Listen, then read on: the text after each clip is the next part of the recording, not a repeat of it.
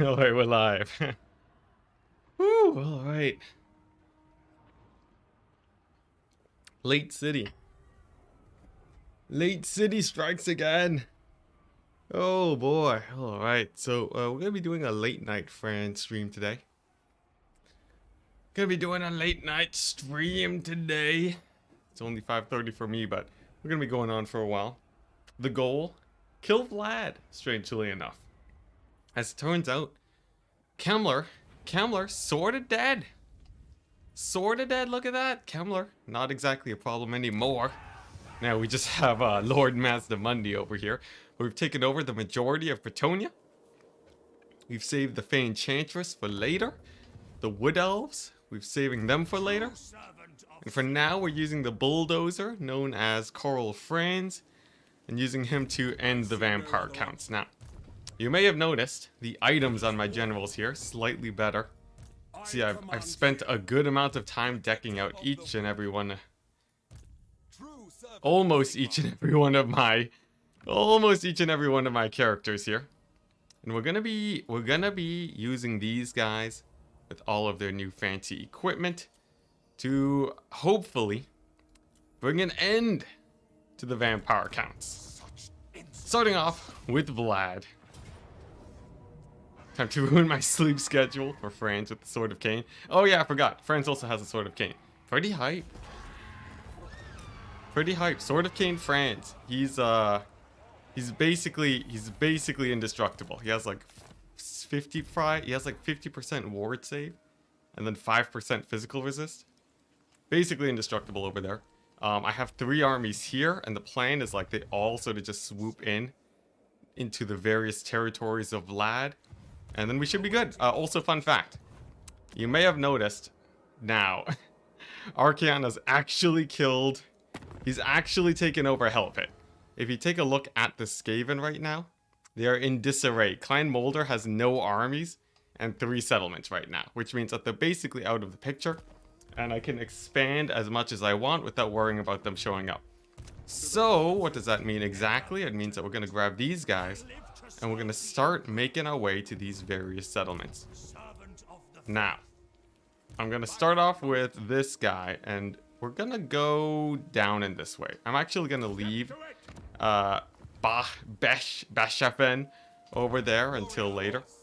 I have no intent of assaulting that now, since, you know, it borders the Skaven. I don't want to aggro more enemies than I have to. And then we'll just have this sort of random spear stack just to take over some minor settlements for ourselves. This stack over here is also going to be taking out minor settlements, and then Franz and this army are the ones that are going to be sort of bulldozing their way. Nice!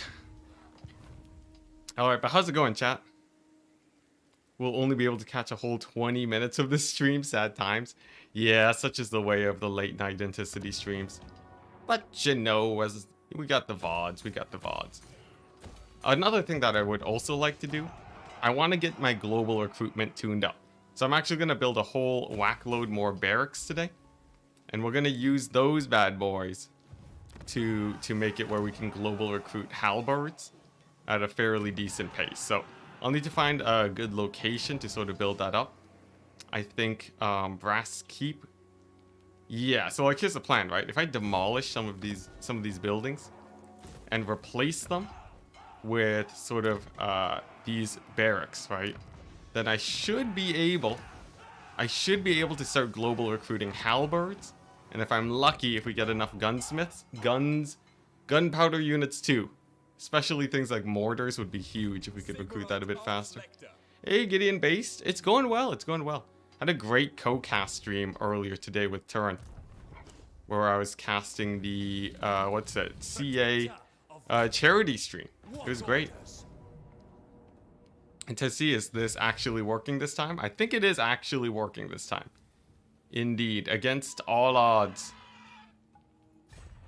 Weird, I can't auto-resolve that. I think I need the other army. Like, I think I need these guys to support. I would like to kill off, let's see here, what were we looking at? Some Way Watchers? Some Way Watchers, 2 dragons, and some Hawk Riders. Against this many knights? I think we win this. It's yeah, Gideon based. That's how you say his name. That's how you say your name, yeah. Oh, I guess it's Bast. Is it Gideon Bast, not based? Whatever. 3 dragons, fear, not a problem.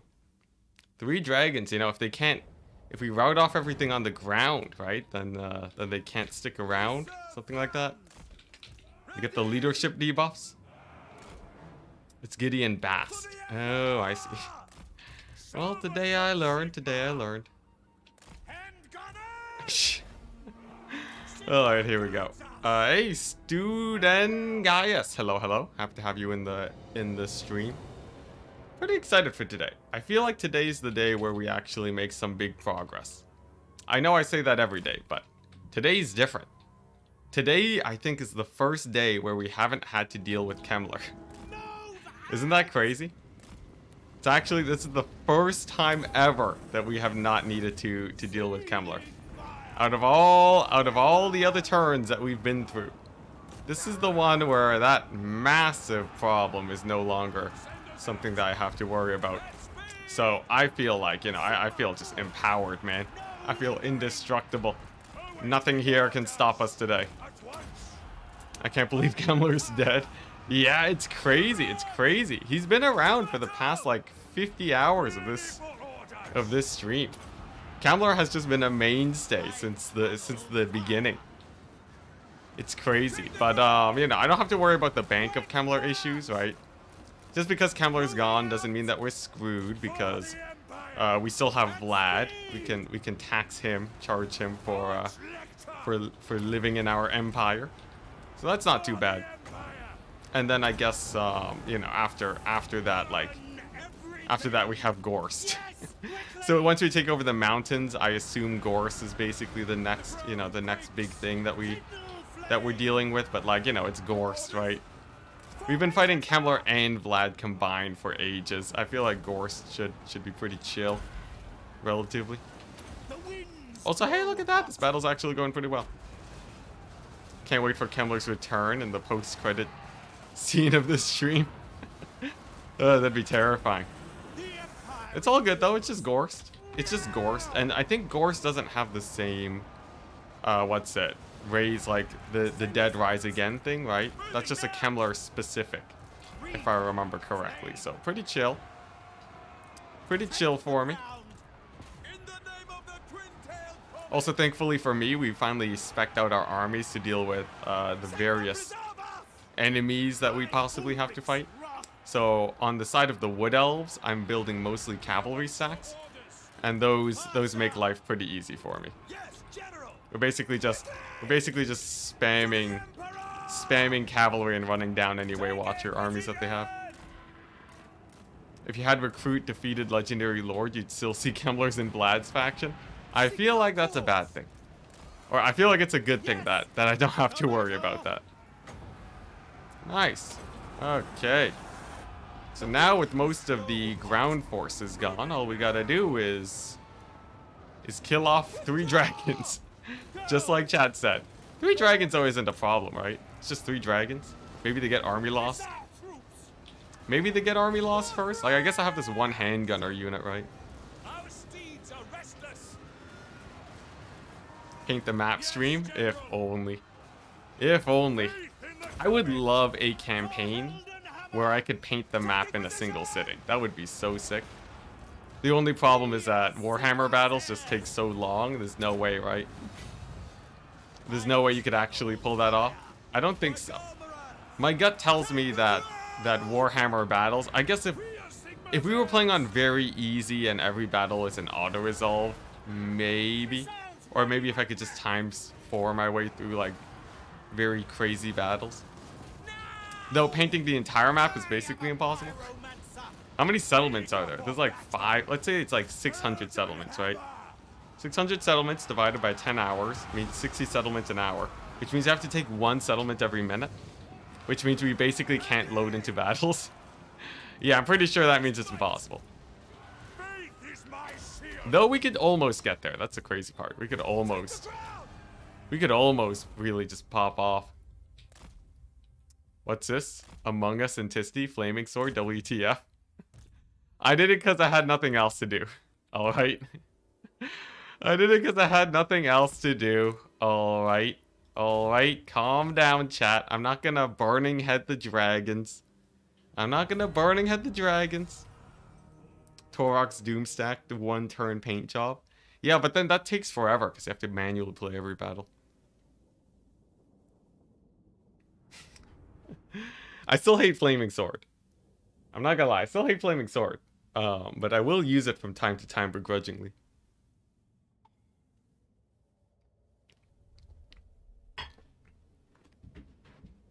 Alright, nice. Hey, no major casualties on our side too, very hype. Okay, so with that out of the way, the Wood Elves out of the way, I guess we... Let's see, what do we do about this army? There's no way he just sieges me, right? There's no way he just sieges me. Does he attack Paravon? I guess there's no garrison there. Let's see, can I auto this? Probably not, right? Yeah, you know, I'll just shoot him to death, why not?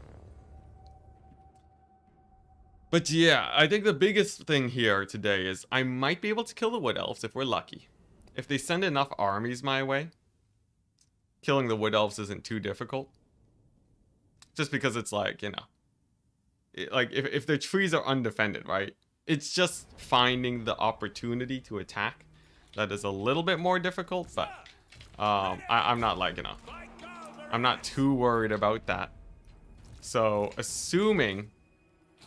Like, we might be able to take out the Wood Elves, and then immediately after, you know, then take out, like at the same time that we're taking out Vlad. That would be the best case situation. And then what? Well, actually, I was thinking about where to expand, chat. I was thinking, right? Do we go for, like... Do you guys think it's better to go for Norska? Or do you think it's better to go for... Like, because here's... Like, I'll show it off. I literally spent, like, because I was merging equipment for 2 hours yesterday. We have 2 directions that we can take this.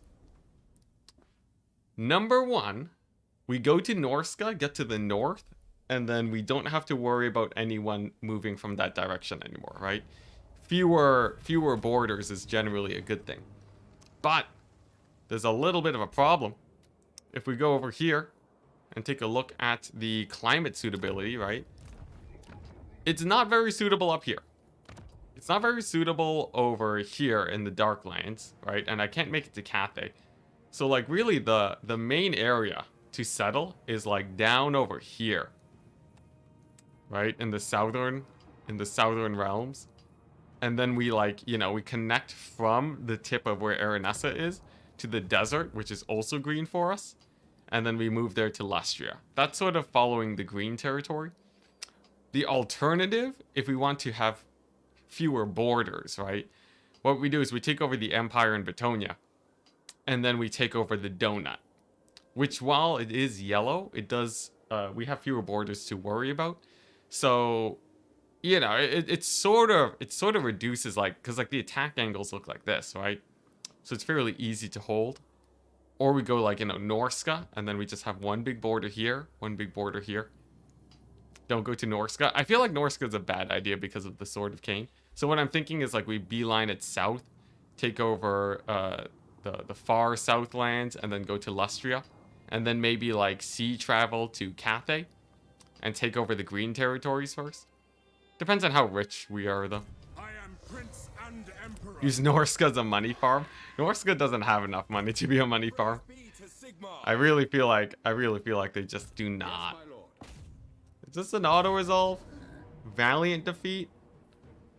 Valiant defeat means maybe victory, right? Is that how that works? At the worst case scenario, we fight, we retreat, and then they're so crippled from this battle that we're fine.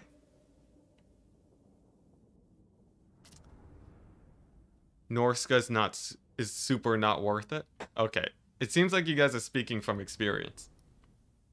Seems like you guys are speaking from experience that Norska sucks. Yeah, okay, we'll probably just continue going south of Batonia then. I got no problem with that. Okay, first things first though.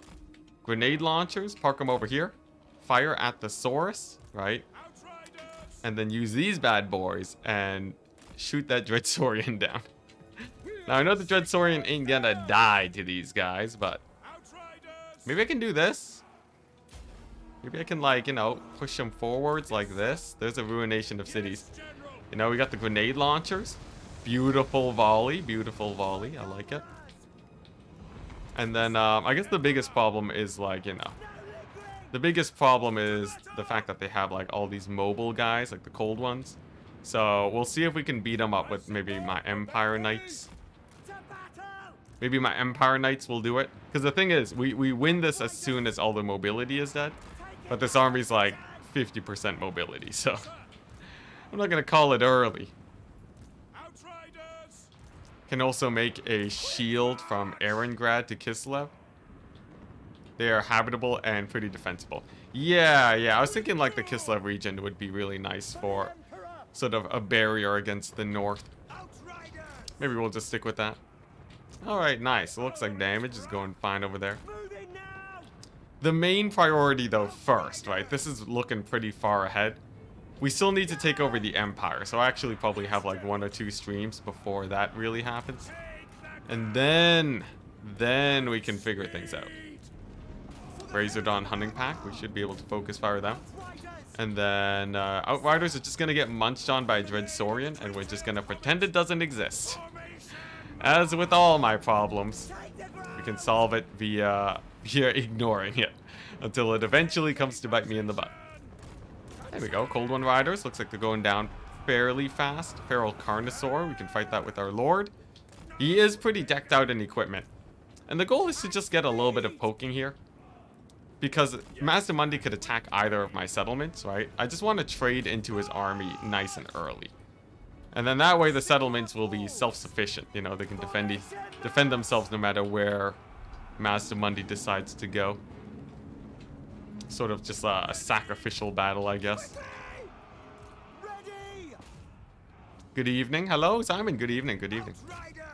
How's your day been? I've been having a pretty fun time. Co-cast with Turin was great. Okay, nice. Let's pull these guys back and then go to these skirmishers. Pull them out of the way now that these here cold ones are mostly dead. And then I believe after that, right, the grenade launchers are still in good health. What I think we do is maybe this group over here can get some killing going. Now, I think the skinks are going to be a problem, right? No way we're killing off the skinks, but I feel like, you know, this pocket over here looking pretty open. Looking pretty ripe for the picking, I'd say. You know, it's just a Mazda Mundi and a Dreadsaurian. Not too terrifying.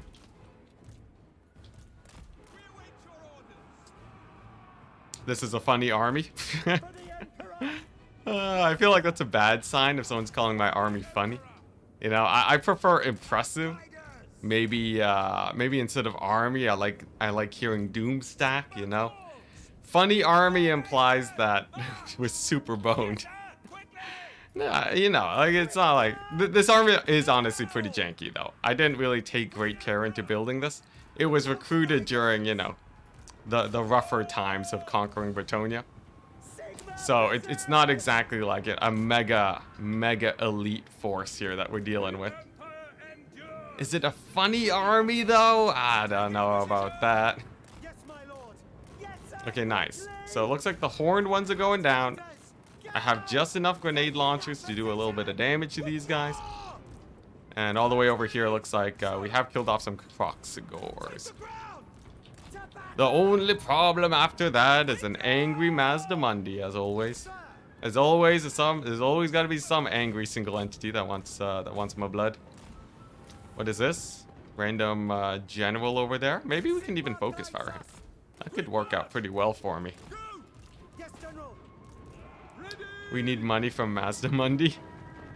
I feel like Mazda Mundi, he's probably not too keen on parting ways with his cash here. Mazda Mundi is quite scary. Not because he himself is super strong, but it's the fact that he has no enemies. His neighbor, Grombrindle, is actually his best friend, as we discovered after the stream the other day. Yeah, Mazda Mundi is great friends with Grombrindle, so Needless to say, we are a little bit worried about that. My general getting munched on by a carnosaur. Let's see if we can keep him alive. Looks like, okay, nice. You will shatter off the battlefield. Perfect. And with him out of the way, I guess we're down to just shooting up some of these remnants. Couple of Razordons. Couple Saurus, honestly. Nothing too bad. Hey, John, thank you very much for the 11 euros. Can you rename Blackstone Post to Bank of Kemmler? GG best campaign. Of course, man, of course. Can you rename Blackstone Post to Bank of Kemmler? GG best campaign 2022. Hey, nice. Actually, yeah, we're getting to the end of 2022, aren't we?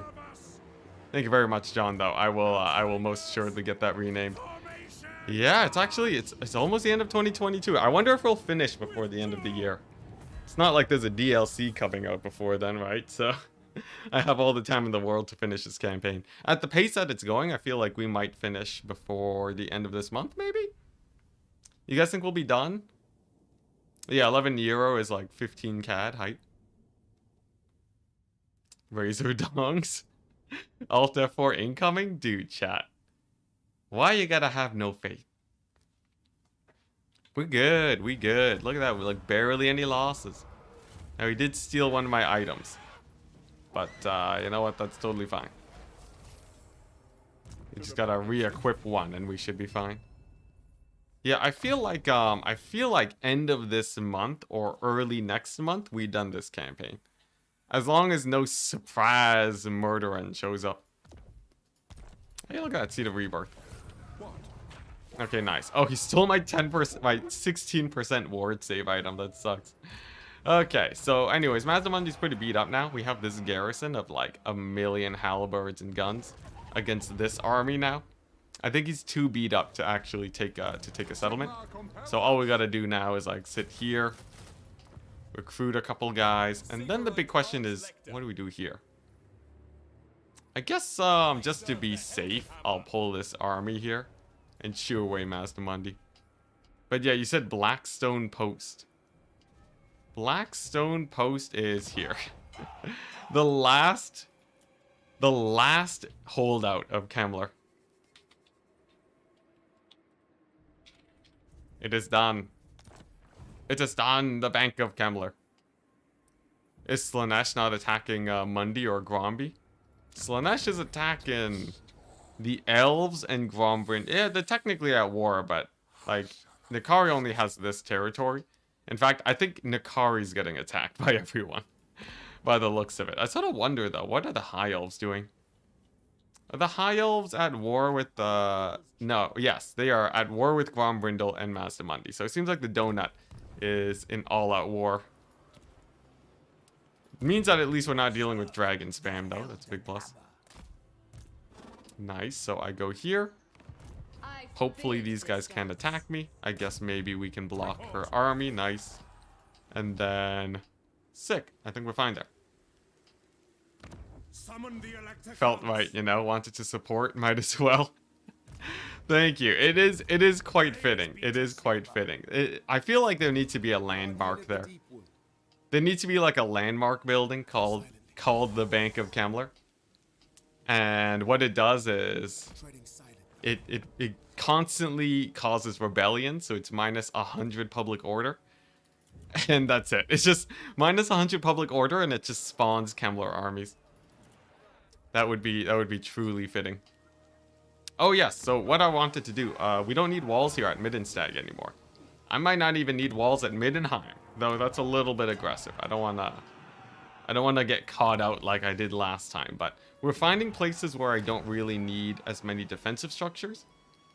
Also, by the way, I forgot Torox is here. Don't ask about it. I'm thinking about getting rid of place. I want to get that global recruitment going. I really want to get that going because it will let me produce armies in a single turn, like at a moment's notice. It's like perfect for sort of emergencies and just like deploying in front where the enemy is. I feel like that's pretty huge. We probably won't be getting any Reichsfort buildings, but like, yeah, like, you know, like get a, what does this do? Wine gives me control. Honestly, sort of hype. And then in the Flensburg region, what I'm thinking is we do the same. So I looked it up online, guys, and apparently you can stack the same building in the same region to get the global recruitment down easier. Like, you don't need it to be spread out across multiple provinces. So I'm gonna test that out and see how it goes. You know, just a little bit of experimentation. Nice. This Christmas Santa, what's this? There's not only one clad in red, Emperor Franz comes bearing gifts. Gunpowder and steel in cinemas. What's it gonna be? It's gonna be in 2023 soon. You guys have any crazy plans for the holidays, or are you guys gonna be keeping to yourselves? Because I know there is still some Rona flying around. For me, I'm mostly just gonna see some family, and that's it.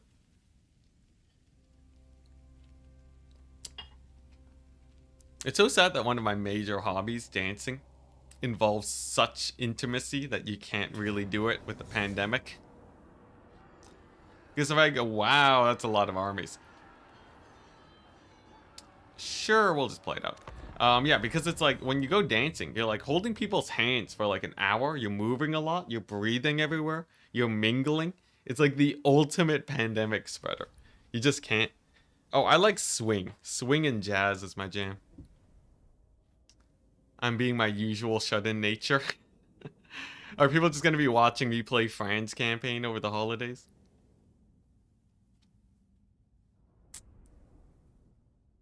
Alariel's unique handmaiden buildings. Turn 1. 1 turn global recruitment for sisters. That's insane. That is insane. So here's the plan. These guys are pretty chump change, right? So if I go ahead and pick off these minor pockets with my grenade launchers, you know, use my grenade launchers to do that. Use these guys to stall up the main enemy force.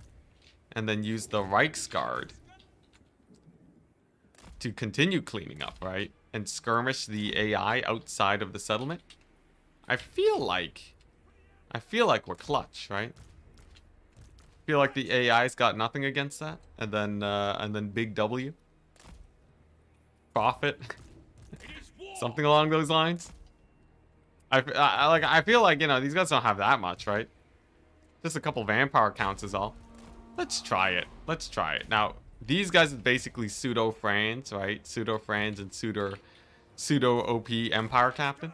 I'm trying to create the combination that will mimic the power of Franz. I have yet to come anywhere close, but if we can even reach half of their potential, it could be massive. Okay, nice. Looks like that pocket's going okay. We got the cavalry going here. They're gonna sweep in onto the crypt horrors. There we go. We target over there. We have a lot to micro here, which is the tough part, but I feel like, you know, with the grenade launchers, we don't have to worry too much. And then we start building like some cannon towers, you know. And then everything should be nice and dandy. Look at that. That's one Dragon Lord down. 1 million to go. Pretty chill. Pretty chill. Yeah. I guess the fact that we're getting shot up by these handgunners sort of sucks, but it's sort of working. It's sort of working. This is no Franz army with his just crazy sort of cane action, right? But like, we killed off a general with minor casualties. I call that a win. Sylvanian handgunners. Never seen vampire counts get them. It's really weird. The vampire counts seem to get them later into the campaign, but like early on, they basically never use them. Okay, nice. So I'm just gonna charge them to try and get them killed, and then we're gonna look for blobs to get like pit of shades in, right? Like this over here is a pretty obvious win. Handgunners we're gonna run away from before they murder me. And then nice. What's this? Corpse cart balefire. Not a problem. Okay, sick. So now, right, with that pocket done, now it's just defending the rest of the city against a million dogs, a couple black knights, some cavalry, basically everything and anything under the sun. But remember, we do still have grenade launchers. I feel like they shall be integral for the victory today. And if we lose this battle, sure, they'll get the dead rise again, but it will whittle them down ever so slightly still. I don't think it'll be a complete loss. Okay, nice. Looks like the doggos over there going down. Any ranged? Couple ranged, so I'm going to be wary around this Dragon Lord. And we can just sort of kite them around the city. It takes a lot of blood kisses to max out to get the handgunners and stuff. I see. That makes sense. So maybe he's just been taking his time. Okay, nice. I think this is a fairly safe spot away from any potential handgunnery. We give this guy a couple debuffs, right? Give him a few debuffs. And maybe that'll be enough to kill him. I don't have that many buff items here, sadly. But I think that should be a decent amount of debuffing. You know, and then like we get an overcast pit of shades over here. Maybe kill everything. Over here we have like, you know, a couple crypt horrors. It really depends. As always. I guess honestly this blob is pretty juiced, right? This over here, that's pretty juiced. Yeah, let's do that. And goodbye, undead. There we go. And another lord has fallen. Pretty big. Look at that. There's no more scary flying generals. I might be able to kite the AI around this settlement for the victory. You know, given that we do have quite a few grenade launchers and mobility. I guess they have Vargeist. I guess they have Vargeist. That sort of ruins everything, doesn't it? It depends, though. We got a couple Reichsguard. I'm not going to call it quits till it's over. You know, maybe we use our flyers to kill off the Vargeist. Maybe we watch these guys just skirmish mode their way into uselessness. Come on, get the volley off. Okay, nah. Oh, we'll just pull them out. Which one of these guys have skirmish mode on? Jeez. Settlement battles in skirmish mode, man. Oh, my goodness. Okay, nice. So I think the coach should go down. And it depends on how well we can kite out this business. Now, the Necromancer does have healing, which means that the Graveguard will probably shrug off that Pit of Shades if I'm not careful. We'll see how much they decide to split up. In the meantime, we're going to keep trying to get value off of our grenade launchers and such. And then somewhere along the way, we're good. Do you guys think we win this battle? Is post-battle loot just calculated on enemy casualties? Plus Lord death? I think so. Something along those lines. It definitely scales with it, but I don't know like by how much. Oh, dang. Blood Knights. Terrifying. You know what? Maybe I just pick off their crossbowmen. Or maybe I just ignore them. What are we looking at? Some zombies? Maybe I just like overcast more we just overcast more Pit of Shades on these guys. I don't really know what targets I want to be killing. I definitely don't want to be fighting Mortis engines, but like I don't know. It's not like there's like a little pocket here. Yeah, I probably want to kill them off. I think that'll be fine. Yeah, grenade launchers here. Maybe we get the Pit of Shades onto this blob over there. I think that's probably a slightly better play. And then for my generals, they can look for... I don't know. There's so many of these guys. You know, maybe here? Maybe this is an okay blob? I'm going to do it here. I'm going to overcast the Pit of Shades here. And then just hope that the grenade launchers are enough. Which, you know, so far they're doing decent damage. I'm not gonna discredit them. So dead. I'm not gonna say that we're super dead here. I'm not gonna say that we're super dead, but I can say it looks a little bit sus, but like, are we really super dead? Like, come on, look at this. We got the whole settlement. Oh man, yeah, after killing off their generals, I now realize that without infantry we can't hold many corridors in the city. Though, I will say, we did kill a good amount of cavalry. You can't tell me we didn't do that. Let's hear. Grenade launchers there. Nice. And then my own flyers. We'll use them to kill off the Blood Knights. Burning Head would have won this.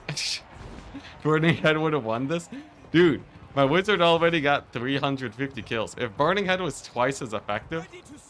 If Burning Head was twice as effective as the Pit of Shades, it still wouldn't have won it, I think. I'm pretty sure it wouldn't have. Formation march! You're thinking like old Burning Head. You know, old Burning Head would have won this. I agree about that, yeah. New Burning Head, though? New Burning Head doesn't even one-shot, guys. Doesn't even one-shot infantry anymore. How's it even a good spell? Now, Luminarch. There we go. Luminarch. That's an acceptable answer.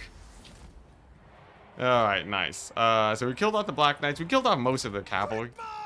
That's basically all I could hope for here, as it does now mean that we don't have to worry about nearly as many mobile units for future battles. Though this was sort of a very, this was a slightly important army in this situation, as I really, I did need this, I did want this settlement as a buffer state against the undead. We'll see how much they do to Reichland after this. Burning Head, the one thing the doctor doesn't want to hear. Ugh. Okay, nice. Let's kill off the Karen Wraiths. We're just like, you know, picking off what we can. In the future, right, it's just like only crossbowmen. Only Sylvanian crossbowmen. What's there to fear about that? And then a magic tower. Why not? How much more winds of magic do I have? 3 more burning heads? Or, I mean, Pit of Shades? You guys getting me all mixed up now. You should do a you laugh, you lose campaign. Delete a unit every time you laugh. Oh boy. You know, I think that'd be really cool, but I'd like, you know, I guess I do have a nervous laughter anyways. So it's not like I even have to be watching videos for that to work, but honestly, not a terrible idea. The Empire endures. Should have given them a head shake my head. Please, chat. Okay, look at that. Look at that. Vargulf down. You know, potentially whack load of damage incoming here. If I just get like some Pit of Shades action on here, right? And then we get army lost. Boom. Damage. Man, we could have gone more damage with that Pit of Shades if I got there earlier, but you know, I can be happy with that. 600 losses to about 2,500 of their units. I think that's a pretty good trade. Do you have a rule against building towers and turrets in this campaign? Dude, people don't understand. People don't understand that building tier 3 towers is the thing. Everyone's about the tier 1 tower plays. You don't understand. Tier 3 is sick. Also, it wouldn't have made a big difference, honestly. I know I'm making excuses. Screw all of you. Alright, anyways. Well, there goes one of the big pushes into the Vampire Count's territory that I had planned. But it's totally good because look at this. Ba-boom. We got another general here. We are made out of generals. So I have guys just, you know, into the horizon. I don't really got to worry about that side of things. The bigger thing is... Oh, geez. I've been like... let's see here. There we go. Sure, Giant's Blade. He fights infantry, right? I'm trying to be a bit better about my equipment. Since the equipment is basically just... You know, I don't want it just sitting around being useless, right? We do the same thing with the ancillaries. So he has a movement range. And there were some good ones here. Yeah, you know, there's actually there's an ancillary that gives you +5 replenishment. +5% replenishment. Oh my gosh, Matthew Smith. Matthew Smith. Another one. Alright. Well, I guess we might as well. Hype. Ayo. Happy to have you here, man. Well, alright. I guess we got another one. What are we on now? Matthew Smith. Like this? The 8th? Oh my gosh, it doesn't even fit. It doesn't even fit. The names of the Matthew Smith are growing too large. Alrighty. How many armies do you have? I think he has 8. You have donated a lot, Matthew. But I'll be sure that, yeah, I wondered. I really did wonder. I'm like, it's a late night stream. I wonder if Matthew Smith is gonna be around. As it turns out, yes. The answer is yes. Oh dang, he made it out of range. Do I kill this with this army? To the provinces. I am the Empire. Hey, heroic victory hype. Nice. That's pretty good. We killed him. Han Rock. Sick. That's extra buffs from the Mazda Mundi. Oh, I gotta mute that. So Matthew Smith, you're gonna all the new members are gonna get added over here. And I think this army. What are we dealing with, really? Where you have a couple dogs, couple crypt horrors, some infantry. I did say I wanted to do a mixed army, but this is the one that's fighting the Dowie. So I am gonna build some grenade launchers there. And then what we're gonna do is we're gonna grab France, right? We're gonna pick off this army. This is actually gonna be amazing. So we grab France, we kill off this army. Steam tank. Okay, maybe one steam tank, alright. One steam tank. Actually, it is the dwarves, right? I did say that we wanted to get steam tanks against them. I'll get a couple steam tanks. Because I do need to test how well it does versus the Dowie. Steam tanks is hot garbage versus the vampire counts, but against the Dowie, it's a little bit better. Also, Franz, the cleanup crew. Clean up Franz. He's just gonna kill 3 vampire counts armies like it's nothing. Men, we must Franz, the absolute terror, just catches 3 vampire counts armies in march stance and wipes them off the map. Oh, but we're out of range of the settlement. How unfortunate. I think if it gets attacked, though, Franz should still be able to defend it. How do I check? There we go. Yeah, we're good. Yes, my lord. I heard everyone in the Empire is descended from Matthew Smith. Yeah. We don't want to talk. We don't like to talk about it too much, but it's true. It's all true. It's Matthew Smith's all the way down. Okay, nice. So training field, we go ahead and pick that up. We get another training field here, right? And then we also want to make sure these places have blacksmiths. The blacksmiths will ensure that we can actually get halberds instead of just, the basic training field units. Is Vlad still alive? Hey, Emmanuel. Can I get in the new Matthew Smith recruits? Of course, man, of course. Oh, man. It's going to be a spicy army. Quite elite, but we have the economy for it. Okay, so the north is defended. I believe last we checked here, I wanted to make a gunsmith here. I believe what I wanted was a gunsmith. But the problem is that we don't have the right building slots. Do we have a gunsmith here? Really? No gunsmith here either? Okay, I don't need this growth building. We're gonna get rid of that and get the gunsmith at Corone. That should do it. True servant of Sigma. Oh, we got the Slanesh bots. Diplomatic relations building. Oh yeah, there's a lot of buildings that are sort of just useless for us. Okay, so we have 2 armies here. This implies that they can't reach me even if they wanted to. They can't attack Paragon, right? Although this army's sort of beat up. It's like a little bit risky going too deep into the lands of the Wood Elves. But, man, I don't know. I really want an extra army. Where's what, do I recruit out of here? Where's the recruiting point? I guess we just bring this army over. Why not? Let's just bring them over. Is PO already a problem, or are you dealing? What is this PO you speak of? Need war wagon mortars? Please, no.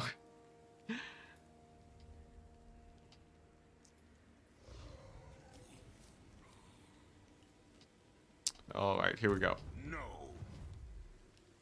Here we go. So we have not too many skaven. Skaven are basically wiped off the map. But we do have a lot of Gorst. I think if there's one thing that slows us down, it's gonna be the Gorst action. The Gorst action today is a little bit terrifying. But it is not undefensible. If I can go here, right? Ever vigilant. If we just go here with these armies and bait them into attacking me, we might be able to clear out a decent chunk of them. Hail colonels. I heard they make public order. Oh yeah, public order is fine. Summon the I'm not worried about public order. What is this? Olmer Gorst? What the? There's another Gorst? Schlatts. There's more than one Gorst? How? How is it possible? They will be judged. Oh, okay, I know what to do. I'll just block this army. Boom, there we go. Tools of judgment. Yeah, we're blocking the armies because I want to replenish here. Orders. I want to replenish there a little bit faster, so I just don't want to get attacked as it stands currently. Okay, nice. So I think that's that. And you know what? I'm actually not going to build up my armies too much. I do really want to just build up my settlements for a bit. Because this is actually a time of peace. We have found ourselves in a wonderful time in the Empire. Let's see, do I need this? I already have 4 warrior priests. I think I'm actually going to get rid of the warrior priest buildings now. So that I can get my global recruit barracks. I really want to get the global recruit halberds. It's just such an upgrade. Like, global recruit halberds and greatswords and huntsmen is such an upgrade for my emergency units over, you know, over unshielded spears. It should be night and day difference. So I'm pretty excited about that. Anywhere else? The Misty Hills, perhaps? Where can I get rid of buildings? The thing is, if I get rid of these buildings, Norska's just gonna attack me, so I'd rather not. Let's just keep building this for public order. Yeah, okay, good enough. Good enough. Peace? This is a total war campaign? Peace is relative, my friend. Peace is relative. And relative to how things were going before, it is exceptionally peaceful. Exceptionally peaceful. I gotta say though, I'm not a fan of this. You know, I thought things were gonna go a lot smoother today. I did not realize that we had this many armies on my butt. Okay. Okay, pretty good. Can I do this and this to improve the auto-resolve? Weird. Wait, if I if I put this here, then he dies and the next guy over dies. If I put this here, then he dies. What if I do this? Oh, come on. There's got to be a combination of banners that saves them, right? I don't think there is. I don't think there is. I'll settle for this. Why not? We'll lose 1 grenade launcher. It's fine. And we get a Gorst kill and 10,000 gold. Dowie looking scary. Dowie are mostly put down, though. Hey, the Franz gets attacked. Type.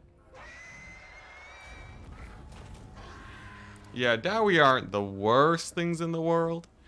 Just because it's really only Grombrindle, and he's like miles away. Distance is a huge factor in this campaign. When it comes to how scared we should be. And you know what? I guess when we're talking about distance, talking about how distance matters, I probably want to grab this, get the Emperor's Wrath steam tank hype. All right, let's start getting you guys in here. Lucas Zibilat.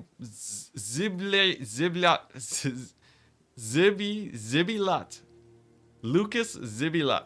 There we go. Got there eventually. Finley Dunn. Beautiful name for a handgunner unit. Francisco Garcia. Beautiful name for a crossbowman unit. Le Person. Michael Farahay. Nice. Also, Emmanuel. I'll go ahead and add you as a steam tank. Honorary steam tank for making your own donation. Now, where are we at? Michael Farahay. Okay, nice. And then A.S. Sec. Sure. Oleg. We'll slam him in there. Goro Majima. There we go.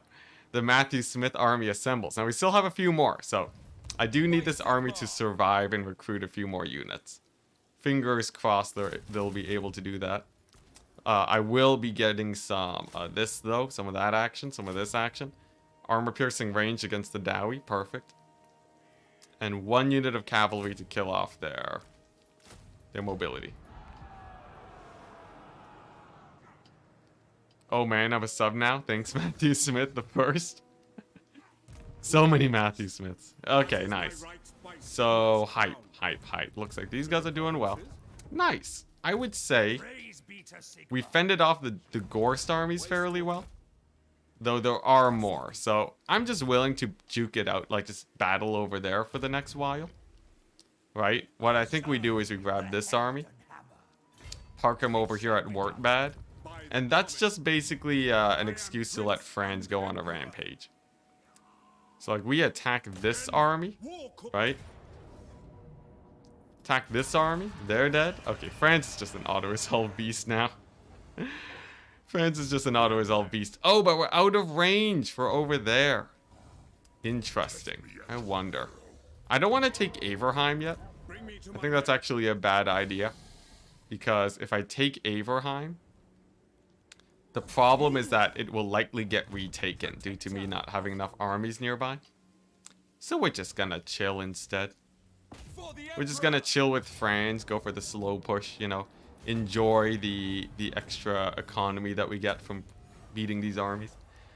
This is like a super garbage army. It's seriously just here to kill off armies that have already fought battles. Nice, that's another Gorst army out of the way.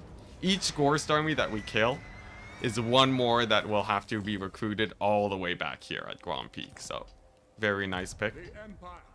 Nice. And then with them out of the way, I think we just back up. We just back up. Get out of there. There we go. Barely out of the replenishment zone. Want to see a pro strat, guys? Want to see a pro strat? Boom. Can't replenish. All you gotta do is ferry your troops over, like so. And he's out of range too. Dang it! No! Oh, that's useless. Oh no, they're both barely out now? Okay, well, you know what? I was too cute for my own good. We've learned our lesson. Is it Matthew Smith the 0th? Oh, maybe. The pro strats have failed us, chat. The pro strats have failed us, sadly. Oh, that's so disappointing. I was really hoping. Regardless. What do I want here? A gunsmith, I believe. A gunsmith. And there's a Grombrindle army. Now, they're pretty beat up due to the attrition from the seas. So, do I really have to worry about them? Probably not, right? Maybe a little bit. This army's not the best. But it's probably good enough, given how beat up this army is. Great, Bretonians are coming in to nip at my territory. I gotta stop this madness from happening. Oh wow, actually that's perfect. Never mind. I'm thinking, right? I need to kill off the Bretonians, just because they will keep sending like super nuisance armies my way for the next while. But then it's like, then we have the Dowie there. Yes, I do take you for a churl. I will go and, you know, yeah, we'll do this. Just in case we need another army, I'm just going to bring them up there. That's one way to pronounce my name. Thank you for the effort. I thought I did okay. Lucas Zibilat. Yep, there we go. We got there. Nice. This should be a pretty nice battle. Cavalry versus the Wood Elves. Sick plays.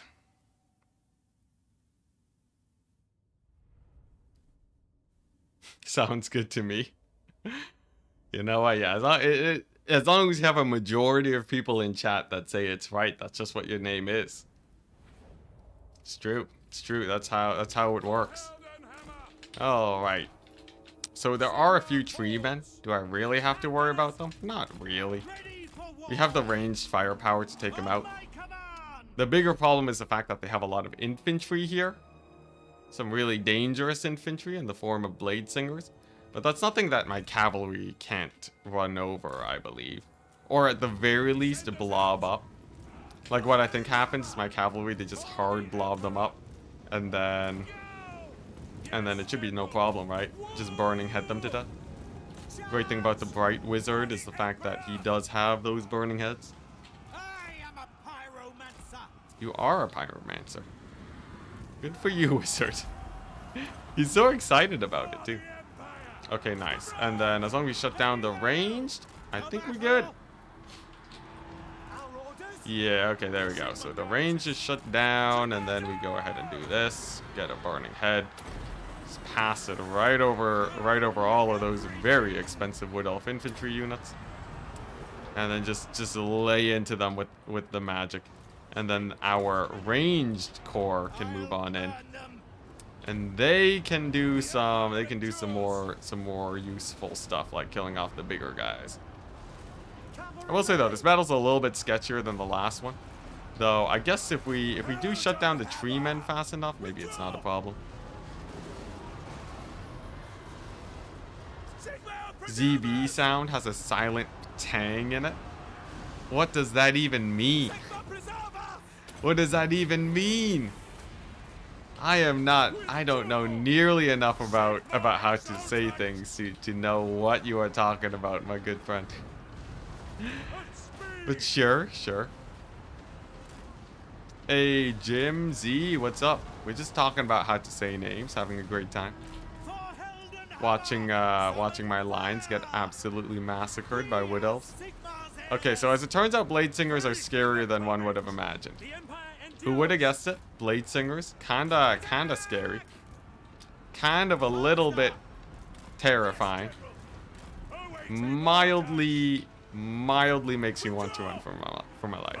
But we do have another burning head, and I think one more over there could potentially give them a hard time.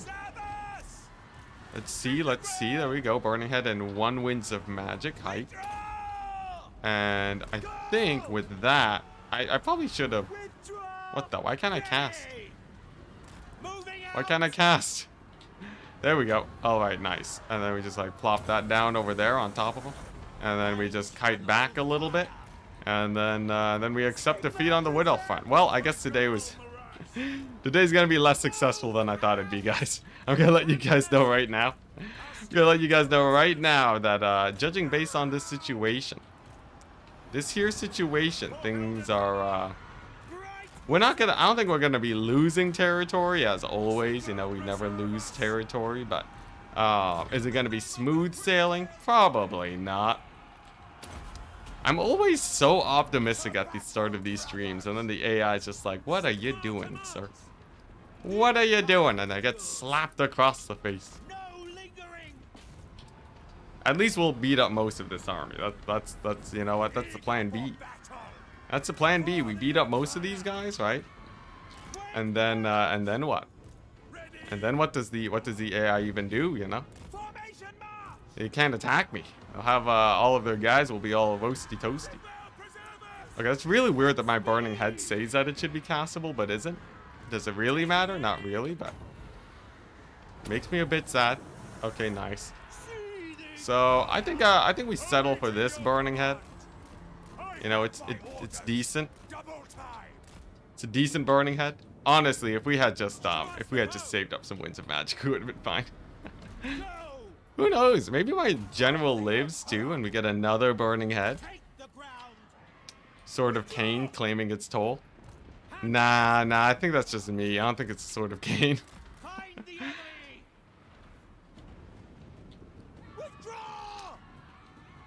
Nothing they can do against the power of an enthusiastic pyromancer.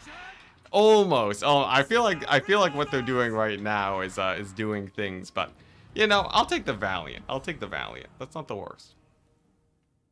Right? So what we do is we go for the Valiant defeat, and then we run for our lives, and then we regroup. Hey, Pandemonium. Yo, Ent and chat. Even YouTube. Wow. Happy to have you guys here. I'm surprised that we're seeing so many familiar faces given how late the stream is. This is when I typically end my streams. I guess you guys would have been sticking around even if we went on long. Okay, so that army gets routed off, right? You know, they're gonna take Paravon. They're gonna take Paravon, but ain't no end of the world. We regroup at Karak Ziflin. We go ahead and grab ourselves some more anti-wood elf tech. And that being a huntsman, I guess. And then we're good. Enticity after hours. Sounds like a fun time. What was I doing here at Marienburg? Just upgrading? Alright. So it appears to me that first things first, France needs to kill off here, and then I need to figure out where I want to battering ram, right?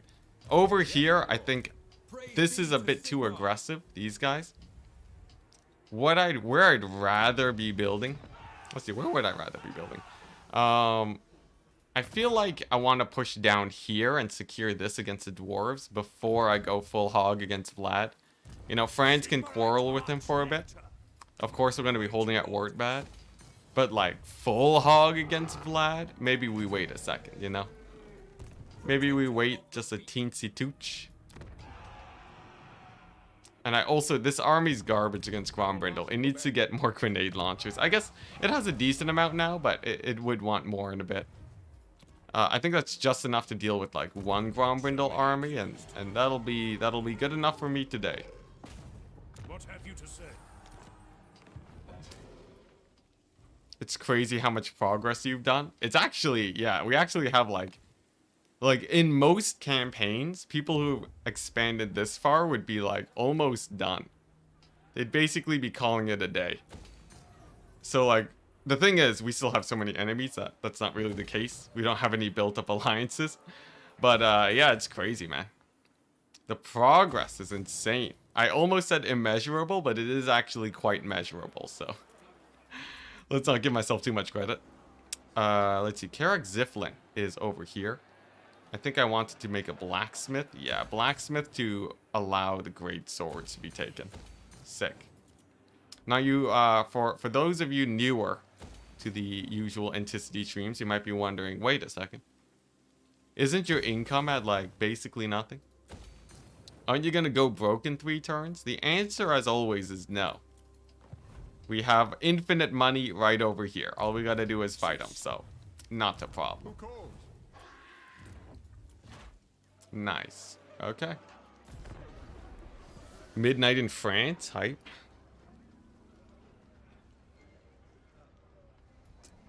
The progress is definitely measurable. It's measurable with very little effort. Sad times. Hey, look at that. It worked. Now this will get Francisco and Lucas Zibilat dead, but it also means that I won't have to mispronounce your name anymore. So, I call that a win. I call that a win. No more Dowie. Man, you guys did not live very long, though. I'm sorry. I'm sorry, but if I manually played that battle, we would have killed everyone. Trust me. Nice. Oh, okay. This is a situation where I actually do want to get the Zintler's Reichsguard in Franz's army, so I'm willing to accept it. Some death there. Yeah, 2 sacrifices. Oh, Zibilat, we hardly knew ya. What unit was I assigned? A spearman? I think you were, no, you were like one of the Elector Count troops. Okay, nice. There we go. So here's the plan. Franz is gonna go here. Boom.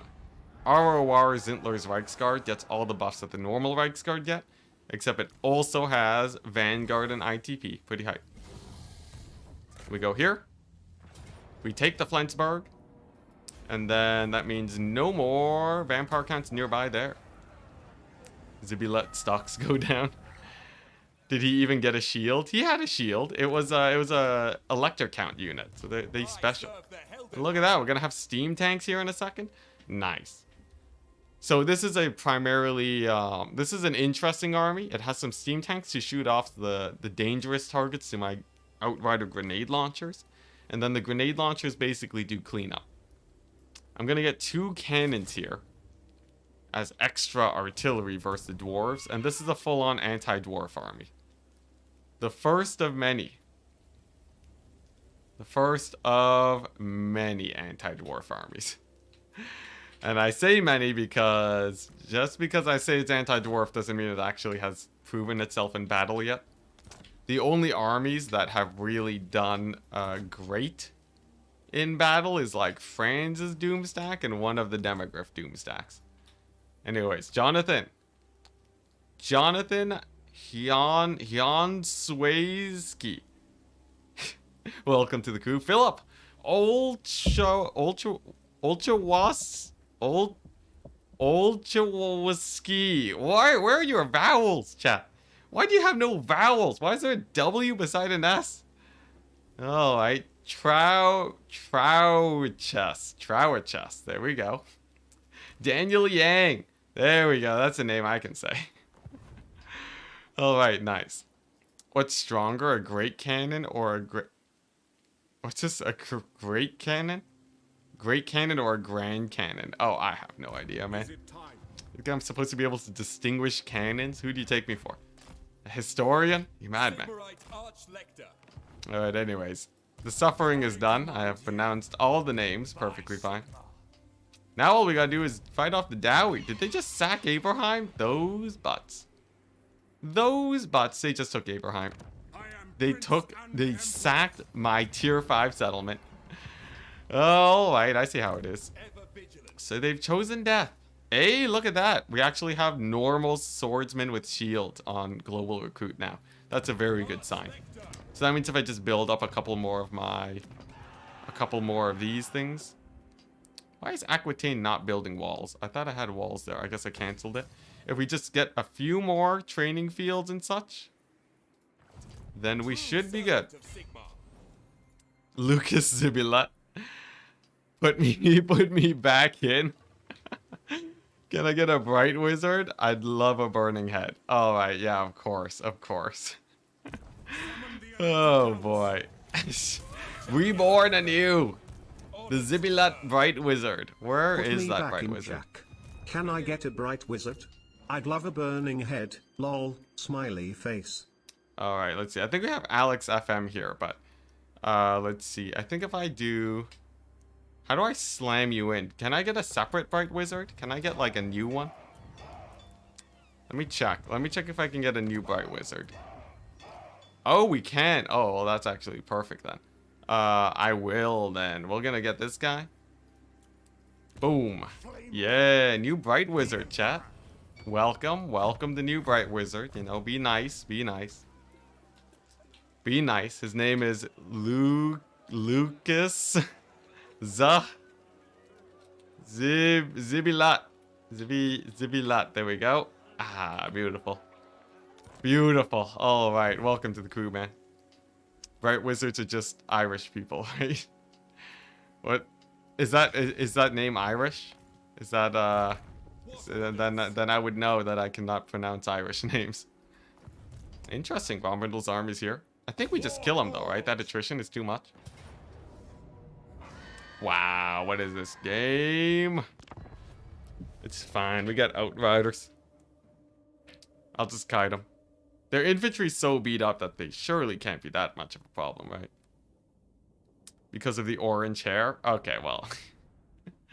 That's just rude then. That's just rude at that point. What's this? $10 wizard? Lucas? Yeah, Zibila. Okay, here we go. So here's the plan, right? Grenade launchers go here. They're gonna hammer down the middle. We're gonna grab these guys. We're gonna put them on the flanks, the far flanks, right? And then the ranged go here. And then what we do is we go for a big surround on the Dowie. And then they die. The end. That's the end of my story. It's the end of my story, chat. Yeah, so because, like, you know, the thing is, right, if they're facing in all different directions, right, they'll be in disarray, you know? They'll be in absolute disarray. How will they possibly defend against such knightly power, right? We have, like, you know, we have the grenade launchers moving on in. Look at that. So, like, reforming their ranks. And then what we do is, like, we just march these guys here. Park them in range. Park them in murdering range, right? Just suicide the knights in there. And then the grenade launchers are just gonna blast their faces off, hopefully. I have no idea if this actually works, but I'm just gonna... We're gonna try it out. Maybe it goes okay. Maybe it goes okay. Seems like it's going decent so far, right? There we go. Grenade launchers actually have some pretty good coverage. My general's taking 1 million damage, but... You know, better my general than my actual DPS here. Perhaps? I'm noticing these Outrider handguns are actually pretty good. For the people who said that the Outrider handguns sucked, I gotta say I disagree. They're pretty hype. Now, is this a one battle? Maybe not. Maybe not. Maybe we haven't won it yet, right? But, like, is it a lost battle? I'd say most definitely not. And then look at that. We have you know, Slayers should go down. I still have more grenade launchers where that's from. Maybe if we're able to army lost them, then I think this battle should actually go pretty well, right? Because the weapon teams aren't that bad, and by weapon teams I mean, like, you know, the Iron Drakes. As long as I focus them down with the Outriders, we should be good. The infantry aren't really a problem. So then, like, what really is a problem? Just their general, maybe? Just their general? Yeah, I feel like this is great. I feel like this is absolutely fine. Just gotta be a little bit careful, but you know, we're gonna suffer some tremendous losses. But what's a campaign without a few tremendous losses? So that's what I always like to say. 1 million damage is a lot. It is a lot. It's true. Although actually less than you would expect. Your average battle against the vampire accounts is already like 500,000 damage. It's surprising, I know, but you know, based on, I know this very well based on how much damage my wizards have done every battle. So it's much less than you would have expected. Thank you for putting me in, coach. I'm just grateful from the Altdorf colleges of magic. Won't disappoint you for Sigmar. You better not. Don't disappoint me like the last Zibilat that just died in auto resolve. That's just terrible. It's absolute disgrace. Disgrace of the Zibilat family name. Okay, nice. I think we've done it. I think we've won this battle. With tremendous losses as always, but you know. What is a battle without tremendous losses? Sick. Alrighty, there we go. Not bad, not bad. I rate that not bad out of 10. We actually killed off the Dowie. That gives me hope. That gives me hope for this stack as a just sort of home defense stack. The fact that they can kill off Dowie is amazing.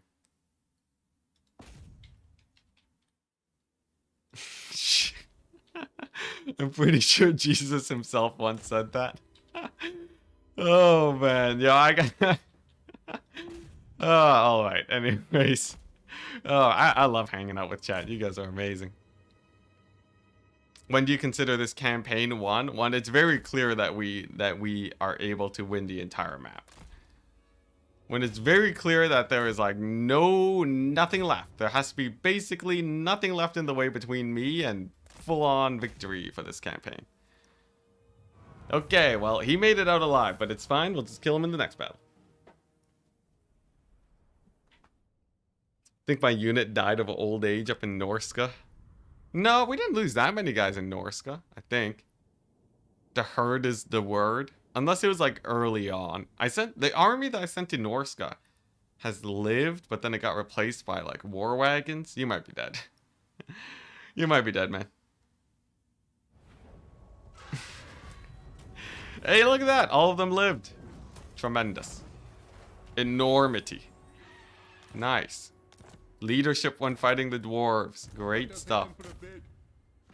And come on, auto-resolve. Don't do me dirty. Sick. 0 kills. And the Talisman of Preservation. We got the Talisman back. That's amazing. Alright.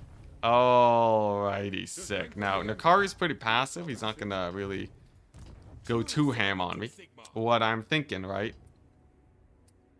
We ignore the Bretonnians and we kill the Wood Elves. Right? Just screw the Bretonnians.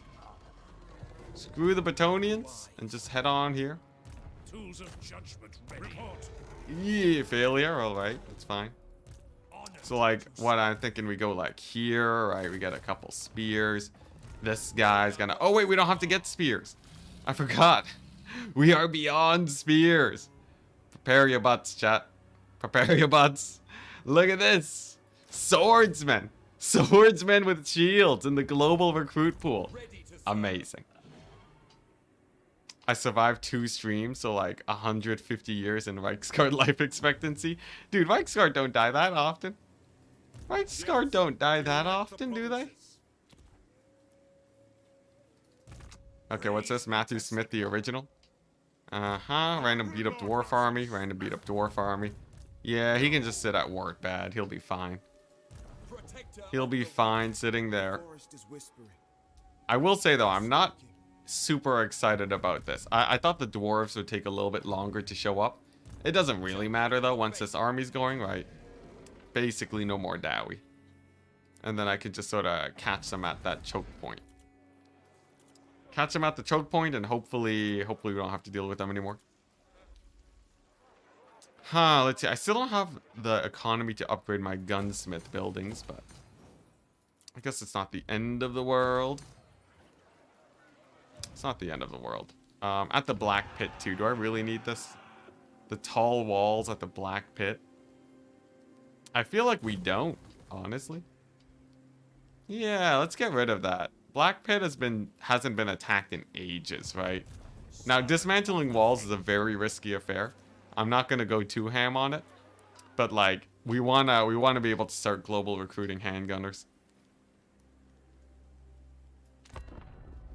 Okay, pretty good turn.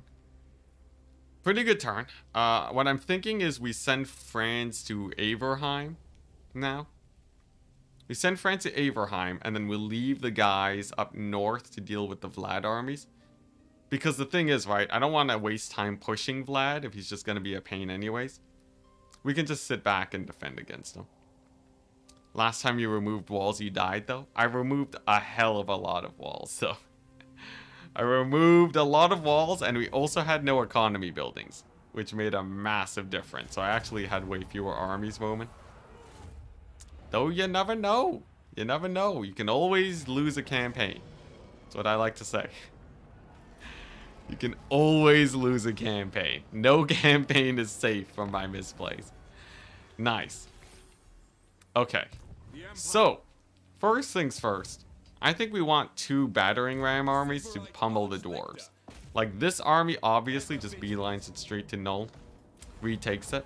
And we're just going to retake the entire Nuln province and hold it. Because the thing is, the border versus the Wood Elves doesn't matter very much anymore. As terrifying as it is just a few Tomb Kings.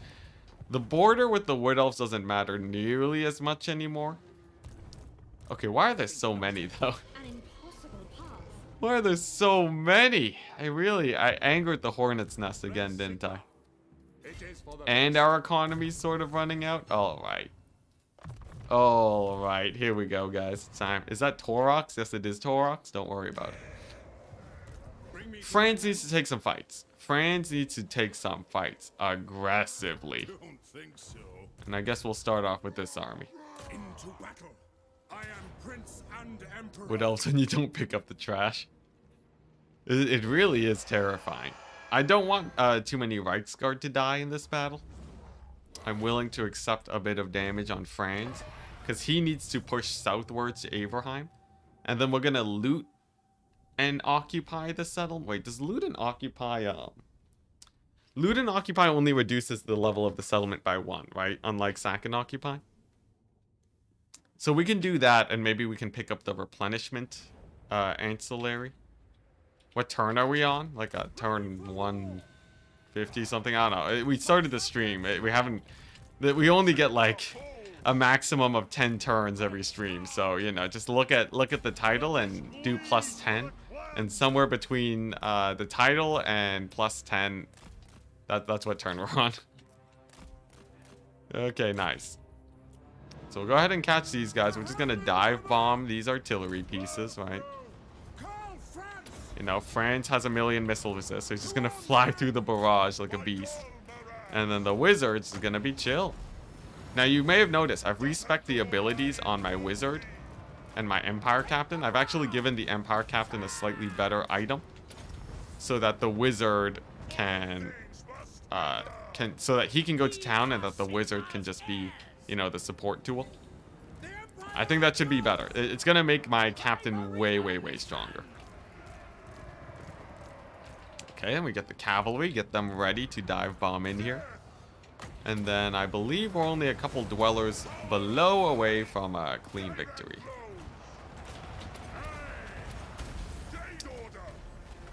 Khemri turn 10 ultimate crisis.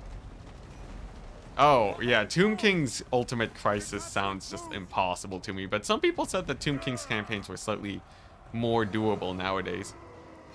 500 battles anniversary this stream. I think what we've played on average 1 battle per. We played an average of 4 battles per turn. Sort of crazy when you think about it. Okay, France sort of getting pummeled right now. Sort of getting pummeled. There we go. We'll just pull him to safely so that he can, you know, so that he can still heal Cap after all of this madness. And France goes there, Captain over there. Cavalry will just beeline it onto these guys, and they'll take a little bit of damage, but not nearly as much if we had been a little bit. If we had been, you know, overzealous in this battle. There we go. Charge right into the Slayers. You might think that charging directly into Slayers is a bad idea. Weirdly enough, it's pretty good. Just because Slayers have so few defensive stats. Cavalry charge straight to the face tends to actually hurt them a lot. Nice. Arkan is definitely uber powerful in the early game. Really? Is it just because he has free units, like free undead units? That would be my hunch, if I had to guess. I will not stand idle. You have a talisman with 16% ward save to give. Actually, I did a bunch of crafting earlier. Most of my guys actually already have basically that talisman. So I'm actually not worried in the slightest. Okay, nice. And so begins the healing.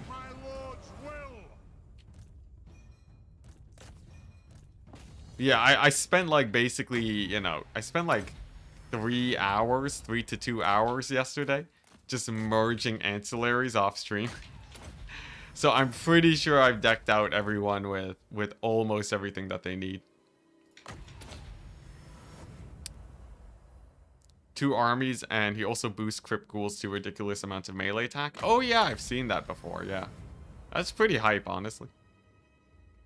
I feel like playing as Khemri, though, it'd be a little bit more difficult. Just because you're surrounded by endgames. Arkan can have 2 armies early on? Dang. It's more than most. The thing is that you still have to be able to beat these crisis armies, and I feel like if a dwarf army shows up, he's just dead. Right? Early crisis dwarves with an army like this against crypt ghouls. You don't have the armor piercing. With Franz, the only thing that made me live was my magic. Does Arkan the Black have enough magic to kill Dowie? I don't think so. Not with the nerfs to Purple Sun. Scarsnake and Immortal Empires? Oh yeah, Scarsnake's a fun one. Okay, nice. Yeah, Scarsnake. I really like sort of the mass gobbo playstyle. It's just a dandy old time. Let's see if I attack these guys. Okay, I still have enough movement range to encamp. Beautiful. 2 losses, even better. And what we do now is we grab France and just chill here. Heal up, right? Attack Averheim. Actually, if I wait 6 turns, I get it back at tier 5. I'm straight up gonna ignore Averheim. Straight up. I'm not gonna lie. I'm not gonna lie. I'm actually just gonna wait for that to build up because it's gonna take me way longer to get it to tier 4 than it takes the AI to. That's actually perfect. Sick. And look at this. Gorst getting overextended again. You can beat him up. Yeah, Franz gives insane bonuses to Reichsguard. He makes them stronger than Demogryph Knights.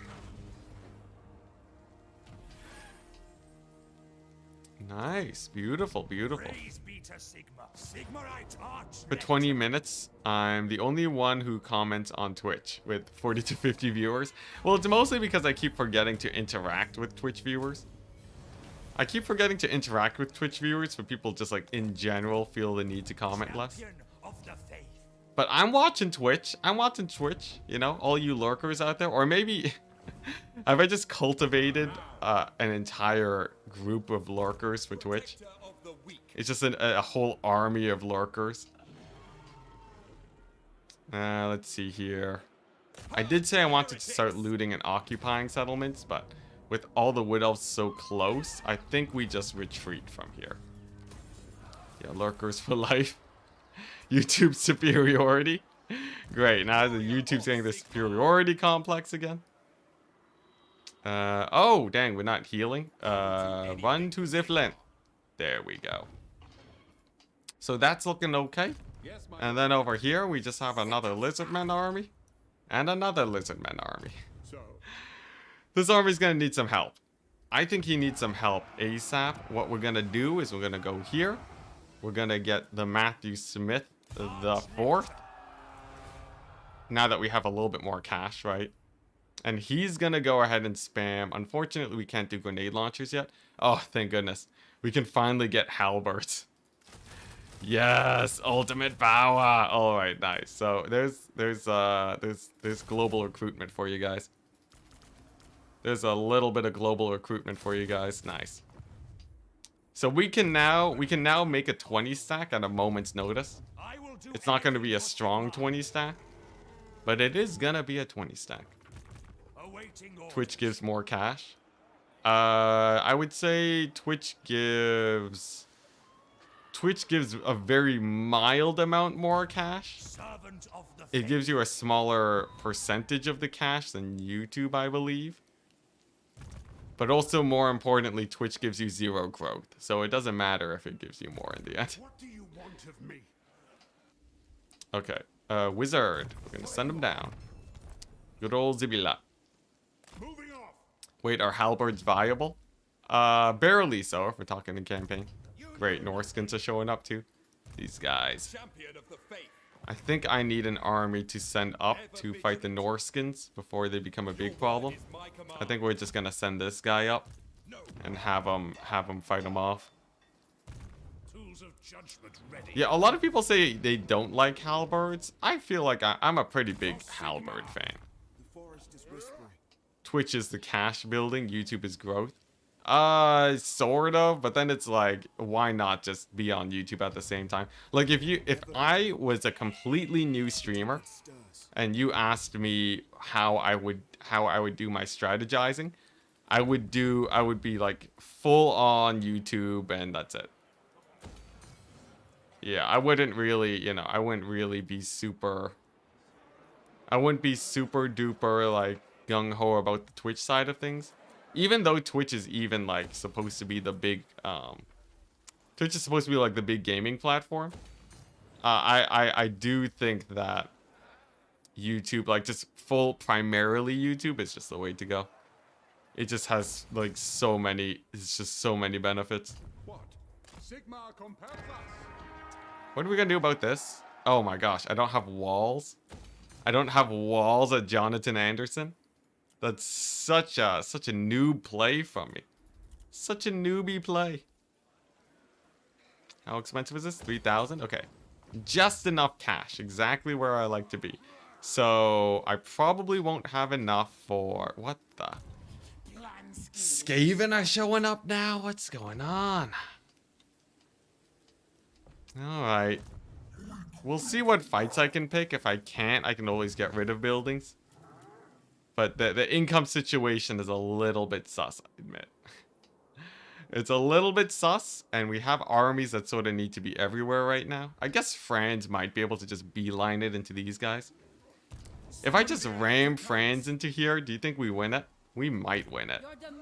But I need to sack, like, a major settlement or something.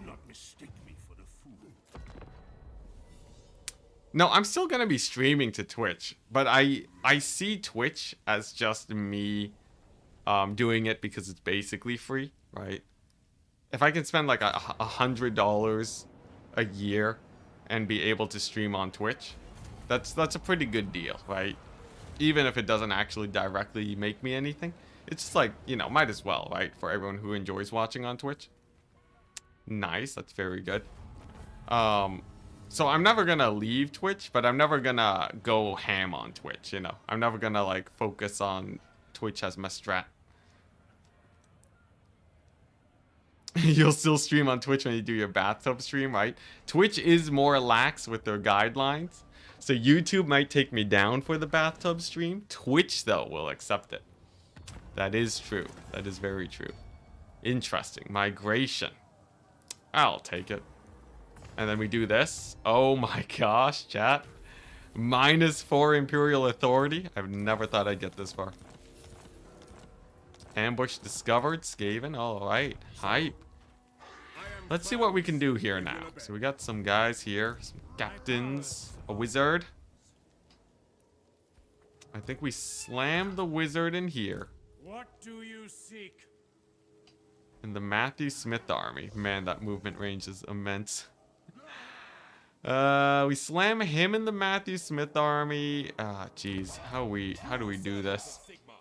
Norskins are showing up. No, not Terry Tarkleby.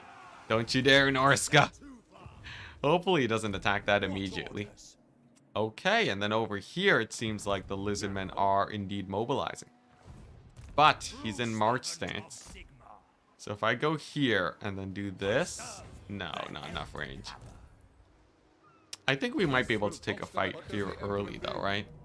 Oh, beautiful. That's actually great because we have the garrison. Ear-licking ASMR when? Thankfully not anytime soon. Though I guess, you know, it can be pretty hard making money on YouTube. The desperation calls to me. The weird thing is that if I knew ear-licking ASMR would do well on the channel, I would do it. The interesting thing though is that these strats tend to not work very well. You actually, there's a lot of thought that goes into ear-licking ASMR that you guys are unaware of. What a weird conversation. There's a lot of weird stuff that goes into it that you guys might not expect. And I feel like, you know, I just don't have what it takes to pull it off. I just don't. Pretty good buff. Arkan survived. Arkan arrived on the Bretonnian lands? Yeah, he's shown up. He's shown up, but they're like pretty janky stacks. I'm not too worried about them. Okay, so who's actually gonna fight Arkan the Black is the question. I think what we do is this, right? So this army sacks the settlement.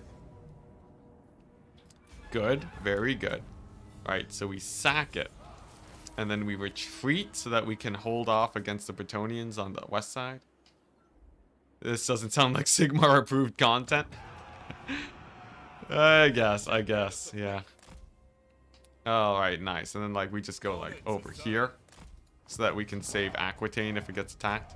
Then this army attacks the Tomb Kings. And then we pray that they get autoed. I guess if they don't, maybe it's still fine.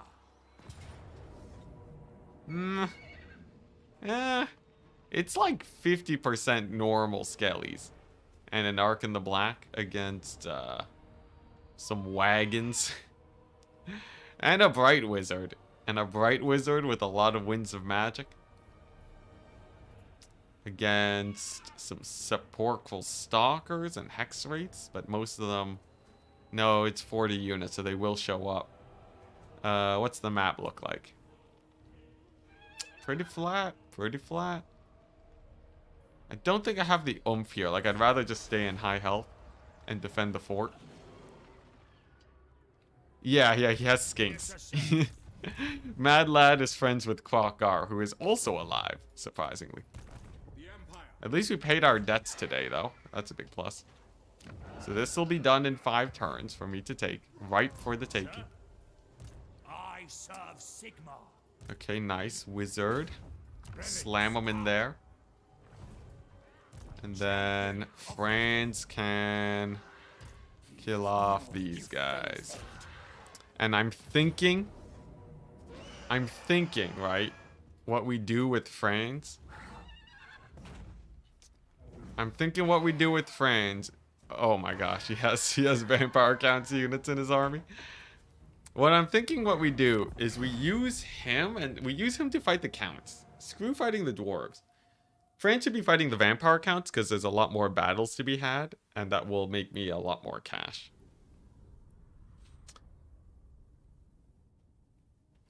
Beastmen, raid you for 5 turns, declare war, siege you, and then die. It's the classic life cycle of the Beastmen.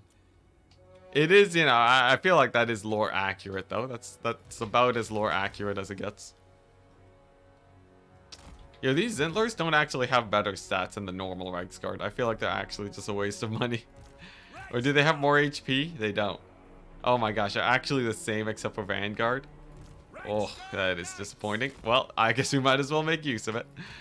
I should have saved them. I guess they were emergency recruitment, sort of. Alright, here we go. Skaven arrive in 30 seconds, where they shall be obliterated and crashed upon the rocks of my Reiksguard. Nature is healing. Beastmen are returning to the forest. We talk about the philosophies of the different factions. Yeah, Beastmen they just don't like civilization. They just really don't like civilization is all. You know, they like the good old days. Beastmen are huge fans of the good old days. Okay, nice. This should be a pretty easy battle.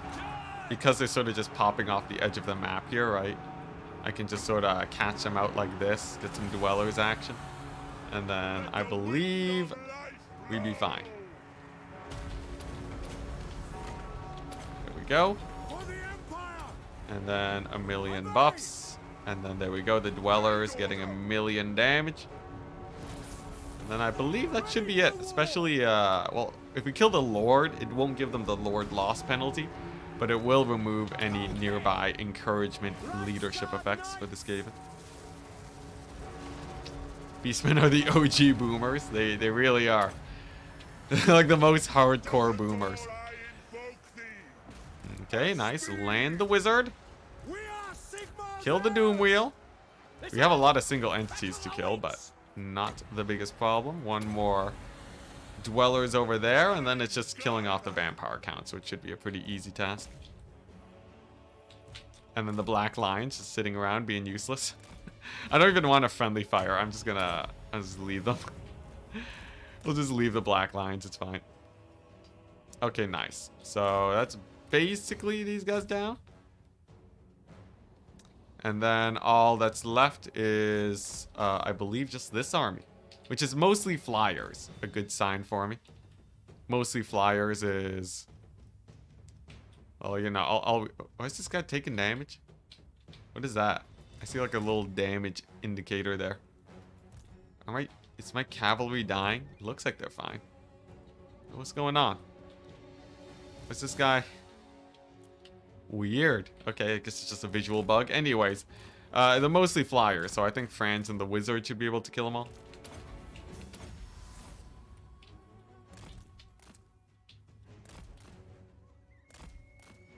Can't even let us have a rock in the woods. What's this? He caught a cold, debuffed. Oh, that guy. Nice. Okay, nice. So, friends, when we land, we'll use the Sword of Cain ability. Forward! It is done! Remember when Malagor could not fly? Oh my gosh. Yeah, when CA invented flying units. What a magnificent day that was. Your backline? What about my backline? Oh my gosh, my backline. Oh my gosh, the Twitch chat save. The Twitch chat save. Oh my gosh. I read it. I looked down and it's just like my artillery piece at 10% HP. Thank you. Thank you very much. I love how like no one in YouTube chat cared. Everyone in YouTube chat was just chilling, talking about old timers. Well, my wagon was dying. Although honestly, I sort of hope that the wagon dies so that it saves me money, but I'm financially obligated to do my best to keep it alive. The only way it dies is via unfortunate accident, and that has not happened yet. There we go. We've successfully saved the wagon. Luminarch is too bad to live. It's the Black Lines. It's not a Luminarch. Okay, nice. I believe army losses. Potential army lossing. Not yet. How surprising. At least we have dwellers. And now it's army losses. I'd be very surprised if it were not army losses. I am very surprised. Come on. Come on, AI. There's only so much you can do here. There's only so much you can do. Alright, nice. There we go. Sick. And then we just leave this guy here so we can keep spamming heals. Ooh. Pretty good battle. Heroic. YouTube chat are not true sons of Sigmar. Man, this is great though. France's army can basically win battles with very minimal losses. I think he's perfectly set to fight the vampire counts onto for eternity. Maybe we just send him straight in there and then we're good. I don't know how many, like the thing is, if France gets overwhelmed, things get really, really bad. I can't afford to have that happen. But like if we just push into Needling here, right? Summon the Elector Counts. We push into Needling, maybe we go to like the Moot maybe. There's like too many armies here though they are pretty janky. The Vampire Count stacks get worse the more you push forwards. Because they're not using their raised dead pool, they're actually just straight up. The nation calls. They're straight up just recruiting. And AI recruitment is not nearly as good as it's not nearly as good as the raised dead pool spam. Nice. So Franz looks like he's fine. He's fine. Let's just position him right here to fight these guys. And that should be good. Let's go ahead and scout their inner settlements. Nothing. Good. Sigmar does not tolerate weakness. A sacrifice must be made. Which sacrifice are you guys talking about? You guys are freaking me out. What? Which sacrifice? Say what? Yes, General. Let's see. What are we gonna do about this guy? So we have a rando army here, and we have a million Empire captains apparently. Let's send this guy up, and then you can go over to Darth Virus. And then we should be able to maybe beat up some Norskins, perhaps. True servant of Sigmar. I won't. Oh, I think that's basically the end turn. Dang. I will say though, I'm impressed by the fact that we've been able to keep up with minus 12,000 income. I guess it's mostly working because... Why is it mostly working? I guess we do have a lot of armies fighting, but it's not like we have that many armies fighting. I guess like the 1 or 2 battles that France did is like skewing it a bit. Because like France, when he takes fights, that can be like 10,000 gold. Hey, Shirky! Or no, Shrinky. Shrinky, welcome to the Deck Gunners. Do you want a settlement? The price of settlements have gone down as I've conquered a vast amount of territory. So if you want a settlement, I'd be happy to provide. What's the aura around Flensburg? Around Flensburg? Oh, that's a sword of cane. Don't worry about it. It's just a sword of cane, you know. Pretty normal, honestly. I don't know why you're asking. I can, you know, honestly, I can get you an Empire captain. You know, let's just do that. Let's just do that for now. Let's slam you in. Whoops. Shrinky. There we go. Shrinky Airwolf as the Empire captain of invulnerability. I hope that you do not die immediately, good sir. First time I've been in a live stream of mine. Hey, nice. I usually don't stream this late, so I'm not surprised that this is your first time. Although occasionally I do go this late, you know, if I'm doing things early in the day and I still want to stream some France campaign, then we will be here a little bit. Though most of the time I'm streaming at 12 p.m. EST. Like at noon. Noon EST is when I'm usually going hard on the streaming. Okay, nice. Looking good. Looking good. We might be able to global recruit Greatsword soon, but I have to admit, I still don't have the economy to really pull it off.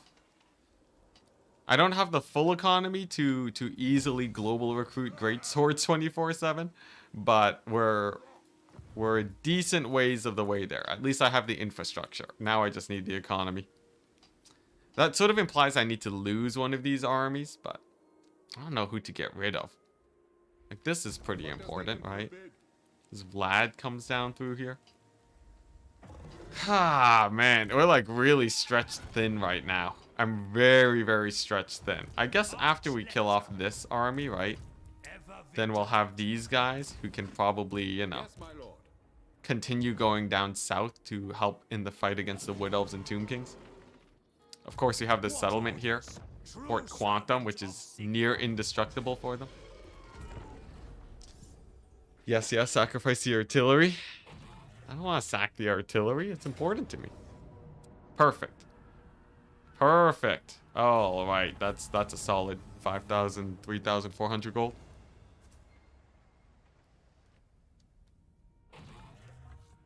I've had some opportunities, but not great times to watch. I see. Such is the way with the streaming sketch. Come on, Vlad. Attack France. Yes. Yes, he's attacking me with the janky stacks of 1,000,000 crossbowmen. Oh, Vlad. Oh, Vlad. Normal recruiting crossbowmen. I think what it is, it actually is just their raised Deadpool. I love how he has a random skaven flamethrower. It's the raised Deadpool that makes the vampire counts hard. If they're just normal recruiting, it's sort of fine.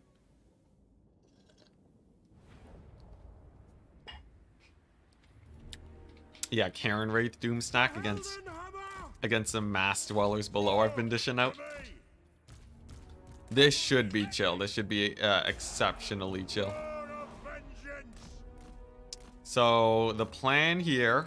Oh boy, are they just gonna hard blob? Please tell me they will just hard blob on me. Okay, so we're just gonna send them straight in there, right?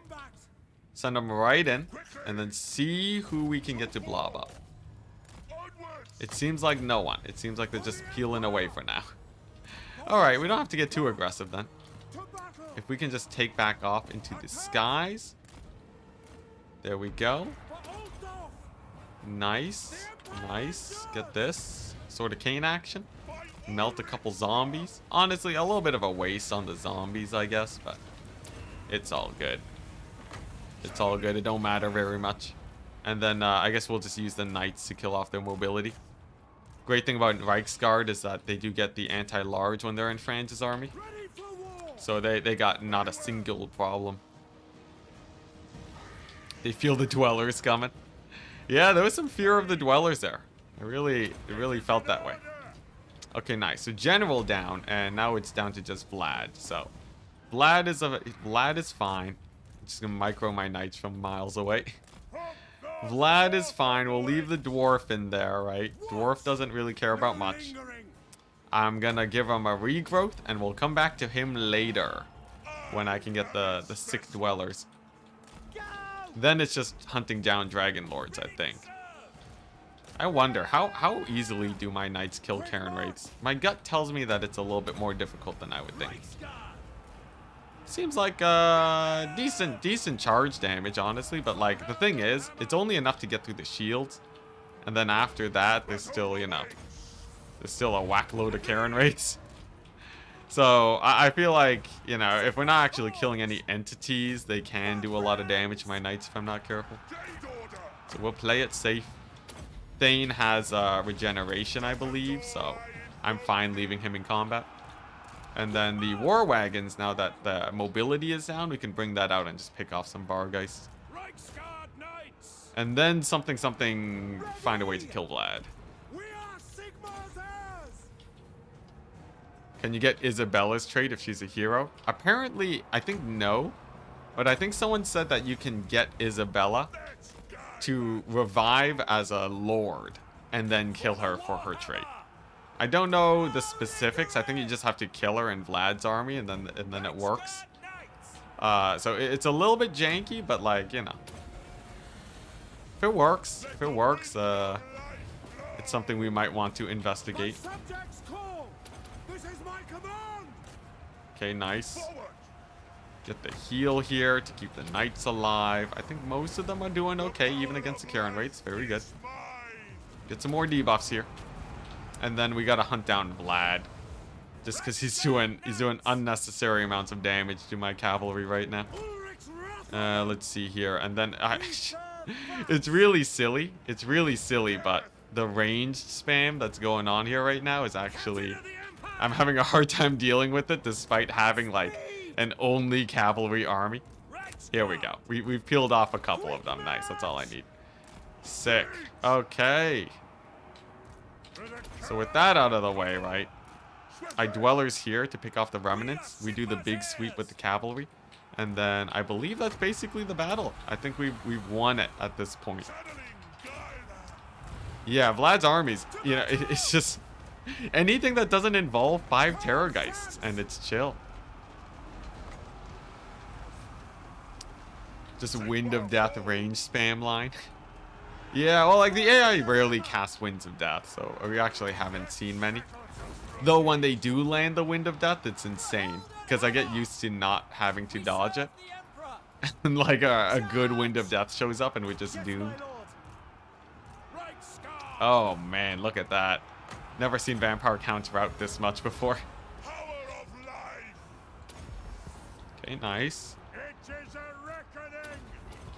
Looking good. Looking good still. Yeah, we just have to be a little bit careful about how much damage my knights take. You know, land this guy so it doesn't take too much damage from the tornado. They really did Tempest spells so dirty. The fact that they that you can just land against them and then you're fine. Sort of sad. Although I think some spells still do pretty good damage, if I'm correct. I think some spells, or like, yeah, I feel like some vortex spells, like they actually will chunk you down a little bit if you're not careful. Let's see here. Target fireless Vargeists. Looks like my knights over here are doing well enough. Hey, Trace Knight, super entertaining campaign. Oh, I forgot. I keep forgetting about text-to speech. Thank you very much, man. Thank you for the $5. I'll go ahead and add you as a knight, you know, fitting for your name. Okay, nice. Yeah, I've been having so much fun here. I've been having an absolute blast in this campaign. Just because it provides me a challenge like when I first started Warhammer. When I first played Warhammer, the first thing that I did, the thing that made me actually fall in love with the game, was I played as the dwarves on legendary difficulty. And on turn 20, Grimgor showed up at my front doorstep and ripped my face off. And it was at that moment that I realized I had a game that I could play for ages. It was just amazing. And it's held up. It's actually held up to this day. You know, 6,000 hours later, we are still enjoying ourselves with Warhammer. 2 armsmen. Oh man, I'm surprised I haven't heard of that one before. I'm genuinely surprised. Also, I gotta say, Vlad is a beast. Are you kidding me? Vlad has just been refusing to die for the last few minutes, I swear. Let's see. Okay, nice. Wizards out of there. Get the dwellers. And then... Finally, there we go, Vlad. Vlad is down. Sweet. That means we just have a little bit more cleanup to do and then we're fine. Let's go ahead and grab France. I'm going to rampage all of these guys. I'm going to rampage them all with the Sword of Cain. And then that should be the end of them. There we go. Sword of Cain does enough damage to basically rampage them immediately. It's really good for that. If you want to kill range units. Also, wow. That Sword of Cain sort of getting some work done. Heart Warhammer, yeah. As much as we've been complaining about Warhammer in recent history, it's still a great game. That's the thing about Warhammer. It's still a great game. I still play it, you know. Like for me, here's the thing, right? If viewership was higher, I wouldn't I'd have no complaints, honestly. Of course, stream viewership is high, which is why I'm streaming and totally happy with that. But like, I mean, like video making stuff, because like a lot of the stuff that's complained about, like honestly, if CA just released a DLC, that's probably just gonna help a lot. But like, a lot of the things are sort of in the end much more minor complaints. Even though there's a lot of persistent things that are really annoying, in the end, it's like, I can still enjoy Warhammer. I can still play a France campaign and have a great time. Yeah, the fact that it's crossbow men means that they won't get the Dead Rise again. Massive. The AI, what's it? The AI landed a godly nuke on my dwarves. Oh. Yeah, it's really weird when the AI just finally get like some clairvoyance and cast a spell properly. Love the positivity, totally agree. Yeah, there's a lot of nitpicks. There's a lot of nitpicks with Warhammer. The only thing holding me back is just financials, but honestly, streams make enough where I don't have to worry about streaming Warhammer. Which is a wonderful feeling to have. Nice, look at that. Some Dead Rise Again action. These guys are just necromancers, so these battles should be very easy. I, for one, have watched all of your videos lately, and no complaints here. Hey, look at that. Some people who actually enjoy Warhammer.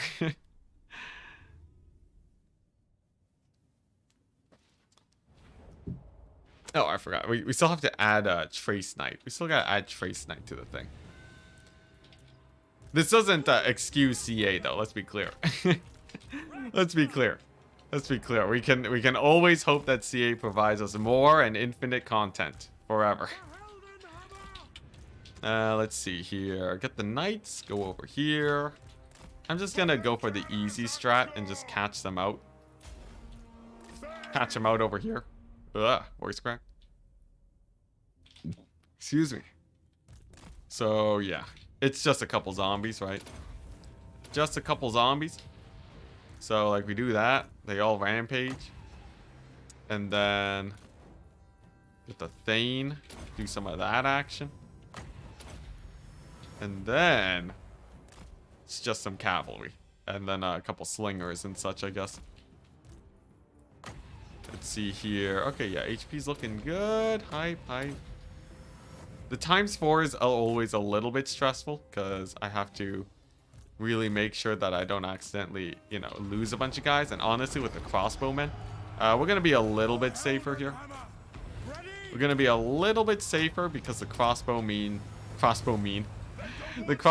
mean that we, if I sit around for too long, they can get a lot of shots off.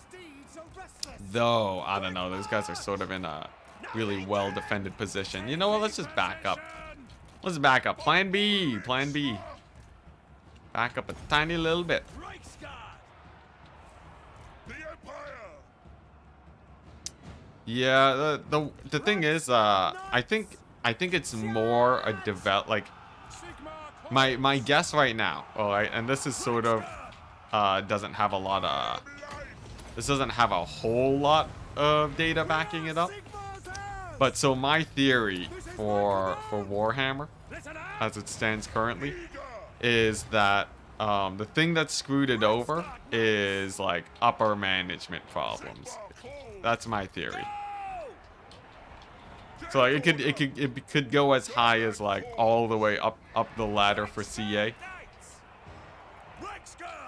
Or like not even upper management problems, but like that and money problems, which sort of merges with upper management stuff, but yeah, that's my theory for Warhammer. Well, I guess that's every game. That's not even like a big revelation, is it? But like I don't think the devs like I get big like they needed more time vibes. Especially considering the fact that they did actually that's a Mortis engine. The fact that they did actually delay the launch of Warhammer, right? So the Warhammer launch was delayed, but then it was delayed. But then like, you know, I feel like it like almost like it wasn't delayed enough. That's a terrible thing to say though, right? Because it'd be pretty bad if Warhammer got delayed even more, but you guys sort of know what I mean, right? I feel like it wasn't just bad devs. Though who really knows, honestly? I guess we just there's not much to do about it anyways, right? We just move on. Just move on with our lives. Okay, nice. Mortis engine's going down. Sick. Get one more heal on the Cav to make sure that they don't accidentally get mortised and murdered. They announced it too early. Honestly, it would have been sick to get like a couple more. It would have been sick to get more DLC for Warhammer 2 longer, right? Because like honestly, who was like getting bored of Warhammer 2? The end of Warhammer 2 is like the peak of Warhammer, right? So like if legit they just released some DLCs for Warhammer 2 and then released Warhammer 3 later, probably would have gone better. Hindsight's 2020 though in the end. It's very easy for me to say that now, right? Especially as a non-dev. But by goodness am I gonna say it anyways. You know what? Why not, right? Alright, what are we looking at here? We're seeing a couple of our knights getting pretty low. The primary goal is to make sure that we don't lose any of our knights. Like, we don't want to actually lose guys here. So, as long as I cycle them out once they get low, we should be safe. So, mostly skeleton warriors. I'm going to dwellers here despite hitting fewer entities, just because there's more guys. More guys, like more expensive guys to hit there. And then Franz and co are gonna go and beat up the necromancers. The necromancers have it coming for them. This is a very large undertaking, having designed small games myself. Yeah. Everything I hear about game development is just like, yeah, everything's brutal. Anyways, I've talked about this so much. Let's just move on. I feel like every stream we're talking about the launch of Warhammer. Let's just win this France campaign. Let's just change the pace. Let's just win this France campaign. All we gotta do is what? Just kill off this random necromancer, right? Kill off the rando necromancers. They get army loss, and then we chill.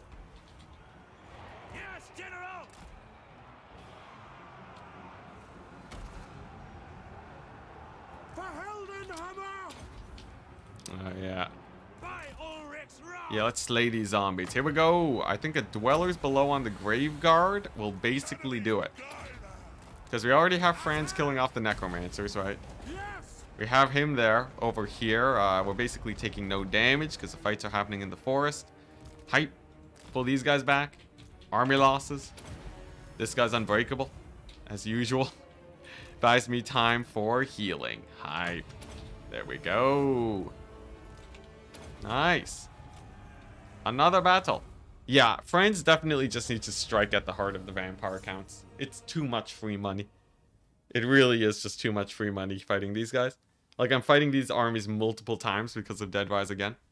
France has absurd amounts of replenishment. I think it's just perfect. And then that funds my armies to take over other territories that are easier. Yeah, that was a great fight. Minimal losses. Only 119. And another talisman of preservation. How many talismans of preservation are we going to be getting? Like, they're great and all, but like, another one? I'll take it. Hey, okay. Interesting. I think it's 4 mammoths. It's 4 mammoths, 2 Fimir, but only 4 units of infantry. I might as well just try it. Did you confederate Gelt? Nah, it's basically impossible. Because when you declare war on the entire empire, your allegiance with Gelt drops to like 0. So the only thing you could do is just like leave him alive for a long time, but then he dies to like the dwarves or the vampire counts. It's basically impossible to confederate him. Oh, it's a mammoth ROR with 5 entities? Never mind. So they have more than... let's see here. How many mammoths do they have? Where is it at? Oh, yeah. Oh, yeah. The Maw Herd and the mini baby mammoths. Hype. I haven't seen these guys in a long time. Yeah, it's the special mammoth that they get from their hunt battle thing. Well, that's gonna be a... How much life do they have? 13,000. They have less HP than a normal mammoth. The only downside is like they don't even do that much damage comparatively. I don't think they're the biggest problem in the world. Here's the play. These guys are gonna be pushing in. I'm gonna hunker down on this point. We're gonna hunker down on this point, and then just pray. Just pray. Pray that the AI doesn't show up elsewhere too quickly, and then use these here Empire Knights to distract the Norskins. The end. Yeah. All right. Here we go. Maybe we can distract these guys since they're quite close. Kill off their general. Kill off this hero mammoth. And then I think we're fine. You know? Yeah, loads of baby mammoths. Loads of tiny itty bitty mammoths. Oh, maybe I should have built walls here. You know, it's fine. We'll save up for a piercing tower level 2. Because there are a lot of mammoths, so I feel like piercing's pretty sick here. Okay, nice. Knights against the Beasts of Tashnar. Typically, if the Beasts of Tashnar are getting just front charged, right? I think they take enough damage where it's fine for my knights, but it is on legendary. Seems like it doesn't matter though. Nice. Knights doing pretty well. Crossbowmen doing pretty well. We're gonna focus the biggest threat, which is the mammoth, and if we are unable to kill the mammoth, it was not meant to be, chat. Dark Elf's AI still can't recruit Black Arcs. Really? Dark Elf AI doesn't recruit Black Arcs? That is pretty sad. Okay, the extra leadership from the monument. Hype. Keeping my guys together. And then after that, it's just the trickle in of the enemy forces. We even killed the doggos, which is rare. Rare to 1v1 any unit on legendary and have and not get obliterated. Looks like the spears of... You know what? This is going great. Except for the mammoth that is showing up at my front doorstep. Brace, man. Brace. I said brace. Yeah, that mammoth's gonna murder them. How's the ammunition doing? Okay, so that's 1 mammoth shattered and dead. I'm gonna kill off their general, make the rest of these guys harder to kill off. Looks like my knights are doing well. Great. Okay, so we kill off this guy, right?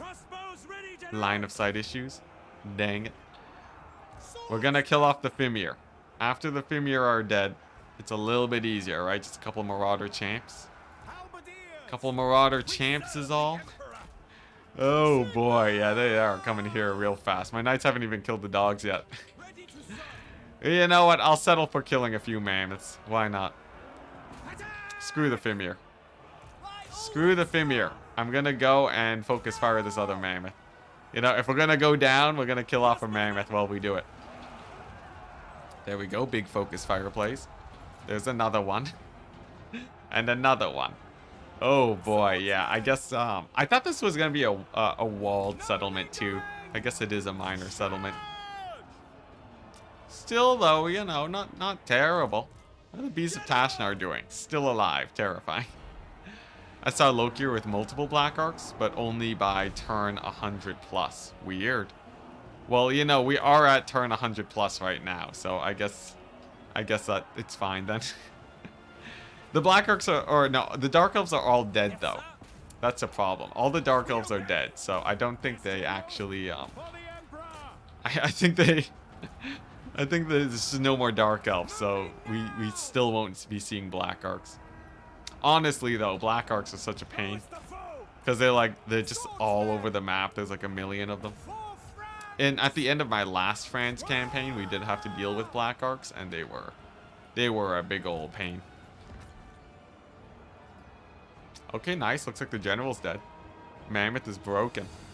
Maybe I can kill off their general. Right, maybe we kill off their general and then we're good. Oh, dang, he straight up just died. Okay, that's actually not bad. You know what? Look at that. We killed off the Beasts of Tashnar. That's a plus. I'm not going to say it. I'm not going to call it early, but... we're sort of crushing it. Like what? All I got to do is kill off the Great Maw-Herd. It's just the Great Maw-Herd, chat. It's just 6 mammoths. Nothing scary about 6 mammoths. Look at this, right? Look at my guys. They're doing great. What's their missile resist? Oh. Oh, I see. 1 million, you say? Well, never mind. Let's not target them. They're getting buffed. They were getting buffed with the ward save. 30% missile resist. Alright, we're shooting the normal mammoths. Screw that business, man.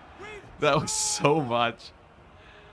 I think they had the enrage popped. Yeah, they were not gonna take any damage anytime soon. Still, though, you know, if I don't get army lost here, right? Which we most definitely are. But if I don't get army lost, we could potentially just kite them around the settlement for a bit. Like, what's left here? There's like 1 beat up mammoth. We might not get army lost. Come on, kill off that mammoth. If I kill off this mammoth and then run around with my crossbowmen for a while, I think we actually legit have a bit more of a chance than you might suspect. Here, my knights are just gonna cap this back point. We might be able to kite out the Great Maw-Herd.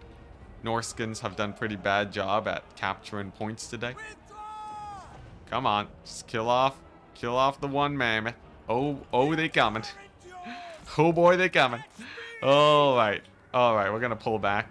You know what? That one, it gets to live. That 1 mammoth, you get to live.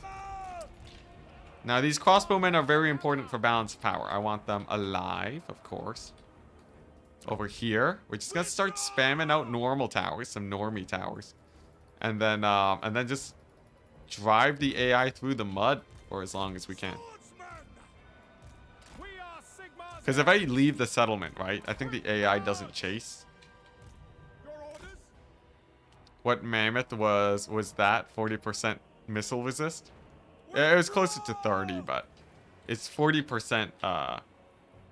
It's 40% like ward save because I think yeah, the enrage 40% damage resist for 22 seconds. So if they have their enrage proc, you're not killing them. You're just not killing them. Oh, what the Slanesh bots? I totally missed the Slanesh bot. Thank you, chat. Thank you. Usually, oh, I guess people spam the Slanesh emojis normally now. It's just like a thing. And because of that, it's actually pretty hard to tell when there is a Slanesh bot now. People like spam random emotes too, like hearts and stuff. So like I've been desensitized to it. I've been totally desensitized to the signs of Slanesh. A terrifying position to be in. Absolutely terrifying. Okay, weird. AI have pulled away from here. Hey, maybe this is a big play. I wonder if any other community has a specific meme for those bots. I wonder. Probably. The thing is, it's because my moderation is fairly light, right? Basically, it's just me moderating and a couple mods every once in a while. So, like, the Slaanesh bots they hang around a lot longer than they would on other streams. Our steeds are restless. That's how the Prince of Pleasure gets you. It's terrifying. It's actually terrifying. Okay, nice. So this point's gonna get recaptured. This one's just gonna, we're just gonna distract them a bit. Give them a bit of a run around, why don't we? Right, over here, look at this. Capturing the point, hype. Alright. Distracting the Fimir. Look at that, Norskins. They're sweating, man. What are they gonna do? All they have is a great maw herd. All they have is 5 mammoths. Norskin doesn't know what to do. 5 mammoths? Oh, yeah. Yeah, this is great. This is really great. Just look at that. The Marauders' great weapons getting shot up by the crossbowmen. So they're basically dead. We can get another tower here. And then as long as I can out-capture the Norskins, we should be good. Nice. Look at that. Great Marherd actually re-aggroed over there. Very good. Nice, nice. Okay, okay. Turn off fire at will. Don't want to waste ammunition on these guys. We can kill them with the knights anyways, right? Whew, Prince of Pleasure, someone called. Oh man, what a great name. Prince of Pleasure, even outside of the Warhammer context, is a great name. Alright, now I do have to be very careful about the Maw Herd, right? The second they show up, we're bailing out of here. Alright, I don't want to stay any longer than I have to against them. Yes, sir. Here we go, we're just gonna get the one volley off and then book it. Cavalry can capture this point. All the way here. Looks like this one's going well. And then, nice. We routed off the Marauders. Okay, yeah, we just book it, let them recapture, and then we're fine. We just let the towers do the work. Look at that. Getting some free poke on the Maw Herd. What's this? Marauder Champions? Okay. This is going to require some micro. If they advance towards me, which they are. Okay. So, Cavalry have a fairly nice charge where they... Oh my gosh, that was a lot of damage. I lied. I lied. Don't take a direct charge from infantry. That was painful. That was very painful. Let's see here. I think the AI wins this unless I recapture this point. Because I'm down to 1 point left. Don't you dare. Don't you dare, Marauder Champions. Don't you dare. Uh-huh. Uh-huh. Okay, well, it's just 1 unit of Fimir, right? How quickly do they capture points? Can I take this point back before the Fimir capture over there? Since when does the AI know how to defend points? Since when? Since when? Oh no, the Maw Herd is showing up? Oh, the AI is too smart, chat. The AI is too smart. How could it? How? How is this possible? Well, I guess we might as well use the last bit of ammunition on the Maw Herd. Maybe we'll get a kill. Dang. Close victory. Or close loss, though. And one of the mammoths made it out, too. But the reinforcing army that shows up should be able to deal with this. These guys are almost bestigors. The Marauder Champions, their buff made them so much stronger. I actually love how strong they are now.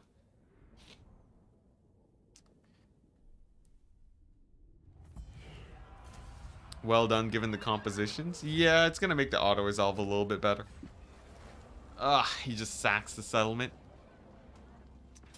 Okay, nice. That's actually very generous. Thank goodness for that. I'll take it. You know, I'll take a rare auto-resolve that the AI, that the game gives me. Game wants to give me a good auto-resolve, I will take it. Okay, nice. So... really, we have to worry about, like, what? This one Norskin army at Terry Tarkleby? You just show up right here. Just stare them in the face and ask them to try me. We have the wizard. Champion of the faith. The wizard for the... Huh. Does the Emperor bid? I guess I want to send him into this army. Yes, my lord. And then... ah, yes. Yes. Ah, okay.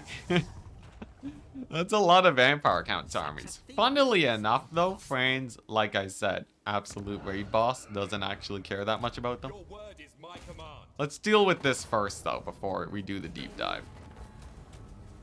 Oh, crap. I think we just killed some members again. I think we just killed some members. I'm sorry. If your name doesn't show... If you were a grenade launcher and your name doesn't show up here, you just got auto-resolved. But, you know, glory for the Empire and whatnot. Just straight up got auto-resolved. Let's see. Do I need this? I think they're too expensive. I don't need full-on Royal Altdorf Demogryph Knights. I think it will suffice having normal Empire Knights there. Alright, and now with that out of the way, let's begin, chat. Let's play a game called How Many Armies Can Franz Kill in One Sitting? Let it begin! Men, I will. Wow. Legit? It's just gonna give me a heroic victory just like that? And this is only 3 armies though. I think I want Franz to be, I think I want him to honestly be in better health. I'm gonna play this battle.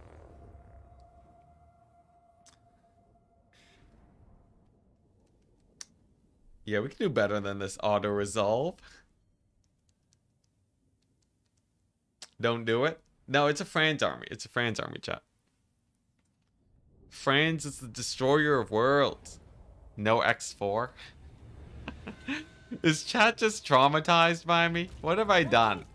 Why is it that chat has so much fear when I load into battle? I feel like I've built up a chat of people who just fear me loading in. You know, you watch Legend load into battle, everyone's like, oh yeah, this battle's over, right? I load into battle and people are like, dude, you should have auto-resolved. It's so sad. It's so sad. Chat's always just like, I basically, you guys are telling me if I play an auto-resolve only campaign, we'll do better. Oh no. I gotta regain faith in chat. The only way to do that is by not losing battles, so I don't know if that's actually possible, but we'll do it. When your parents compare you to Legend. Yeah. You know, the Australian boy from across the street only suffers 0 losses every battle. Why aren't you like him? Enticity, this battle's going to be easy. Why in quotes? Why in quotes? Why can't it just be chat saying the same thing? Yo, this guy is holding on by a thread, I swear. There we go, got him. Next up, these guys. And then it's the reinforcements that are the real scary guys, but it's a Necromancer Lord. And as we all know, Necromancer Lords are chump change. As always. Nice. And then to the crossbowmen. And then the crossbowmen died. And then the vampire counts died. Oh, dwellers never change. Actually, probably should change, but still. Legend chooses disaster battles he can win. Like, you know. Technically, like, it's not fun to watch someone just losing disaster battles, but I'm pretty sure the vast majority of disaster battles he can win. Or are actually just straight up impossible. I don't think that really changes much, does it? Oh, I forgot. Franz literally has the Sword of Cain. He can rampage these crossbowmen. I totally forgot about that. Yeah, if he couldn't win, he wouldn't post it. But like the thing is, he still has impressive disaster battles, you know. Let's see here. Nice. So I think what we do is we just start dwellersing this area. Start just dwellersing, and then we should be good. Couple cavalry units, not a problem. And then I believe army losses should be upon us very soon. Yeah, as much as I don't think Legend can do multiplayer, because multiplayer is just very different from single player, I'm still gonna say Legend is incredibly impressive when it comes to being able to play battles. I think he has the patience, and he also has, he knows a lot about how the AI works. And that is something that I will never be, I will never achieve his level of patience. It's actually impossible. It really is. And on top of the knowledge too, Legend definitely has a lot more knowledge than I do. Nice. Yeah, no, this isn't a streamer measuring contest, you know. You don't. Yeah, I don't want it to get to a situation where it's like, ah, well, Enticity's better than Legend. It's like, nah, it's chill. It's chill. Legend's great. Legend's great. You know, it's a nice community. It's chill. Yeah, incredible player. Incredible player. I think his patience is like level 100 patience, I swear. How do you play a battle for 4 hours and not hit the ×4 button? What a mad lad. Yeah. For me though, I trained in the brutal fires of multiplayer though. For a time I was even one of the top multiplayer players in the world. So I definitely have that micro. Nowadays though we're sort of washed up, but still. What a glorious past. What a glorious past. You know what? I really want to just attack this army here. But I should do my due diligence and scout out Averheim real quick. Oh, would you look at that? Averheim sort of undefended, chat. Averheim sort of undefended. Pyrrhic victory. You're telling me this is Pyrrhic? Okay, I think not.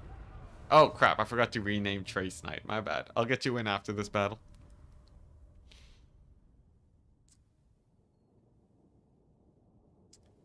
I remember the 3-hour battle he did in one of his no losing campaigns. Yeah, was it? We just swooped. There was a bug in Warhammer 2 where you can land an attack without actually ending your flying animation, was it, right? So what he did was he swooped the AI to death. Like he basically cycle charged with a flying character until they had no more units, and they couldn't attack back because it was a flying character. He did that for like 3 hours so that he could continue the no loss campaign. That is some dedication.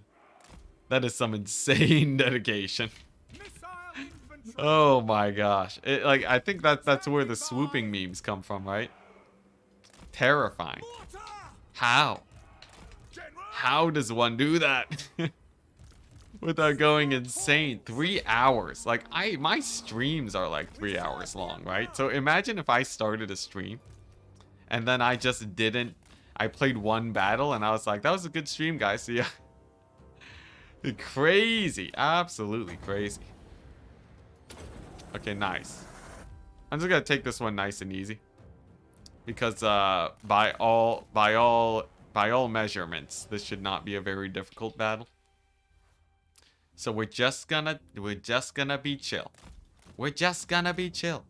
And hopefully not tank too many spirit leeches from Ark in the Black. Here we go. Okay, nice. Good dodge from the AI. Still though, decent damage. Burning head. Okay. So I think that's the majority. Okay, Ark in the Black. Just spamming the spirit leeches on my wizard. Does it end? Does it ever end? Okay, we're gonna pull him back. So this should be a very easy battle because of course you have our very crazy front line. Is this okay, nice. That is a terrain blocker. Very good. And then all we gotta really do is just shoot him to death, honestly. We have a million range, right? So I think chevron formations are the way to go. Chevron formations is just the lazy man's way of winning these battles. Because it really does keep all of your guys fairly safe. The Outriders, there aren't that many mobile guys here. So I am actually just gonna use my Outriders more aggressively. And then for my cavalry, Nahakar Horsemen and Hex Wraiths. Hex Wraiths are a little bit terrifying. So I'm just gonna bring in a little bit of support for my cavalry. Just the bittiest amount of support for the cavalry. And then here we go. Those are Ripperdactyl riders. Why does he have Ripperdactyls? It's so weird seeing Lizardmen in the Tomb King's army, I swear. Okay. And then it's all about keeping these guys online and operational then. Nice. Looks like my infantry holding up pretty well over there. Looks like the AI is properly aggroing as expected. And then... I swear, if we lose this battle... It's dawning on me now that we have the chance of losing this battle. It's dawning on me now that we have a chance of losing this battle when we could have auto-resolved. I'm not going to think about that reality too much right now. I'm just not going to think about that reality because we have halberds, alright? We have halberds. There's no way. There's no way we lose this battle. Okay, let's get a burning head over there. Let's get a bombardment over here. Wizard away. Cavalry need to save the war wagons. And then over here, looks like the Hex Wraiths did go down. Very nice. Yeah, something tells me auto-resolve would have been better. Is this why chat hates it when I load into battles? Is this why chat gets nervous when we load in? 50-50. Oh no. Oh no, not like this, chat. Okay. I think at the very least we're able to kite them back, right, with the range. Because it is Tomb Kings. Most of their mobility will be dead. And then we'll still be fine.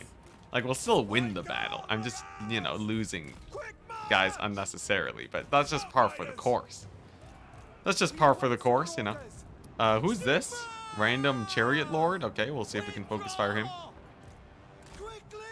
Here we go, handgunners. No line of sight. Very unfortunate. Though I think we can kill Arkan the Black, though. So let's just focus fire him. Keep pulling these guys away. Maybe get a handgunner volley on them. Cough Alt F4. I need to save my Alt F4s. I need to save my Alt F4s, alright? I don't wanna rename Altdorf. Please, chat. Please, don't make me rename Altdorf, okay? Okay, you know what? I'll just take it. I'll take the L. I'll take the L. You know what? We've gone this far in this campaign. We can take an L. We can take an L. France is wrecking shop, alright?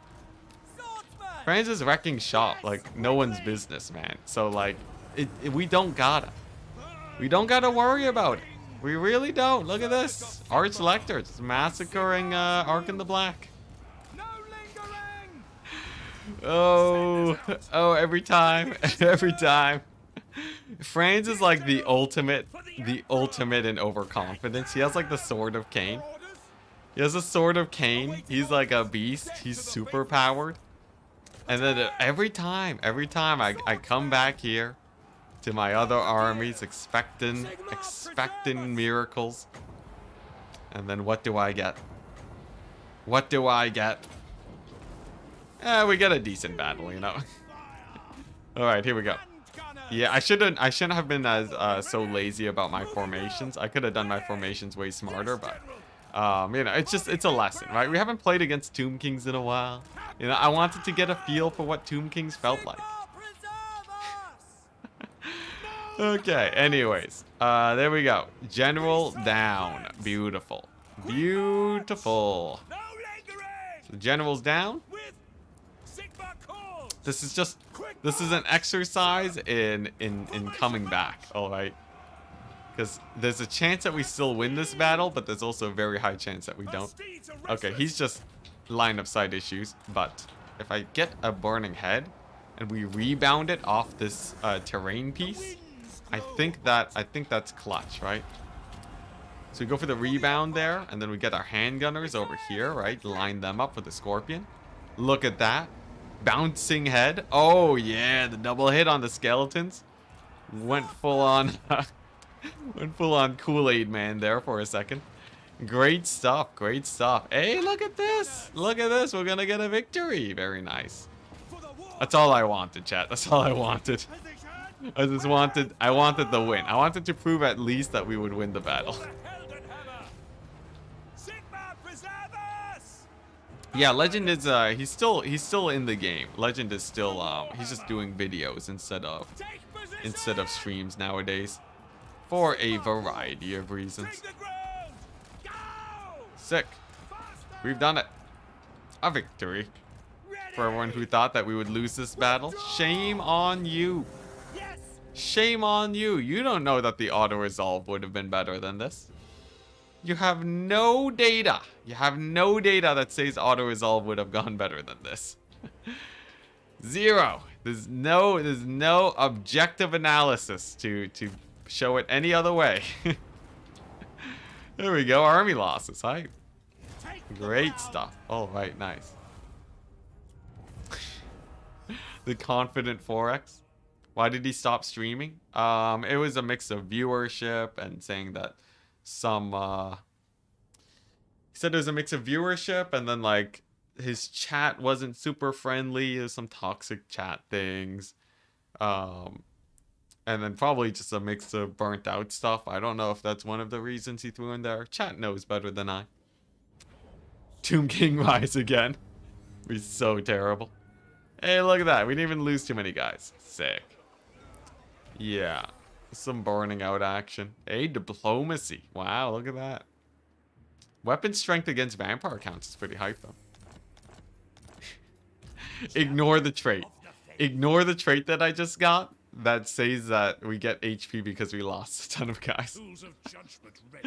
The game's like, oh man, you took a beating there. Here, have a trait. It's just like, come on, game. Come on, give me something. Don't give me the you suffered tremendous losses trait. I don't need that. I really don't. Okay. I think if we gang up on here, I think we win it.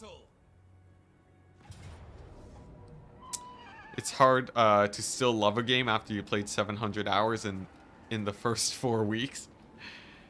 It can be difficult. Even I took some pretty regular breaks. Oh, interesting. A Durthu army?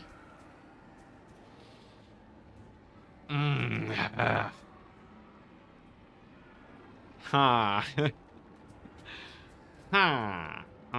Okay. Durthu army.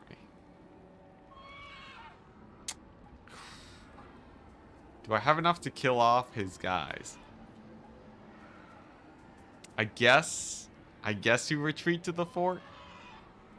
Lesson learned. Okay, yeah, okay, calm down. Fine, lesson learned, chat. Lesson learned. We'll just defend the settlements where it's easier to defend, alright? Alright, as much as it disappoints me immeasurably, I guess it's safer if we fall back to, like, Karak Ziflin. Although this army might die still. I feel like this army over here dies to Durthu if he attacks. Maybe we juice it up a bit. Like that. Some Elector Count troops. Have you learned nothing, Enticity? Fine, chat, alright? We learn. Look at this. Big brain Enticity plays, alright? Look at this. I held myself back for you guys. Still going, man. As a UK guy who is a night owl, I'm loving the past few stream scheduling. Oh, yeah. So a lot of late night streams recently. It's been fun. Wow, this guy's already max level. They level up so fast. Yeah, so like, you know, we get this guy maxed out. Give him everything. Oh, we can get the Pegasus upgrades. Great. And then I can go ahead and slap on the Armor of Destiny. And then slap on a rando weapon that we find, like Executioner's Axe for the Sundering, because he doesn't do armor piercing damage. Slap on a Talisman of Preservation. And then, honestly, the other Trickster's Shard is sort of garbage, right? I'd rather just have Featherfall Torque. Okay, I'm gonna have to ask my mortars to please try to hit. What's this? Your mortars? Which one is your mortars? Prince and Emperor. Do we even have mortars? I don't think we have mortars. Are you dead? Just enable auto level on them. I could enable auto level, but there are like, you know, there's a few flubs that the AI could get. I might as well just spam it when they hit 50, right? I feel like, you know, that basically gets the job done. I like spamming levels, alright? Alright, call me crazy. Let's see. What are we doing with France? I think what we do is we honestly just sack the settlement and then retreat back to heal. Just so I don't risk France getting caught out. Because, you know, there's Gorst with Skaven in his army. I see no other option. Ulrich's will. Every France level, every France battle is like 5 level ups. It really is. France is fighting an insane number of battles right now. Are you winning, son? Yes. Right now we are in forward progress. We are heading in the direction of winning. It's true. How is Vlad still alive? Well, he doesn't have that many enemies, right? You know, it's not like we were expecting Vlad to die out of nowhere. Okay, great. We just got up to 66,000 gold. That is actually, we made bank. Are you kidding me? We made bank off of that. That was great. That actually funds my... That funds my armies for the next while. Now, I'm gonna get rid of this building. I don't think we have need of it anymore, because I think the other buildings are sufficing. And we're just gonna spend our newfound cash on a bunch of random stuff. Can we take this? We can. Now, remember, the Skaven are dead. Vlad is down to, 1 settlement? Dude, Vlad, what happened? I can't believe the Skaven endgame just died without me. Yeah, we're gonna take Wolfenburg. Not until Hexenstad. What could go wrong at this point? Many things. Many things could go wrong at this point. Why does that have to be asked? You know how much could go wrong at this point? Like everything. Everything could go wrong. Grombrindle could show up with too many armies at the same time as Mazda Mundi. Nakari could decide to just attack me. Vlad could just double down on his Terrorgeist production. It's like, there's so many things. There's so many things. Yeah, we don't know if we've fully secured this campaign until we've fully secured this campaign. Though I will say our northern area is still looking pretty nice. Nice. What I see before me. So this army's a little bit janky. It's a little bit of a jank stack. I think what we do is we send this guy here. We send this guy here. And he's going to go and be the army for the Bretonnians. Beautiful. Good amount of money, too. Yeah, so it's like we send this one over here, right? Boom. Bretonnians are not a problem now. And then this one can get, I don't know. Halberdier spam? I guess I don't really have to go too hard on that, right? We can just settle for spending a bit less. Yeah, Enticity could not auto-resolve a battle or two, then game over. If we auto-resolve with France too much, it actually is a little bit closer to game over than you would imagine. Gorsty. I'm hoping Gorst just straight up attacks France. Because France can kill any 20 stack, as we've established. Nice. This challenge is literally man runs up a down escalator. Yeah, but at least escalators are pretty slow. That's the difference. In this campaign, it took us a lot just to get started. But once we got rolling, honestly, after we took over Middenland, I think that's when the campaign really started picking up. Taking over Middenland and actually getting some economy buildings there was insane. That was, that did wonders for us. Let's see, Wolfenburg. Okay, nice. We'll build walls at Wolfenburg. I could take Ehrengrad, but it's such low level, it's not, like, mega worth it. The question is, where is the Skaven? Skaven are dead there. I think Skaven are probably just somewhere in Kislev, but Throd is basically a non-issue at this point. And then, yeah, I'm just gonna get these upgrades. Because cannons... Global, like, turn 1 global recruit cannons means that I can get siege attacker and armies basically immediately. So, it's a nice thing to have. And at this point, you know, in this time of peace, we can afford to do that. It does mean that we have successfully spent all of our funds. We've spent about all of our funds that we just got. I spent 40,000 gold in 1 turn. I feel like I just got a new credit card. And I just burned it out immediately. Well, you know what? It's all fine.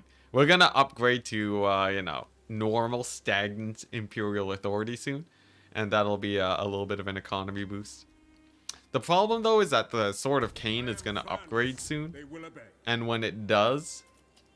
When the Sword of Cain upgrades, it's gonna sort of make things a tiny little bit awkward. Because my armies are gonna cost... We're gonna lose like 2,000 to 3,000 gold a turn because of it. The amount of planning on your side is borderline insane. It was a lot. I was literally burnt out from making content, so I took like 3 days back to back to grind this campaign until we figured out an opening to defeat the enemy. But we did it. I'm so happy with my opening too. The whole, like, you build up Altdorf for grenade launchers and then you push north to take Middenland. And then you take the fort to set up the Bank of Kemmler situation, which then funds like your Middenland expansionism, and then you sort of take over that that whole peninsula. Is that the right word? Anyways, you take over like that territory. It's such like a beautiful, systematic growth of the empire. It's great. Took me forever to figure it out though. Took me forever to figure out that grenade launchers could actually get work done. But once we got there, man, just a beauty. Absolute beauty. Alright, nice. Can I guess I'll save the Sword of Cain for... I'll save it. We'll be a little bit more frugal with it. And then, yeah, there we go. Oh man, France hits like a truck. You know, I'm gonna Dwellers this weapon team. I don't even want to waste time sending Franz in there. I'm just gonna Dwellers them. There we go. And then Franz can go ahead and Sword of Cain this blob now. Nice. Dwellers is a crazy spell because it has an additional damage effect on it. That's basically Spirit Leech. So it actually does kill off stuff like weapon teams pretty effectively. Although in this case they barely survive. My bad. Yeah, the Vampire Counts endgame have allied with the Skaven endgame. But the Skaven endgame isn't that terrifying, so it's sort of okay. And honestly, it means that we don't have the Dead Rise again. So it's actually sort of a nerf. It's sort of nerfing the Vampire Counts. The Vampire Counts are at their strongest if they're fighting in the same area 24/7 and just farming their raised dead pool. That's when the Vampire Counts are actually scary. In this case, you know, they're sort of chill. In this case, Vampire Counts, you know, it's like they have a tiny little bit of stuff, but nothing too bad. Yeah, so that's why I think it's actually easier to push into their territory than it is to hold against them. but it does mean that you don't benefit from the endless armies that Dead Rise again would give. This is a bit awkward. I'm sort of losing my knights here. Come on. Don't you dare. Don't you dare, vampire counts. Don't you dare. These knights very nearly died, which would have made the whole playing of this battle completely useless, but they barely lived, so it means that we're totally fine. Let's bring in a couple more knights to save these guys. If one lightning bolt comes out of this here doom wheel, it will also kill them, so it's just gonna heal them up as much as possible. Okay, there we go. Nice. We've done it. We've defeated the Gorst army, people. Another W.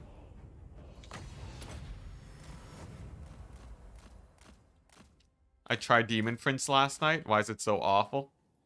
Probably because auto resolves hate your guts because you have no armor. If I had to make a guess, Demon Prince campaigns are, I don't know.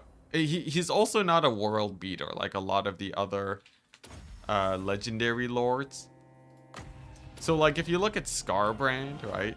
Scarbrand is actually just an indestructible engine of destruction, while the Demon Prince sort of has like middling buffs for his units. So most people are used to having, you know, Engine of Destruction Lords or a million range tools or armor piercing range that they can spam. But pink horrors don't really cut it. Flamers are okay, but not amazing at clearing infantry. And then the Lord is also weak. So you have like, you know, decent armies, but nothing crazy. That's my theory though. Enticity. All earlier joking aside, I just want to say you've played fantastically this campaign. Well, thank you, Andrew Cadwell. Thank you. Your encouraging words are disturbing me slightly, though. I feel like we should transition back to the joking. Try Be'lakor, he's dope. I've heard Be'lakor is like super easy, which I feel like for a Blitz campaign, that could be really hype, right? Because Be'lakor is a beast, and then he can teleport basically anywhere. Yeah, not being able to equip items sort of sucks for the Demon Prince. Because item equipping is sort of how you build up your massive amounts of ward save. That's like one of the ways you cheese, and yes, I will call it cheese. That's one of the ways that you cheese your way into like getting super indestructible lords, right? It's a minor cheese. It's not a big cheese, you know. But like in a sense, it is like it's a power up that usually, like, okay, here's the thing, right? At this point, it's not an exploit. That's the thing. But like, it's like, do CA intend for you to constantly min-max your ward save? Honestly, questionable at this point. Regardless, the terminology doesn't matter. The fact that you can't take a bunch of ward save items on the Demon Prince is what holds him back. Normal game mechanics are cheese, I guess. Oh, I see. I knew chat would go this way. I knew chat would go this way, alright? You say that something is cheese, and then they're like, well, you know what? I guess I hate your guts now, alright? I knew it. I knew chat would go this way. Alright, what I mean to say, alright? And man, I always gotta clarify myself on this.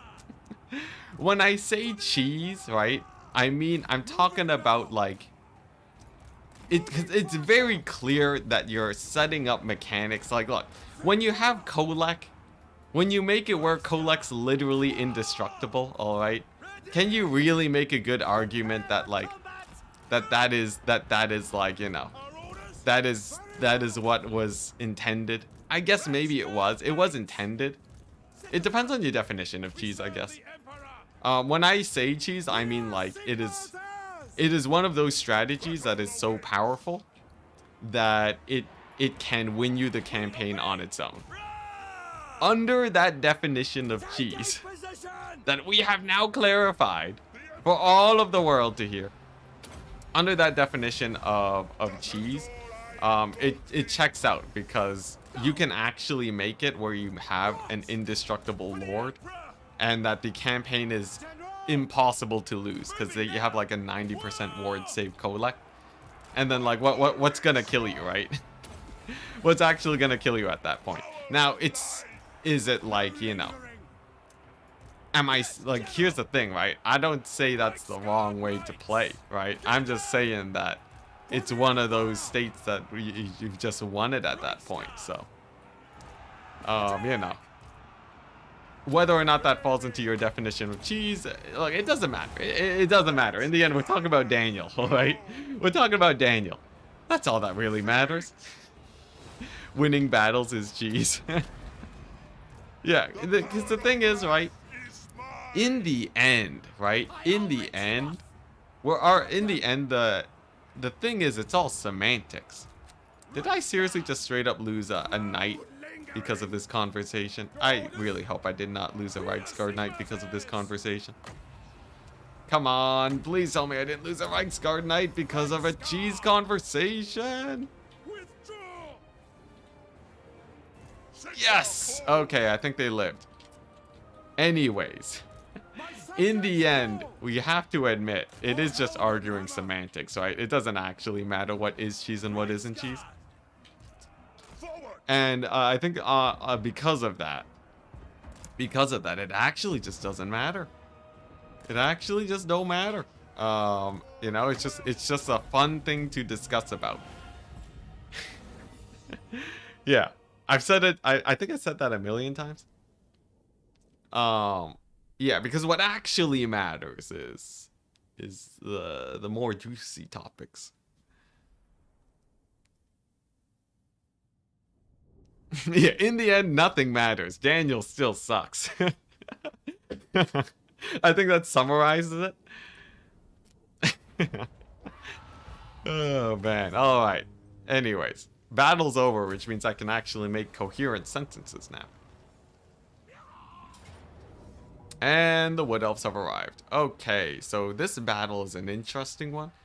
We have a lot of Wood Elf ranged against a lot of melee stuff. I might as well play the battle though, right? The question is, where do we hold? So what you're saying is, grenade launchers are pretty good. Yo, grenade launchers are so hype. Auto-resolve? I refuse.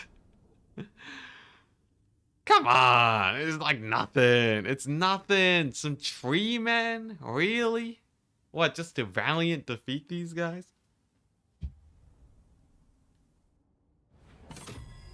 Daniel is a demon duke at best. Oh no. You have four war wagons, it's easy? Exactly. Exactly. 4 war wagons? It's like bringer of the end times. Alright, so here's the play that I have figured out. What I think might have a chance of beating this Wood Elf army is the fact that these towers are bonkers strong. The towers are actually sick, and then at the gate, right, we catch out all of their cavalry, right? You know, cavalry, they have a hard time at choke points, right? The halberds, just jam them in there. And then we have a million ranged, so like, you know, these guys, that when they climb up the walls, we're shooting them, right? And then we have even more random melee guys that can do things, you know, hold the towers. What is it? I have so many random guys. What is this? A random mortar? I don't know. Slam them there. But here's the thing, right? In the end, Wood Elves have an uphill battle with this many towers. You gotta admit, it's hard to shoot at guys that are on the walls because of these barricade emplacements. Extend the units to cover 2 towers. I'm just gonna do this because it means I have a bit more HP. A little bit more HP, and then we'll just sub guys in as we need to. And then we'll just see how much damage. Does Durthu have wall breaker? Well, I guess we'll never know. Someone go frame by frame. Any of these wall breaker? He does. He has wall breaker. Well, that changes things up a little bit. You know what? Maybe Durthu does break some walls there. Is that really a problem? Here's the plan. We have a pyromancer. We go over here. We blast them with the magic. Wood Elves choke pointed over here. Win the game. Profit. Yeah, here we go. Wizard over here could be sick. Look at how blob they are, right? So, like, I just straight up go for, like, a big old bombardment over there. That should give them a very hard time. Click the abilities button. I'm casting magic right now. Look at that. Boom. Pretty good. Pretty good. I'd say that went quite well. Depends on how quickly they take down the gate, though, right? But that could take a little while. Even Dorothy will take a while to kick a wall down. And we will get the turrets. To the happiness of chat everywhere. Maybe get a little vortex action going on here too. And then we hope that the gate holds. Somehow my halberds died just standing there. I think that was a Flock of Doom play of some sort. Yeah, okay. Huntsmen though should be pretty good. I think their range over there is looking nice. And then man, they're still not kicking down the gate. I guess the wood elves just don't. Oh geez, they're kicking down the wall.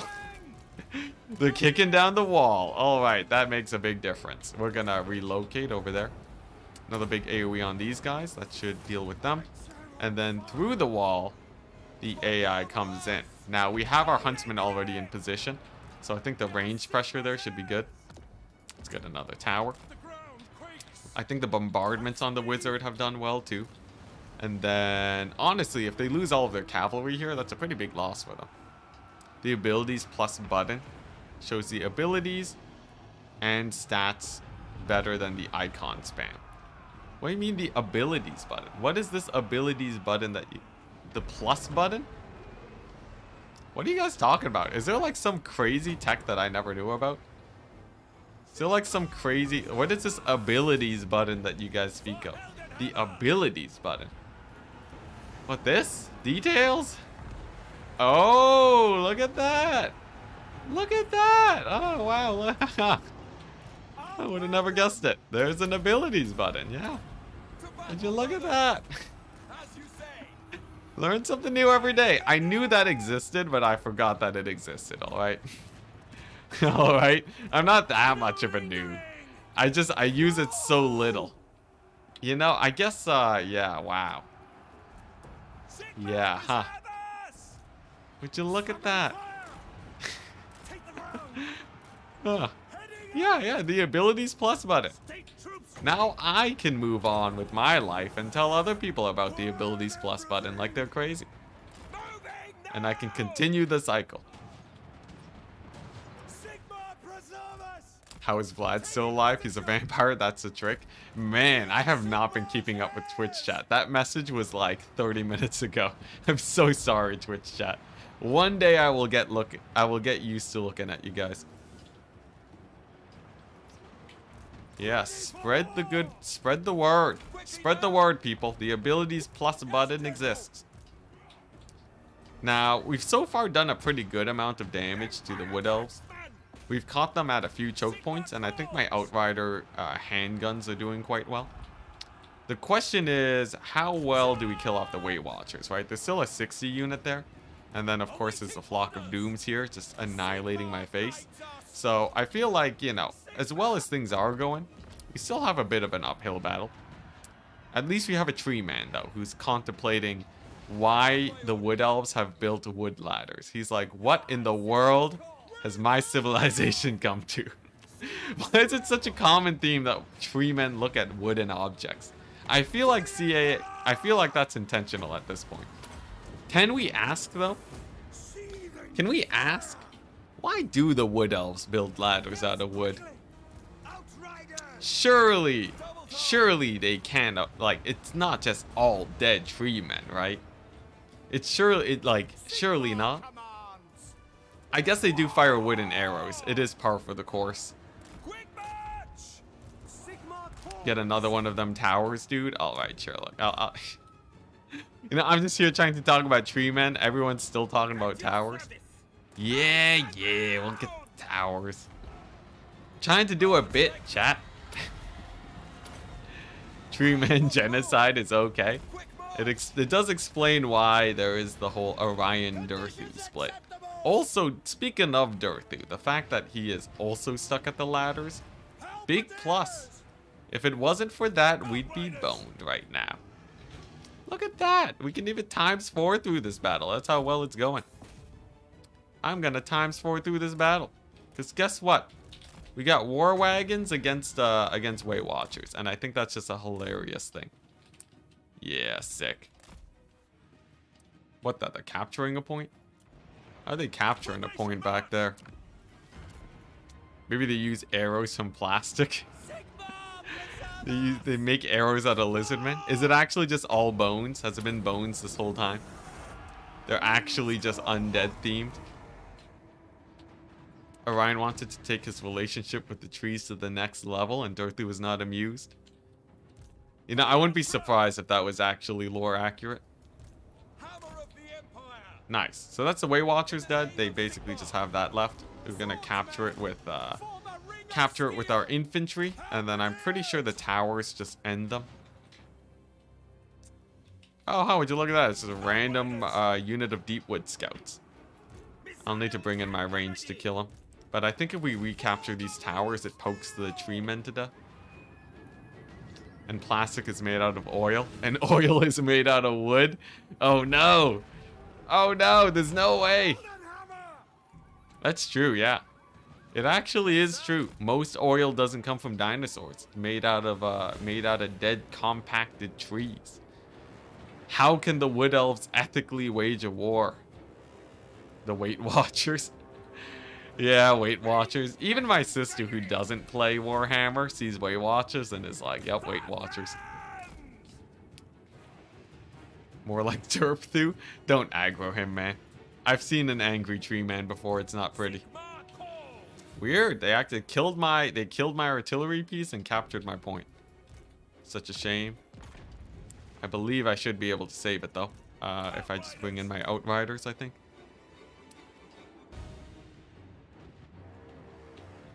Yeah, Deepwood Scouts on the main capture point. We good though, we good.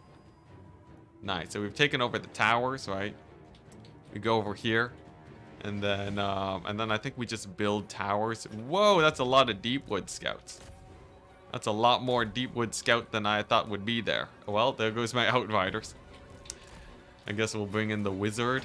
For how fast it's capturing, I really thought there would be, there wouldn't be so many. Okay, there we go. We still have loads of Winds of Magic, so that's a big plus. And then after that, it's just we hold the towers and shoot them to death. A little bit of shoot 'ems action. Maybe build some more towers over here, like a cannon tower. And then once we aggro the treemen, we should be good. I will admit though, had Durthu decided to advance in, it would have been a little bit sketchy, but we might have won it, right? We didn't win this only because Durthu glitched out, right, chat? Right, chat? We didn't even lose one of the war wagons. Hey, yeah, pretty hype. That is true. A full war wagon survival. But seriously, right? If Durthu had advanced, we would have won this anyways. He would have gone shot up by 1,000,000 Outriders. Okay, that's a flock of doom and a half. Okay, never mind. I changed my mind. I changed my mind. You know, sometimes you say things and then Durthu just straight up flock of dooms your entire range line. Okay. You know what? It's fine. I accept the fact that we are cheesing right now. I just don't want to have to deal with the Wood Elves more. We're good. This guy's not getting shot at, but you know, we'll wait till all of these guys are dead to the towers and then we'll get the job done. Honestly, you could still lose us. Maybe. And yeah, it does sort of feel that way sometimes, doesn't it? A couple of flocks of doom and we are actually doomed. The name checks out. It's Durthan time. He's actually just flexing on us. He wants to show off how strong he is. Welcome to our side, brother. Yeah. Lessons learned. Always take the auto resolve. I swear. And then next stream, I'm gonna forget all of that, and then we're just gonna be like, screw it. Screw it, we're playing the battles. Okay, nice. I think we reached the point. What's he doing? He's casting some magics. I think we're at the point where we're fairly safe, right? Maybe I take like a one handgunner unit and park them over here and shoot them in the face and we're good. Because if it's only two tree men, they can't even capture the points fast enough, right? So in theory, not a single problem. Hey, AW Medvane. Did he just kill my... Did he just kill my handgunners? Where'd my handgunners go? I looked away for 1 second. Okay, let's try it again. AW Medvane saying, hello Enticity, I'm happy I could catch your stream. Yeah, happy to have you here, man. Sometimes I go for the late night streaming. All right, here we go. Get flocked on. Really? Just a Flock of Doom isn't that strong, is it? That was like a full HP unit of handgunners. Maybe not full HP, but there were a lot of them. Okay, nice. Finally, Zotes are dead. Let's poke this hornet's nest. Yeah. Yeah, honestly, I feel like chat saying that we could still lose this is fairly apt. My guys just keep dying. This guy's Flock of Dooming my settlement down one at a time. He's just slowly Flock of Dooming me to death. Oh my gosh, Dorthu has regeneration. Dorthu has regeneration. Well, that's a problem. Somewhere in here he has regeneration because I'm noticing that he is healing. Where is it though? Oh no, he just used a potion of healing. Okay, that's okay. Here's the question. How do you actually win this battle? Because I found out how to not lose, but that is not how winning is done. I guess I can kill off the tree man with the war wagons. I feel like we're slowly getting whittled down. Does Dorthu have a source of infinite winds of magic? He has a blast. He has Wild Heart? No, that's just power recharge. This guy doesn't have winds of magic infiniteness, right? I keep seeing him cast something. As long as he doesn't have that, I think we're okay. Time them out. Now we have infinite timer. It's fine. I'll kill him with the war wagons. Get the war wagon firing line going. There we go. Nice. Yeah, that's right. Get wrecked, tree man. He's devastated. He's devastated. He's getting wrecked. Alright, nice. I guess we'll just go for, sure, why not? Magic damage towers. Galore. There we go. We can get one here, too. And there goes our ammunition. Well, plan B. I guess we do have an outrider. I love how I said that we could probably win it, but like, you know, had the Flock of Dooms, had he moved in earlier, right, the Flock of Dooms wouldn't have happened so quickly, so we would have had the ammunition. Plus, he'd be getting shot at by the towers. Come on, Dorthu, don't do this. You're making me look bad, man. You can aggro him, maybe lead him to the front of the towers. I think I can aggro him with probably my Arch Lector in an emergency. We do still have some ranged here, right? If they're just gonna sit here and tank shots, I think we can just bring our ranged outside. Maybe with a melee. You madman. Melee. Fear Optimus Pine. I have a bit of fear. You make me look like Batman. Oh, you know, I wish that we would one day get a book of quotes, book of Enticity quotes, where it's seriously, it's just all the quotes. What is this travel path? It's just all the quotes that I've said over the years. I feel like that would be so fun looking back on.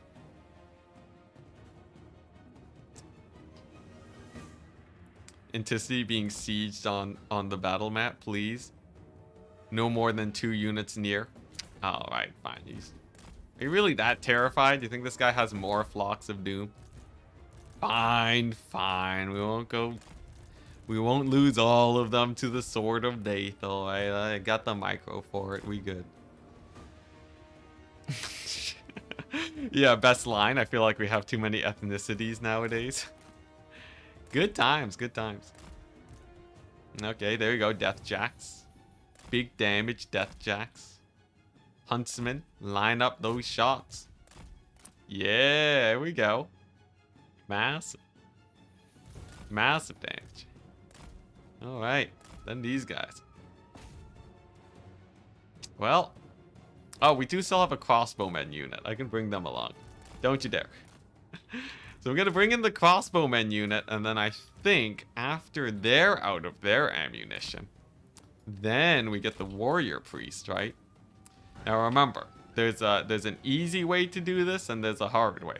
The easy way is probably parking near Durthu and spamming soulfires until he dies. But I think I would actually die of old age before Durthu dies of that, right? We need to cast about 10,000 soulfires. Yeah, I'm pretty sure we would all die of old age. Did he grow roots? It's a weird bug, but I've been noticing tree men just staring at objects for a while. Although bug or intended feature, we may never know. You know, these wooden ladders. The generic wooden wood elf ladders. You know, the Vampire Coast have unique ladders.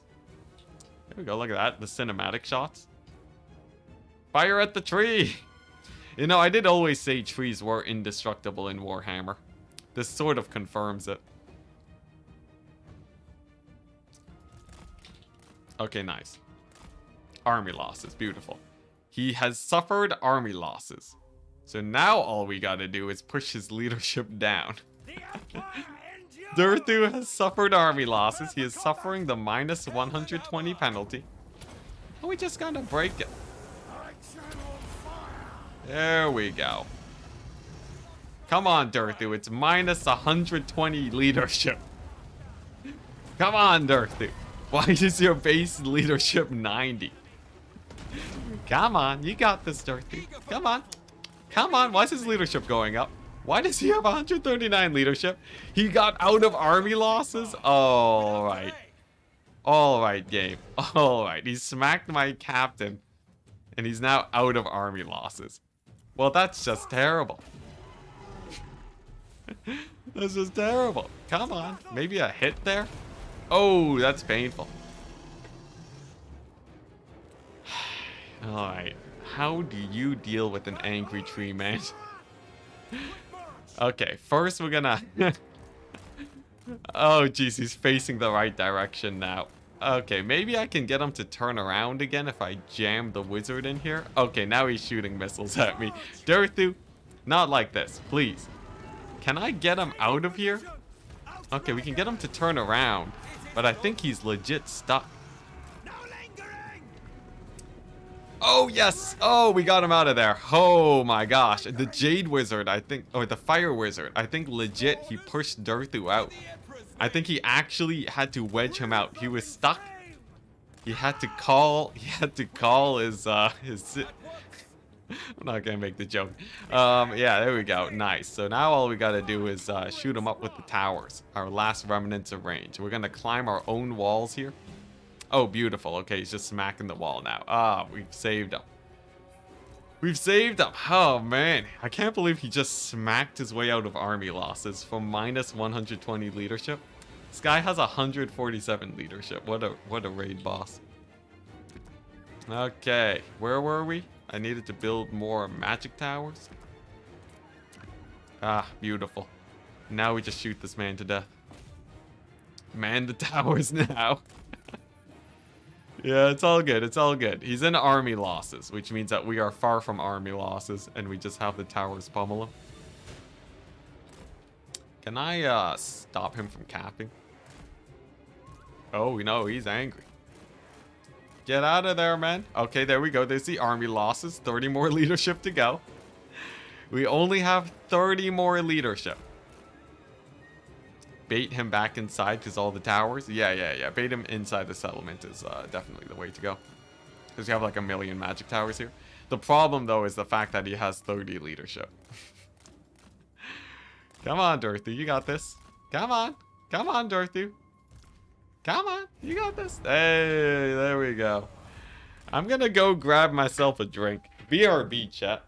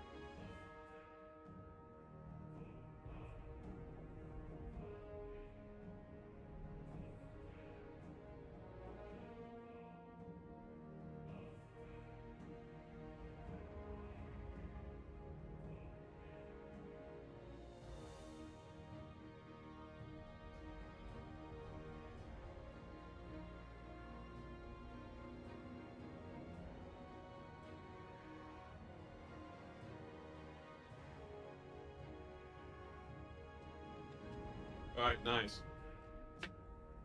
I'm actually gonna be Yogurt City today. Got myself a yogurt tub. Hmm.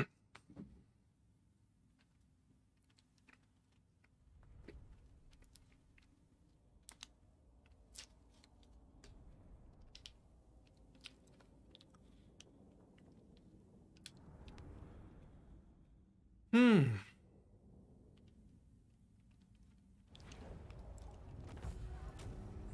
Nice. Good stuff. We won it.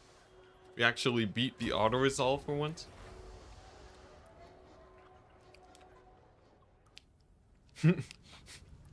Bartek, you've never heard the full winning song in the end? To the end of it? Oh. Well, there you go. Mm-hmm. That is a lot of growth.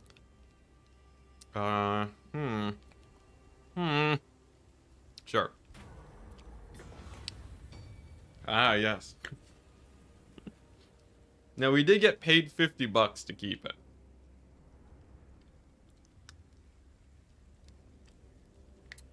We did get paid $50 to keep it. It is true.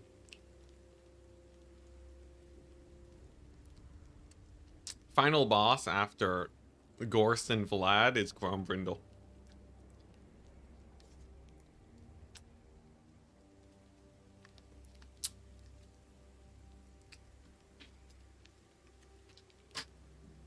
Alright. The yogurt has sated my belly.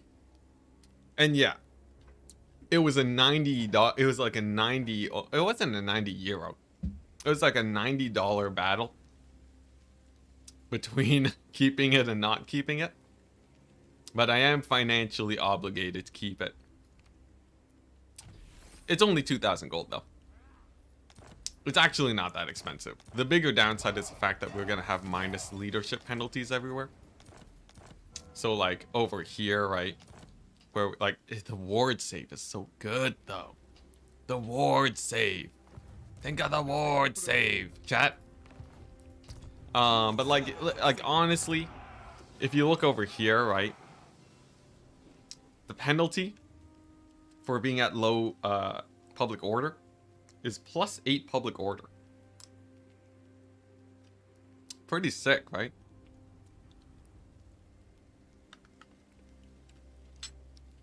I feel like that's pretty sick. So, we don't actually have to worry about rebellions anymore like it's Warhammer 2. I think we're fine. I think we're all good. Though, I did just do this. Angry Gods. I did just do this. And this. So, the public order is going to get better by 6 in a few turns, too. So, we also have to keep that in mind. Let's go over here. I'm going to turn this off just to make sure we don't get a rebellion. And then for the Wolfenburg, I think we do push north. Because it's not like Archaon's actually gonna come after me, right? Famous last words, I know, but like, Archaon's scary, but he ain't that scary.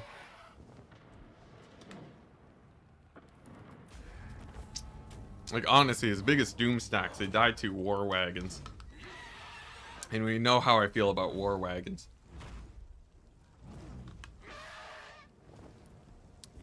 High public order means more money? It actually doesn't. Feast your eyes, chat. More public order? If you're not playing as the Wood Elves, the only thing you get is extra growth and visibility. Doesn't seem that important anymore, does it? Doesn't seem very important anymore, chat. I feel like I make a pretty good argument for just being fine at low public order. Like, yeah, you don't get growth. Yeah, you probably have to build a tap room. But do you really? Do you really gotta worry? Yeah, it's only High Elves. I think it's only High Elves that get it, or like specific factions. Yeah, don't worry about it. Don't worry about it, Zablasky. Oh, sorry for eating yogurt on stream. I know some people are very disturbed by eating sounds. Greatest apologies. I probably should have muted. Archaon, probably a myth. Yeah, Archaon, well actually, if you take a look at his power strength, Archaon's walking a solid 8. He has about the same number of armies as me, but minus a bit.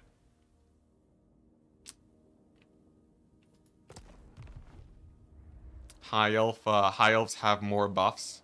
Yeah, I saw a Reddit post about it recently, where someone was like, hey, why do the High Elves have like all these cool buffs, but these other factions don't? So that's the only reason I know about it. Uh-huh. So they're recruiting right now. If I were to strike the Wood Elves, now would be the time. Excuse me. Now would be the time. What I'm thinking is we retake Montfort, right? Then we retake Paravon. And then somewhere or somehow profit. Clan Molder was destroyed. Okay, wow. Clan Molder's dead. They're actually dead. I missed their death. No, he's still alive. He's at one settlement somewhere. he's hanging out in like troll country or something. But he's basically dead. For whatever reason, Archaon just got fed up and decided to just end their entire existence. This should be an auto resolve. Okay, this is actually perfect. So the great thing about this is that I've recently defeated a lot of Wood Elf armies. If I sit here and replenish for a turn, the Wood Elves only have recruiting armies right now.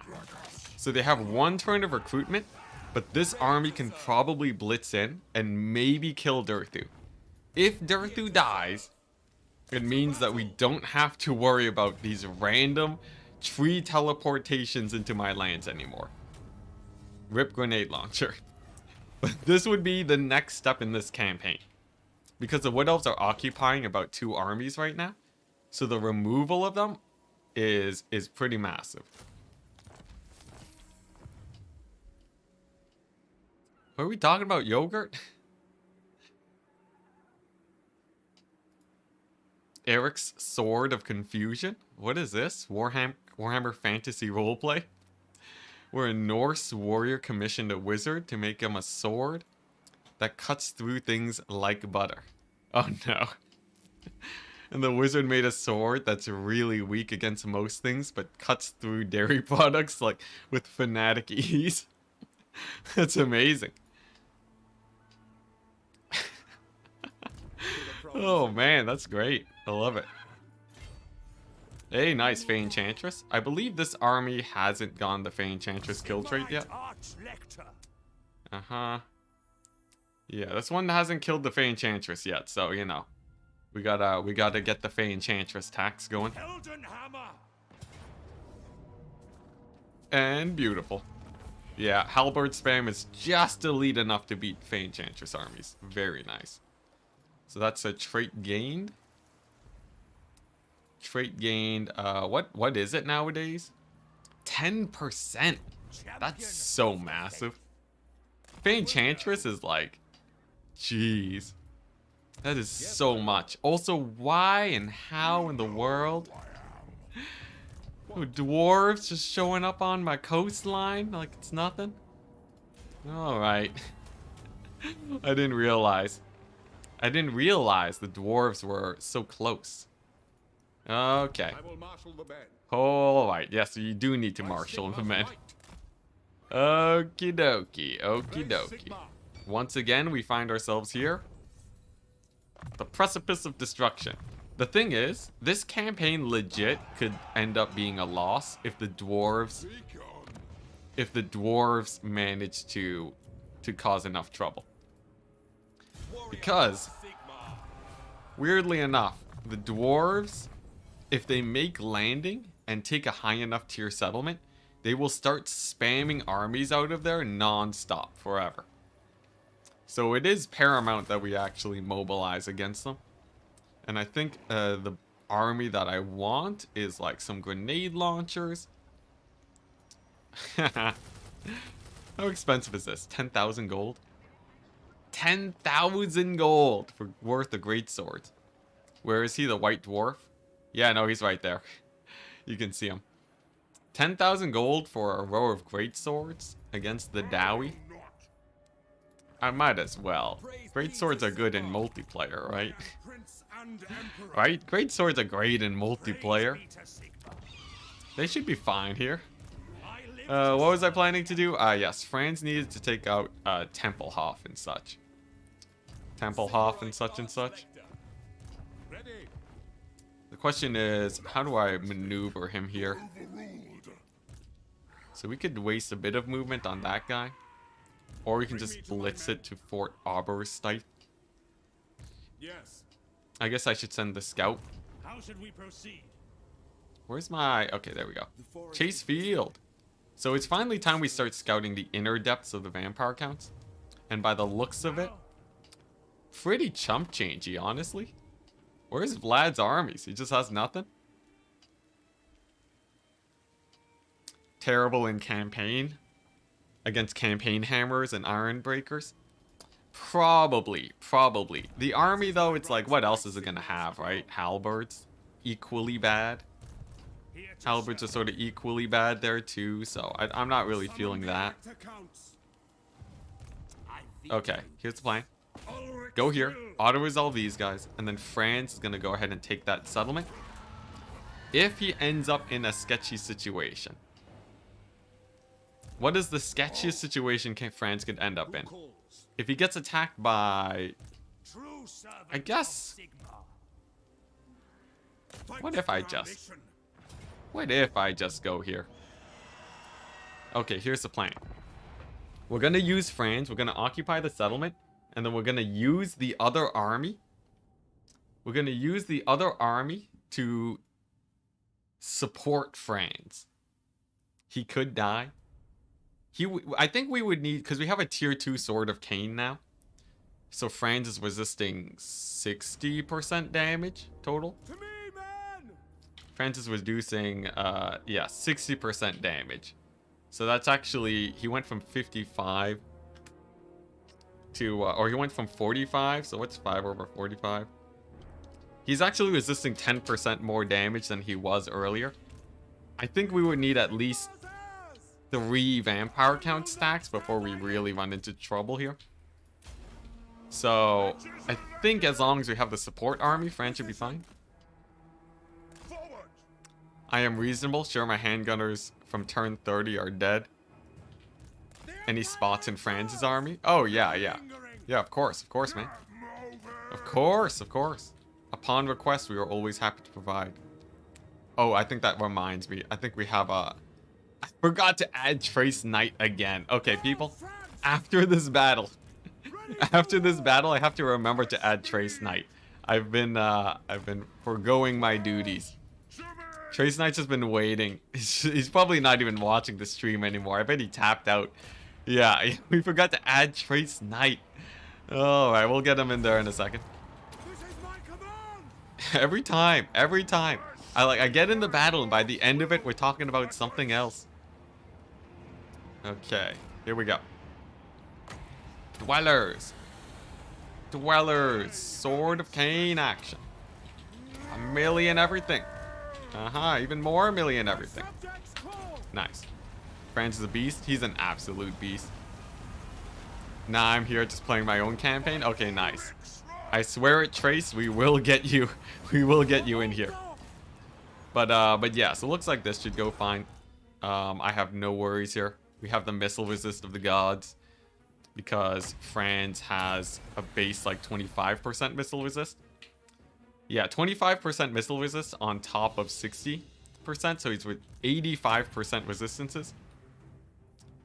Which means he ain't dying. Franz ain't dying.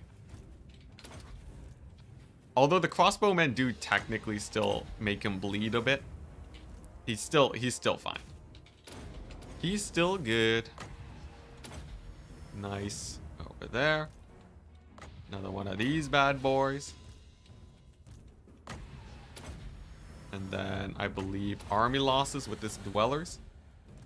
Unless that Vargulf just kills my wizard. Oh, wow. No army losses? Really? Okay, that's a surprise. Oh, it's the necromancer. It's always the necromancer. I swear, it's always the necromancer that refuses to get army loss. Alright, there we go. We've done it, though. Okay, so just kill him before he gazes him to gash my guys to death. And then I can go ahead and give this guy an Earth Blood.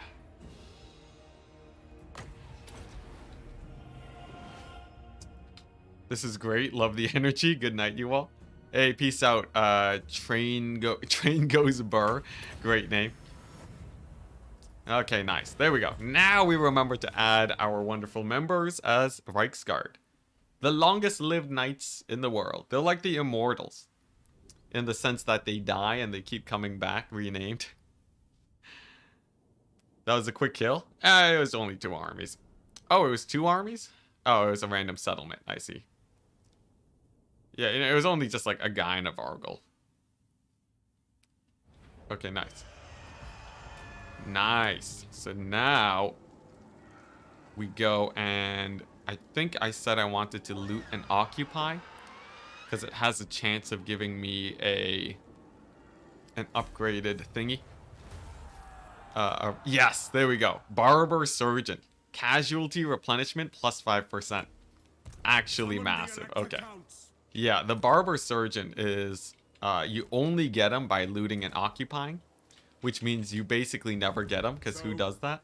But he's actually sort of massive. Now, I already got him on, I don't have him on Franz's army, are you kidding me? I only have the Mercenary? Dude, we can make this guy loaded. Okay, screw the Banner of Eternal Flame, we do enough damage. I'm going to use this for extra captured guys, because Franz is obviously my main moneymaker. And then we get the Barber Surgeon. Something tells me, is it actually called Barber Surgeon? What is a Barber Surgeon? Anyways, we do that. And now my Reiksguard healed 24 every turn out of 60. Almost maximum. Is Franz going to stomp the counts? That's the hope. That's the hope. So Wartbad is well defended now. Hype. This army over here, we're going to ignore it. And then I think what we do is we just go here. And then do that.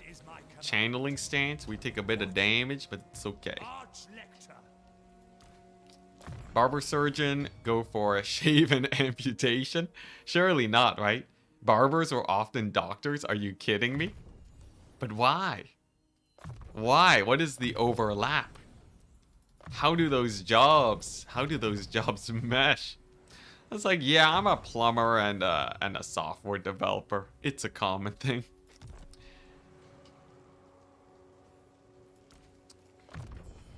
And to see a Barber Surgeon is a Middle Ages doctor who did kind of everything. Oh, it's just like a lack of work. You're like, oh man, I can't find enough. It's not enough to do. I guess I might as well do might as well cut some hair on the side. I guess if you, I don't know, maybe it's like because they're really trusted, sharp razors. Like, yeah, but like, is that seriously it? The ability to handle sharp objects is what is the difference between you being a, is the difference between you being a surgeon and not a surgeon? That seems like a bad metric. Maybe that's just me, but I'm sure there's a proper, you know.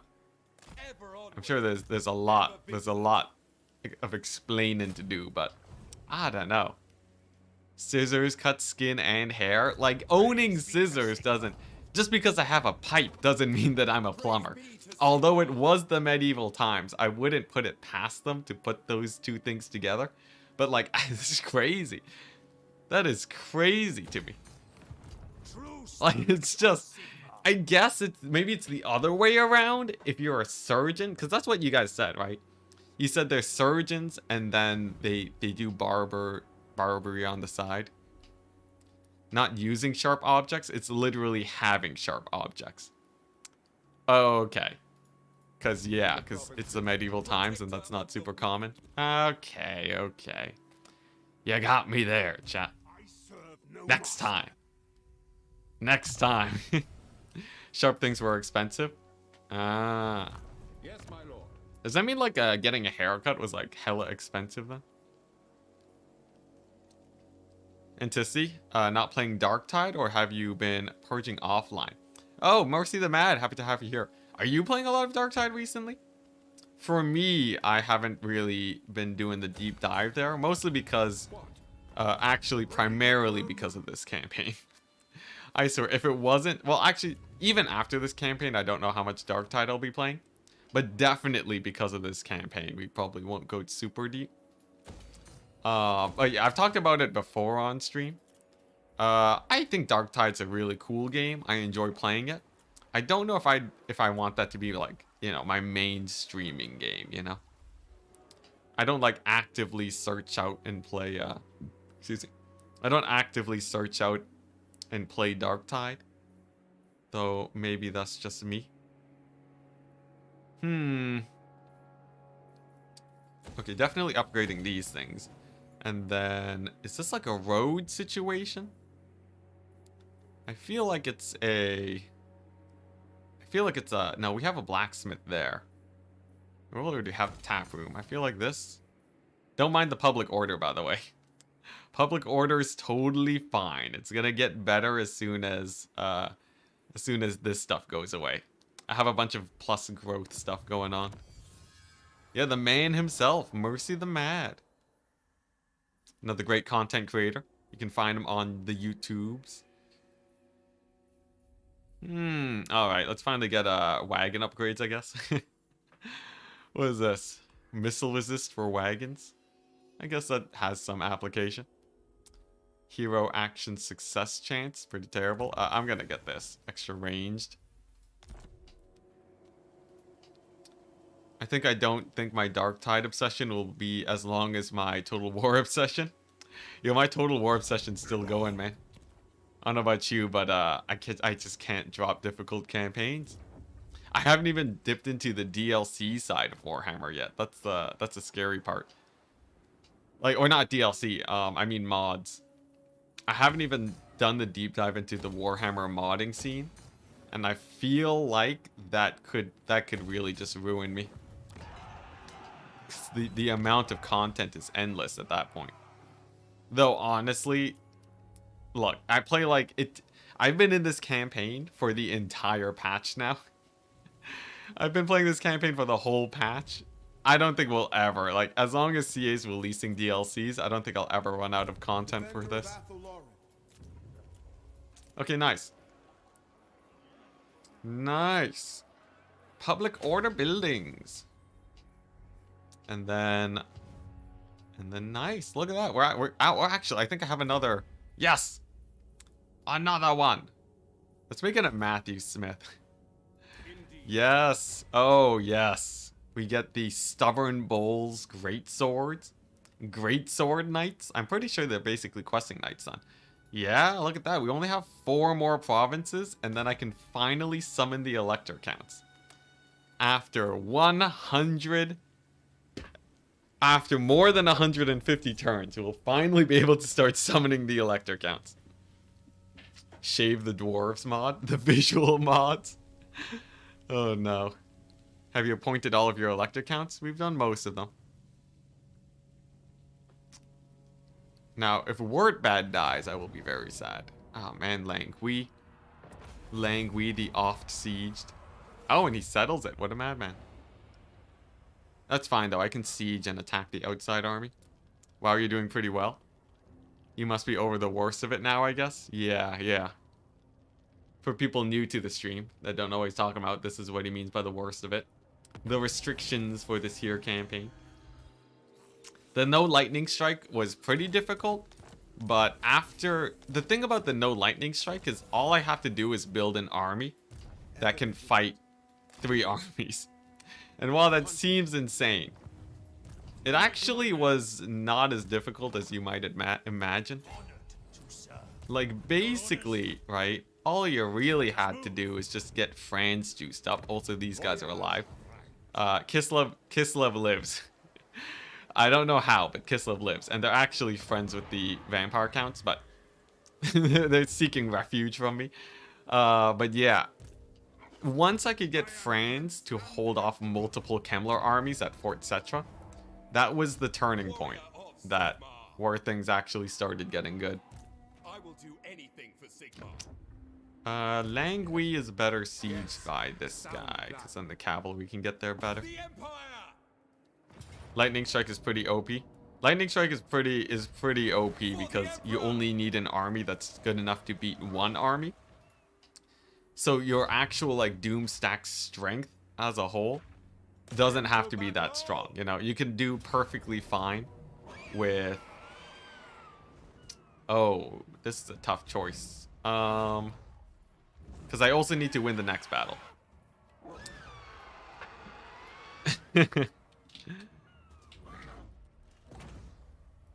We have a lot of guys. A full surround with great swords should be good. But the question is, do I have the patience to play it well? But yeah, the Lightning Strike, you can Lightning Strike with the Wagon Doom stack and probably win campaigns. The thing is that if you have... Without Lightning Strike, you actually need to make like some pretty juiced up armies. And I would feel really bad about making really juiced up armies normally in other campaigns.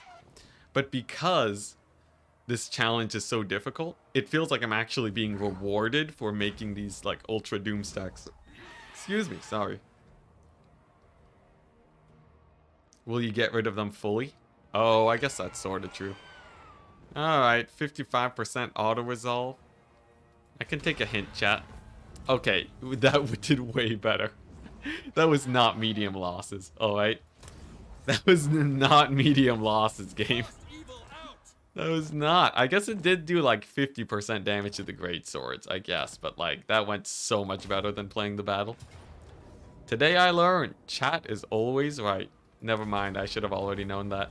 Alrighty, okay, we've retaken Langui. Very nice. Now all I gotta do is probably get rid of these great swords. Yeah, I need to get rid of these guys. They are being a burden to society. And they shall be disbanded. They've done their job. You know, they've successfully defended the Empire. But that's 5,000 gold. That's 5,000 gold. Definitely gonna get rid of them.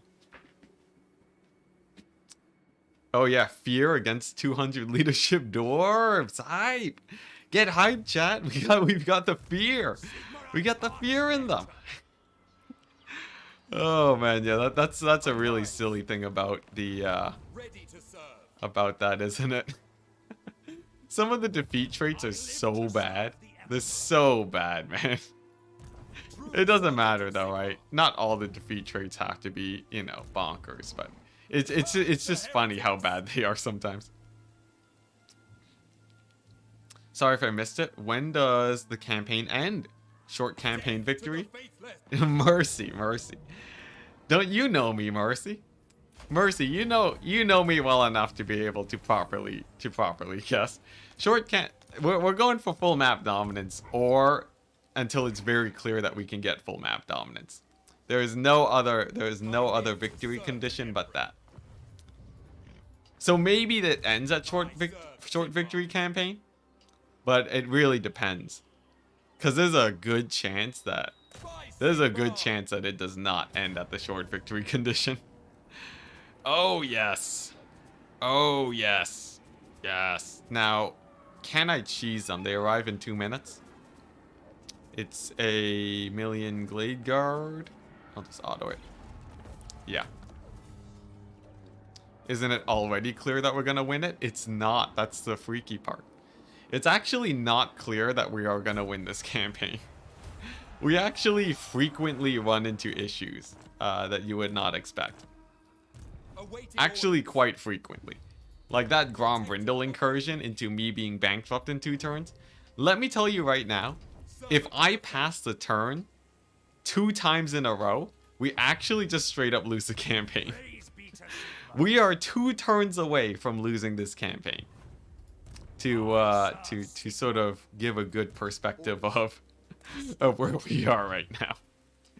Because the moment I go bankrupt, none of my armies can fight anymore, right? And if none of my armies can fight anymore, they can't make money, which means that I can't afford armies to defend my empire.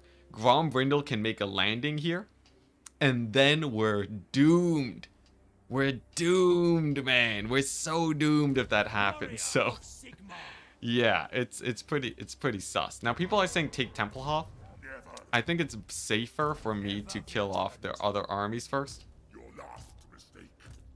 I'm pretty sure it's just much safer for me to kill the other armies. I want to wipe out all the major Vampire Count's armies, and then that way I can capture everything without them sort of backdooring me.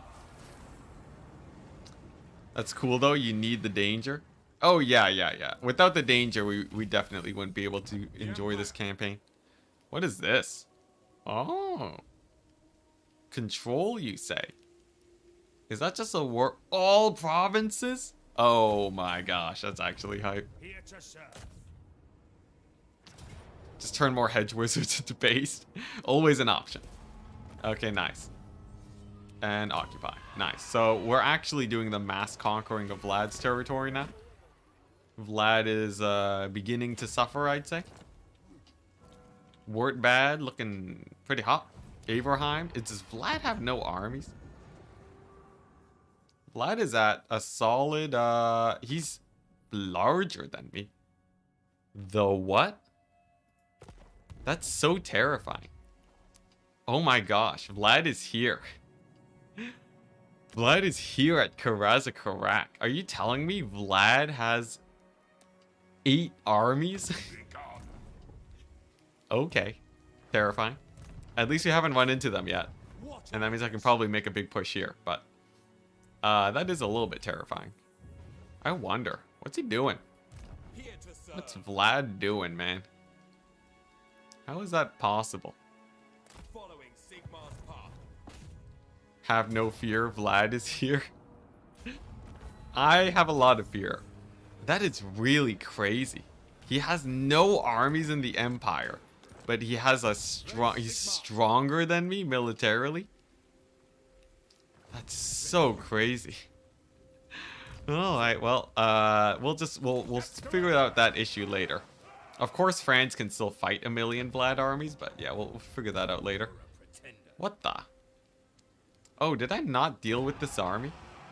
I think I was sending an army up north to deal with them, and then I straight up forgot about that. Can they take any of these settlements? Not really, right? You know what? It's fine. We have some Norskin migrants. We have a few Norskin migrants. It's all good. The Black Pit, maybe? That's what they're going for. I can't afford another army to deal with them.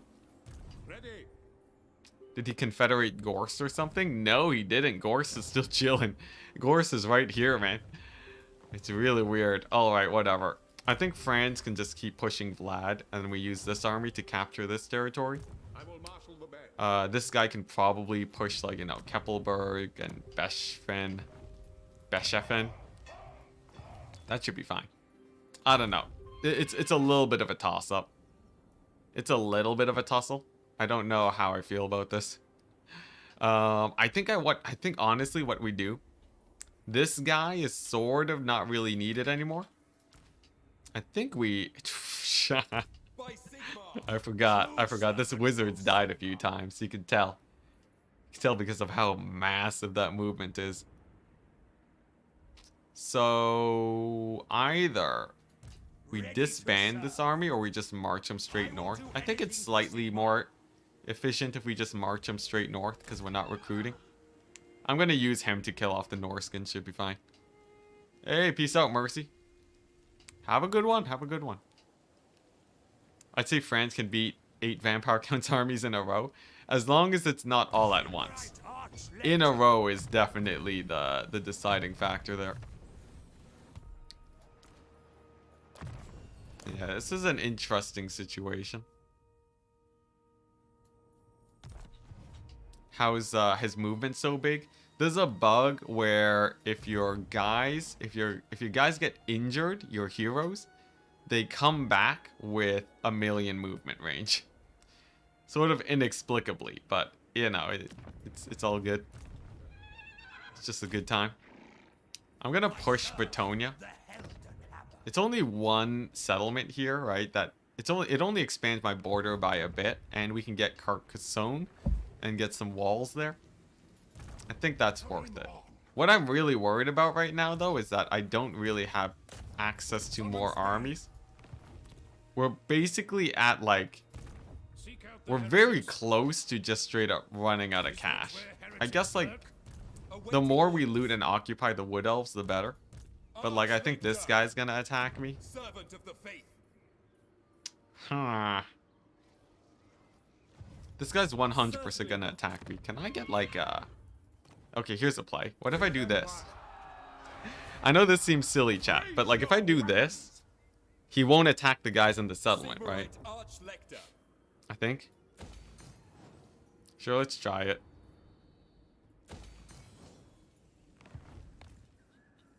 I'm actually gonna wait before I make these buildings. Enticity, are you sure about leaving that Norskin army? The one with the mammoths? We have an army to go and deal with them. This should be enough. Barely.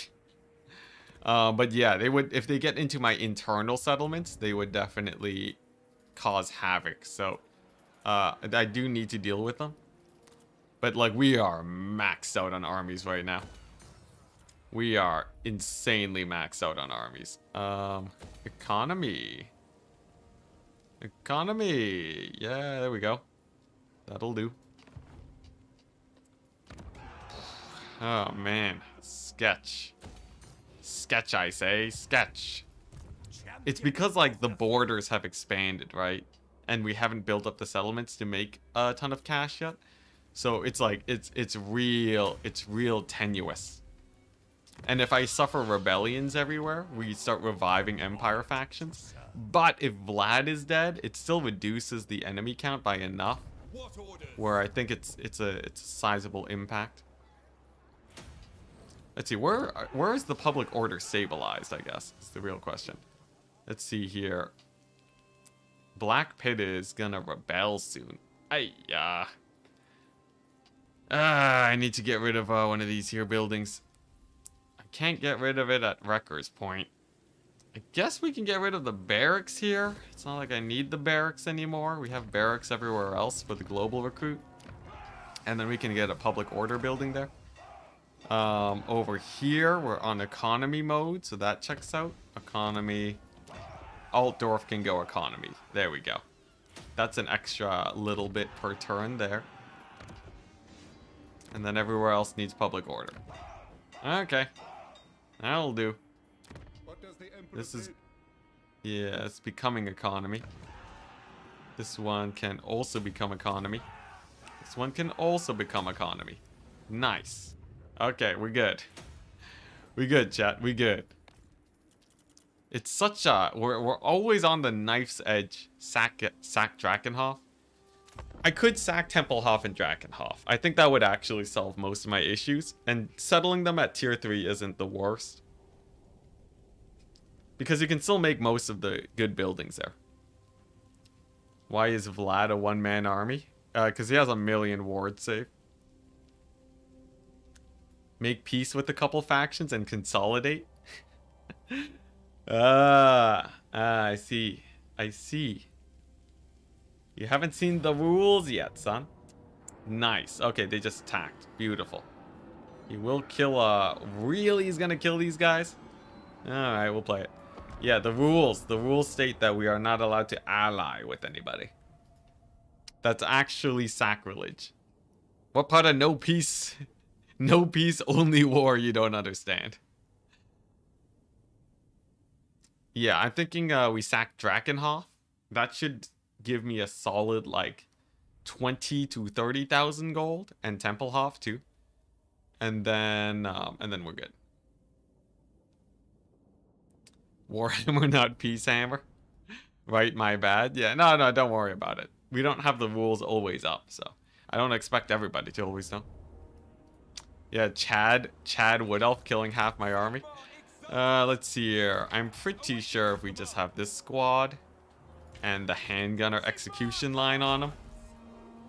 Oh my gosh, he's on a horse. He's not even on a dragon. This guy. Wait, no, he's on foot. He's on foot. This guy right here. This guy was supposed to kill everything. Okay. Let me just get my potions of healing up before we execute him via gun line. We did it, chat. We did it. Success. Alright. Oh, I know what's killing my money, because I have a random Empire General beside this forest. I guess he's the last one around. Yeah, he's the last of Durthu's faction. We actually just killed Durthu. We killed Durthu with the ×4 execution battle. He's gone, man. Ain't no more Durthu. What the? That's weird. I would have thought that war would have auto-declared on them, but sure. Chat OP, please nerf. Hey, look at that. Vlad has some armies. Okay, so Vlad's actually showing up again. And boy, oh boy, is he showing up hard. So we're gonna win a lot of battles here. Oh man, really? You're gonna siege me like that? Well, whatever. Arguelin is dead. No more Durthu action, chat. Thank goodness. What is this? Tomb King's army? Tomb King's armies are pretty lackluster. Am I really worried about them? I feel like the answer is no. Even if this army is beat up. Also, we got so few captives there because I attacked the wrong thing. But yeah, it's pretty lackluster. I will loot and occupy. No ancillary though. Yeah, if he sieges, right? If he sieges, we just fly away via the ocean. If he dies, honestly, totally fine by me. What I think we need though is like this guy to go further south, just in case to defend this area. And then we're also gonna take some fights here and then disband the Lord. Is that Archaon? Is who Archaon? Archaon is in the north. You mean somebody else or? Nice. Okay. The question is though, what do we do about these guys? We still have more wood elves. Orion. He can't recruit at the Oak of Ages, so he's just has regiments of renown. Wow. Alright. That's fine.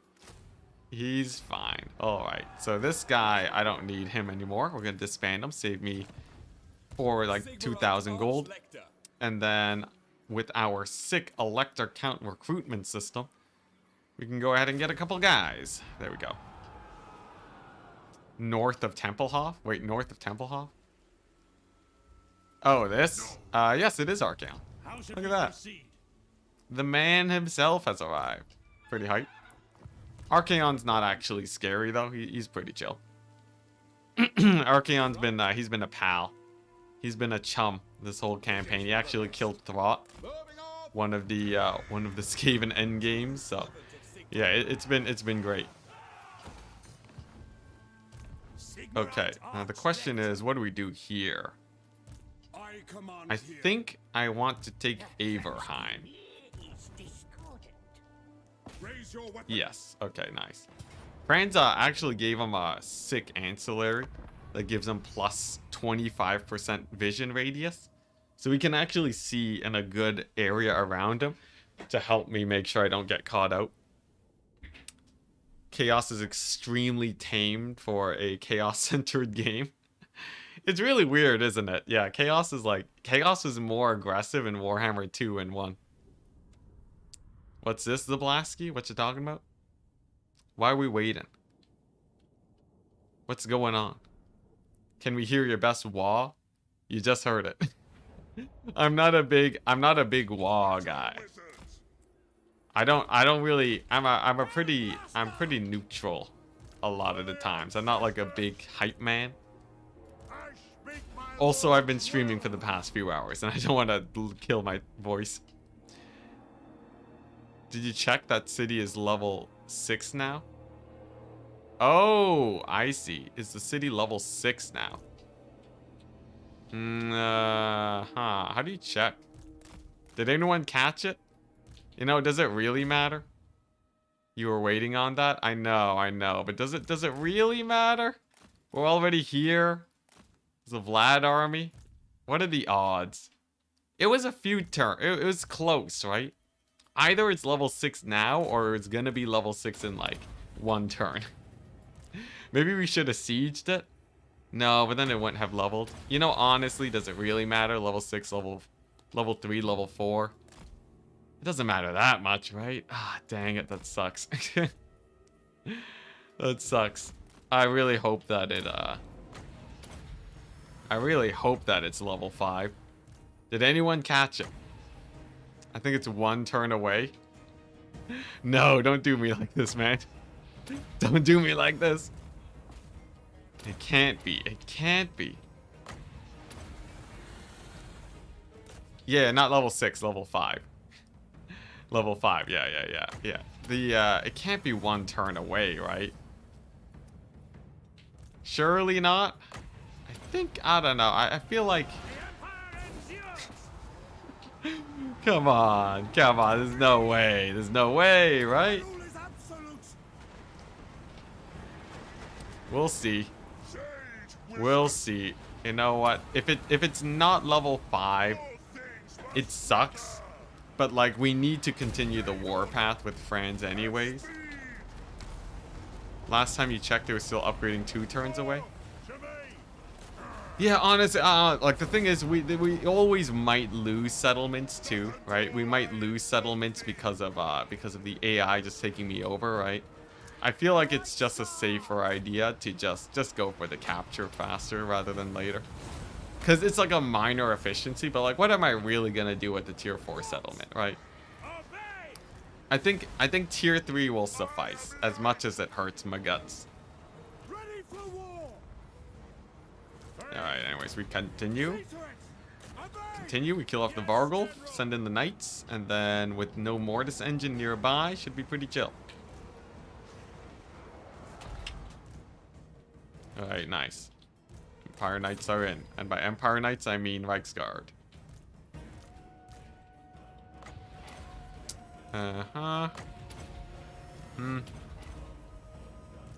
Friends on the Mortis engine, ASAP.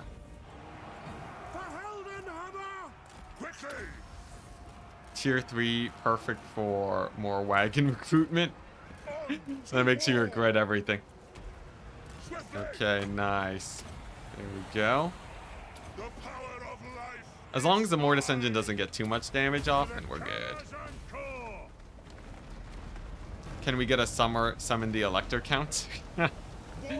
I've said it. The thing is, I'm just gonna say it normally, alright? Without the energy and the enthusiasm, it's just gonna be cringe. It's just gonna be cringe. I don't want that on the internet forever. This is terrible. Yeah, like, unless I'm like really into it, you know, I can't just summon the Elector counts like it's nothing, alright? There's a cost to these things, guys. Come on, dwellers. There we go. Alright, nice. I think with this, we victory. The Thane, dueling Vlad. Yo, Vlad is such a beast, though. Vlad is such a beast. 83 melee attack, 80 melee defense. What a boss, man. Vlad don't care. He don't care, man. I guess we can still hit him up with the... We can still hit him with the army losses, but... Man, oh man, is he a beast. I wonder... You know, honestly, Vlad puts up a pretty decent fight, even like against like a Sword of Cain Franz. I think if I do send in the Sword of Cain Franz, it will absolutely annihilate him. But impressive nonetheless. Yeah, Franz has the melee attack to punch through his melee defense. So like for guys that have really, really high melee defense, it's like there's a threshold where you just suddenly start wrecking shop. Yeah, poor Vlad. The Franz was too much for him. He could defeat everything but Franz. Honestly, Vlad held out surprisingly well despite the Franz invasions. I congratulate him. But this is his doom. And by his doom, I mean we're still probably gonna be fighting him for another 50 turns. He still has more armies than me, and he's all the way at Karak, so I really don't think he'll be out of the picture for a while.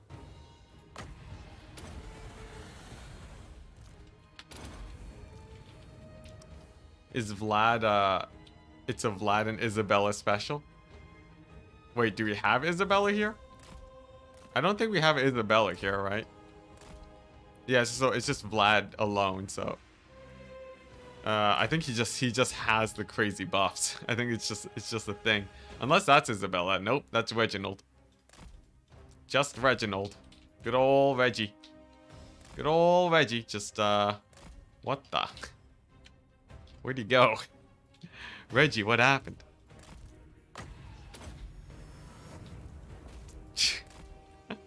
I love the army losses for the vampire counts. It's like you're playing hide and seek. Can you hover over Franz's stats for a second? Yeah. Pretty beast mode, isn't it? Pretty beastly. Can we just appreciate for a second that this is Franz vanilla? This is Franz with melee defense boost. Yeah. And you think Vlad is scary at 80-80? Franz is rocking 120-100 stats. He's indestructible. No one's gonna kill Franz. And when the Sword of Cain gets to its final tier, he's gonna have even more ward save. He's gonna have like 85% resistances. And such will be the end of the world. Come on. Come on. Come on. Dang it. Well, what can you do? I'll take an Abraham at level 3. Alright. What did we have to handle though? Ah yes. Elector counts. Alright, yeah, we'll throw in Volgar over here, why not? Only 3 more territories, chat. What are we looking at here? It's a mustering army. Franz don't need no army, he is the stack. Honestly, I'm not used to Franz being this good. I'm used to Franz being good. I'm not used to him soloing vampire counts armies. Sword of Cain makes a man different. Though I do feel like losing the Sword of Cain would make building up the Empire a lot easier. Like, I feel like after we secure the Empire and we kill Vlad, we don't really need it anymore. But it sort of depends on what chat votes for. So, who knows? Aha. I could try and... Ah, there's a garrison there. Alright, so that means no shot on that. Change cam, thank you. So, these guys are basically... They're bunkered down there. I think we don't care about losing Needling. I think what we do is, like, we do this. If I go here, right? And then I occupy this settlement, Krugenheim. Then I think, yeah, the public order plus 28, sick. That's all I wanted. Can I even defend this? I might be able to. Yes, okay, beautiful then. So now we can collect income from there again. Oh, yeah, now we're rolling. Screw Empire. Sword of Cain goes burr. I guess. I can just keep throwing France into more and more precarious situations until he finally gets taken down or conquers the world. Both options equally good for me. Oh, that's awkward. Sure. That's really awkward. Sure. And then attack them? Oh, and then they retreat. Of course they do. Alright, well, at least he's in Vampire Count's territory now. We have like 2 random armies just in my territory. So they're doing nothing. But I think we've properly secured this area. Over here, we could attack this settlement, but I think it's too juiced. I think it's a bit too juiced for us. This army over here will trade into the Tomb Kings and die. And hopefully that will solve my economy issues. And then we have 2 turns worth of income. Okay, nice. I think we're in a great position now. I refuse. On march. Now all I have to do is figure out where Vlad's armies are. Yeah, okay. We still have Gorst showing up. So France is going to have to deal with Gorst. This guy can probably kill the dwarves. So I feel like we use this army, we kill the dwarves. We use France, we kill Gorst. Take over these settlements. Establish a choke point at Drakenhof to stop Gorst from spamming armies my way. And then we have 2 armies over here to push north and deal... Oh, 3 armies, my bad. To push north and deal with Archaon. I think that's the play. Oh, wait, no. Okay, I thought Archaon vassalized the Kislevites. Yeah, and then, like, you know, then we can take Kislev and stuff and establish a barrier here against Chaos. Pretty sick. Pretty sick. And I can finally start building this place up, too. Look at that. It's 4 a.m. I should really go to sleep, but man, that campaign is fascinating. There's always the VOD. There's always the VOD. But if you decide to stay up, I won't stop you. I plan to be streaming for maybe 1 more hour, I'd say. I think I'll probably be streaming for 1 more hour and then call it a day. Auto resolve, please. Oh, thank goodness. Okay. Thank goodness. We've dealt with the Norskin problem. That's huge. That's huge. And then soon enough, we can get to stagnant Imperial Authority. Oh, yes. This is very good. This is very, very good because, look at this, chat. I have enough armies everywhere to deal with this. I'm pretty sure this army... Where does he go? I think he goes back here and helps against Tomb Kings. It's been a waste, him traveling around. But I think we do probably want some guy to fight the Tomb Kings. His money's just changing depending where he's at. Because he probably has some income boosting abilities. Yeah, and then like I get some halberds. It'll make him a bit more expensive, but not by that much. Disband it. Nah, I feel like we're gonna lose these guys against the Tomb Kings next turn. I can totally see that happening. Like, it's not an auto-resolve. I play the battle, they run me over. You know the drill, chat. You know the drill. So, I'm just prepping for that. What's a needling? All the way here? Okay, we're not building that up, that's for sure. And then, what was I getting here? I said I wanted tap room, right? Yeah, for the public order. Okay. Hype. Oh, I still haven't, let's see here. Okay, we've moved them all. Building upgrade. We'll pass on that. Damage building. It's probably gonna get taken back. No rebellions. Sick. Recruitment costs 2 turns of income. Recruitment costs 2 turns of income. Like, you mean if I disband the army and rebuild it? Beautiful. I needed that. Gets rid of some guys just raiding me. Did I just see a Torok settlement instead of Dowie in your mountains? Yes. Yes, you did. Yes, you did. Thank goodness for this auto-resolve. Yeah, Toroks just randomly showed up. I don't know what's with them, but there's a Toroks there now. Not income upkeep, my bad. Recruitment costs 2 turns of upkeep. Oh, yes. Yeah, so I think it's better making the transition. Now, this is sort of one of the bad situations I was talking about. Gorst taking over a settlement means that he's closer to me now. Honestly, he's already pretty close, though. So we're going to be fighting Gorst more and more often the closer we push into Vlad's territory. Still not the worst, though. I had a Kazrak show up in Cathay. Weird. So the beastmen just keep respawning, right? That's just their thing. Excuse me. Okay, nice. Here's the play. This guy, march stance. Goes over here. This guy, march stance. Picks up the crew. Boom. There we go. Yeah, boom. Alright. This guy, too expensive. Get rid of him for now. And now we have only minus 9,000 a turn. Perfect. Perfect, perfect, perfect. And then, because this army's too small to attack the Waterfall Palace, now that it's actually built up, we send this guy. We take over this settlement, right? This is an auto-resolve. Okay. We take over that. We're gonna loot and occupy it, because who needs wood elf settlements? And then we're gonna do quick recruitment strats like this to sort of build up our oh no. No, I refuse. I refuse. Anything but the Luminarch.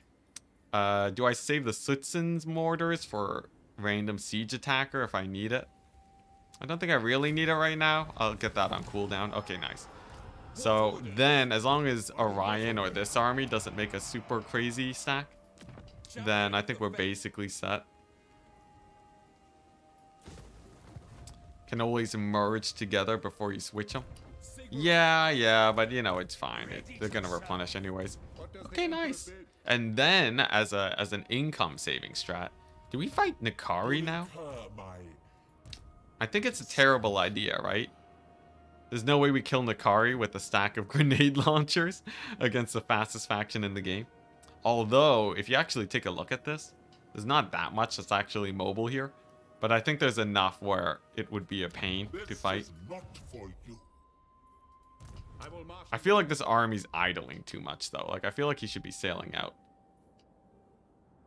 He has a good trait. Who has a good trait? Yeah, I really wanna fight. You mean Nikari? I would love to fight Nikari, but it's just it's a little bit too risky, right? If I lose that army, it's just bad. Skaven plague. How dare you, Thwart? Yes, my lord. Okay, yeah, vampire counts are popping out of the woodwork. So, if I can traverse the river, right? No need to take Zavasta right now. This army's pretty beat up. So what I think is, like, we traverse the river and then get ready to attack here. Darth Virus looking, you know, decent on the public order front. Barely. Huh.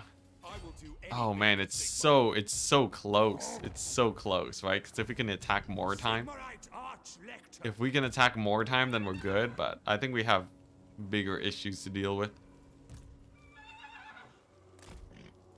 Champion of the faith. Oh, Sundash bots. Speaking of Nikari, yeah. All right, nice. It's such a weird dance. We're like barely able to defend our territory. It's a really weird feeling, but it's like we can just barely get everything covered. Some dwarves, not a problem. Easy auto resolve? No. What the Go Truck? Go Truck, how could you? Go Truck has turned sides. How dare he? Alright, well. We know what we do to traitors, chat. We shoot them with steam tanks. I don't know. Yeah, the steam tanks are actually really good here. I sort of like the steam tank tech. top 10 anime betrayals. I know, and Felix too. The two of them. That's so... How could they? I trusted them. I trusted them with my empire. I gave them my units. Okay, so this army's gonna be dead on arrival. Ugh, voice crack. We're gonna get the steam tanks. We're gonna get the artillery pieces. They're gonna hammer this location. And then any guy that gets close, we can gun him down. Should be pretty chill. The distraction infantry. And then... Nice. Steam tanks will go a little bit aggressive. So that they can actually line up shots and distract them. And then as long as these guys don't cause too many issues, we're fine. You don't have healing for the steam tanks. I know. I know we don't got no healing for the steam tanks, alright? I know.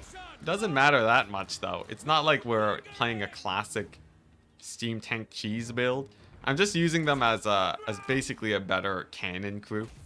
So they're not actually meant to run into combat.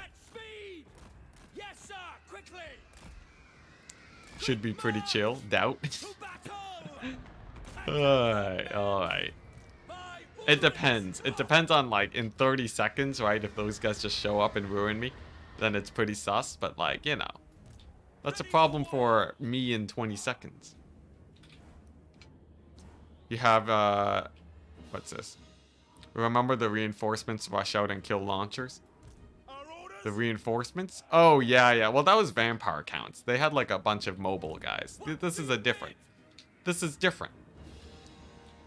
What are the rockets aiming at? Oh, the dwarves are just dodging a lot. Don't worry about it. The rocket battery's not going to kill anything anyways. Okay, here we go. Yeah, there they are. Grenade launchers. Away! Away! There we go. Nice. I think just a little bit of that action should be enough here. I do have to target fire those blobs to make this work as well as I would hope, but yeah, okay, there we go. I think we just have the DPS to hopefully kill off most of them here, and then I can do a retreat, and then regroup, and then we should be fine. Like, we're taking a little bit of damage, but like, I don't really care about a couple losses here. And then it's just this pocket. There we go. Most of the quarrelers are dead. The infantry don't honestly do that much damage, so I can just ignore them. Let's focus fire those guys instead. Looks like Gotrek slowly going down. Height. And then back to here. Nice. Okay. Pretty good. Pretty good. Looks like flamethrowers on my steam tanks. That means it's time to roll out. Skedaddle. Okay, and I think we've done enough damage here where I can sort of regroup with these guys. And then it's just a matter of my handgunners, I think. Let's just, here we go.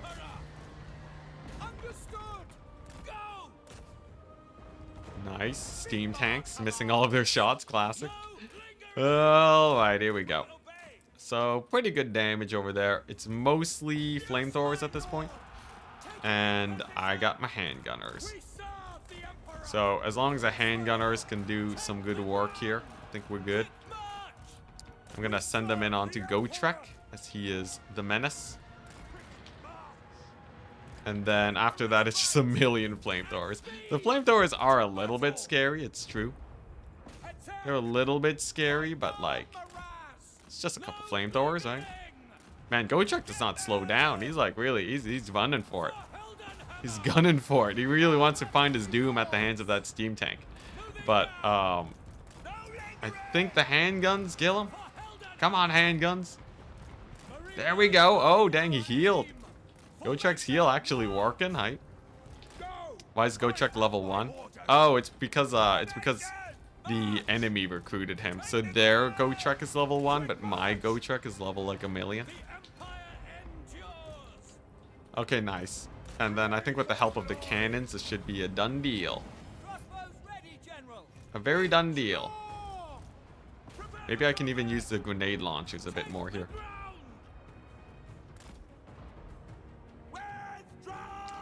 Hellstorm killed the garrison. Oh, did it? I wasn't paying attention. I'm not surprised, though. I'm not surprised. Hellstorm rocket battery is vicious, man. It's the true test. If you haven't died to a Hellstorm rocket battery, are you really part of the Empire? Okay, there we go. Felix. Felix going down. Hype. Grenade launchers. The good thing about the grenade launchers is that they knock around the flamethrowers a lot. And that really softens them up. It stops them from shooting because they're constantly getting floored. Nice. Honestly, these 2 units of handgunners are just hard carrying. Yo, without them, it would be so much harder. Like, I wouldn't be able to kill single entities. So we'd just be screwed. Like, I'd be forced to use, like, some janky steam tank kite. Okay, looking good. Looking good. Steam tanks doing well there. We finish off their sort of toilet bowl lord. And then it's just a couple units of infantry left. Very nice. Not a bad battle. Honestly, I sort of like the steam tanks against dwarves. It's really weird. It's really weird. I've grown an appreciation for units that I would otherwise hate. By playing this campaign and testing them out in so many situations, that eventually I find a situation where I sort of like using them. The steam tanks against the dwarves, like if I had like 5 steam tanks and the rest are grenade launchers, it's sorta sick. It's 4x time, it's true, yeah. There we go, perfect time for the 4x. They were actually on the brink of army losses. But yeah, I feel like I have a newfound appreciation for the steam tank as a janky artillery unit for the Dowie. Are there better options? I guess if I had 3 handguns, they probably would have done just as well. But still, I feel like they sort of had teeth there. It felt like they feel like wagons. They feel like wagons with cannons. Where like you definitely don't want to send them into melee. But the mobileness of them is like okay-ish. I don't know. They're still expensive though. Perfectly balanced Foster. Yeah, I don't know. I don't know if there's something better though, right? Against the Dowie. Like what other compositions do I have that I would want to try out? There's obviously the balanced compositions. I don't think any balanced army works versus the Dowie, just due to how unbalanced they are in general.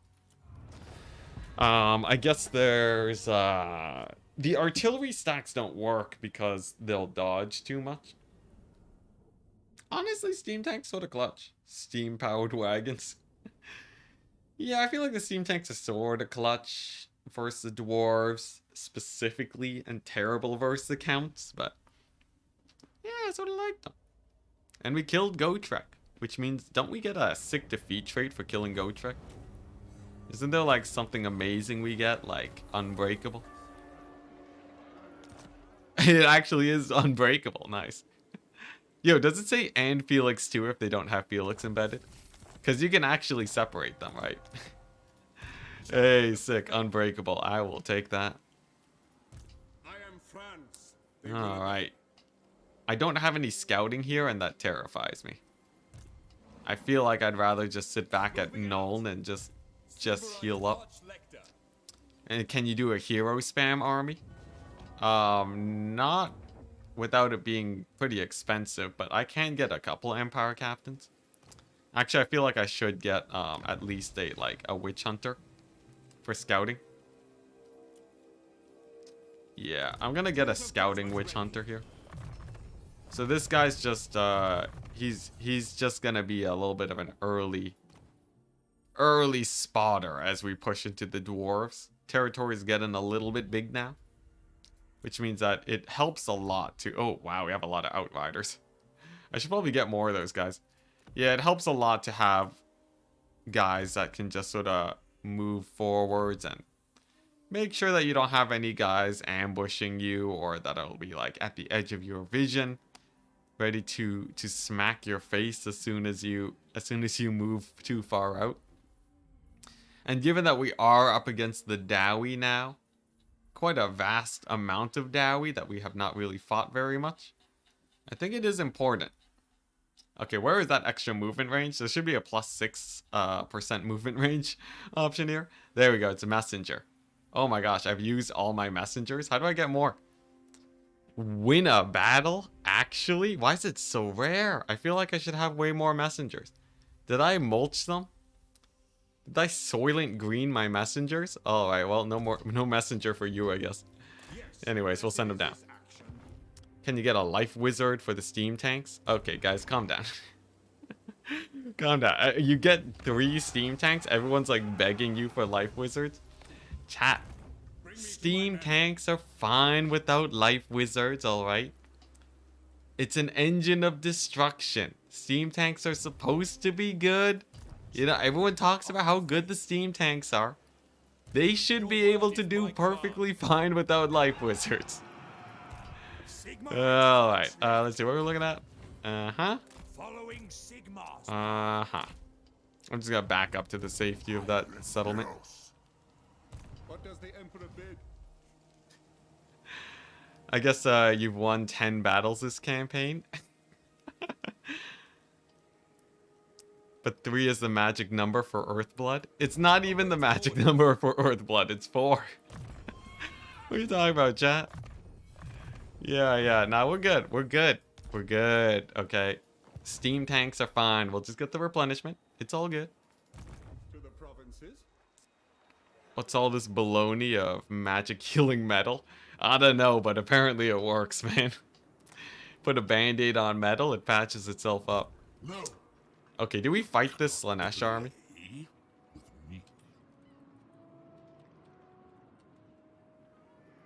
I must ask. The temptation is immense. It is like, how much fast units do they have? They have like 4 fast units? 79% no. I had to check, chat. Alright. Let's not overextend, I guess. That was way more decisive than I thought it would be. I thought people would at least, you know, want to meme a little bit. That was just like a straight up like, no, Enticity, just no. Just get out of here. Get out of here. Oh my gosh. That was very one-sided. Alright, what are we doing here? Gorst. Gorst, we beat him up. And then I think we just gotta find a place to send Franz to do some killing. We want you to win. Oh, come on. You can win. You can win while attacking the guys. You can totally win. Alright, Abraham.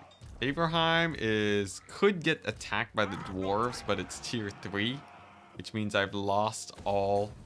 I don't care about it anymore. Let's see. We have more vampire counts here, though. Okay, well, first things first. Always finish off the Gorst armies, right? And then what I think we do, if I can reach the moot, maybe I can bait the vampire counts into attacking it. It's that or Averheim. I feel like Averheim's just a smarter play. And then we take the moot next turn. But we have the Grand Cauldron. Rip Grand Cauldron. It's fine though, we can retake that pretty easily. Man, what am I going to do with this guy though? There's no more sea events happening. Wow, there actually are no sea events. Just send them out here and just explore a bit. Keep an eye out for Grombrindle. Because the thing is, the earlier we catch him, right? The earlier we can just take the fight and retreat. Okay, so Waterfall Palace should be safe. I think. I don't want to build it up too much, but it should be relatively safe. Montfort. Montfort with the end of the Wood Elves means that we don't have to worry about it getting sacked 24/7. Yo, this is going great though. As long as nothing shows up to sort of kick me in the nuts, we should be good.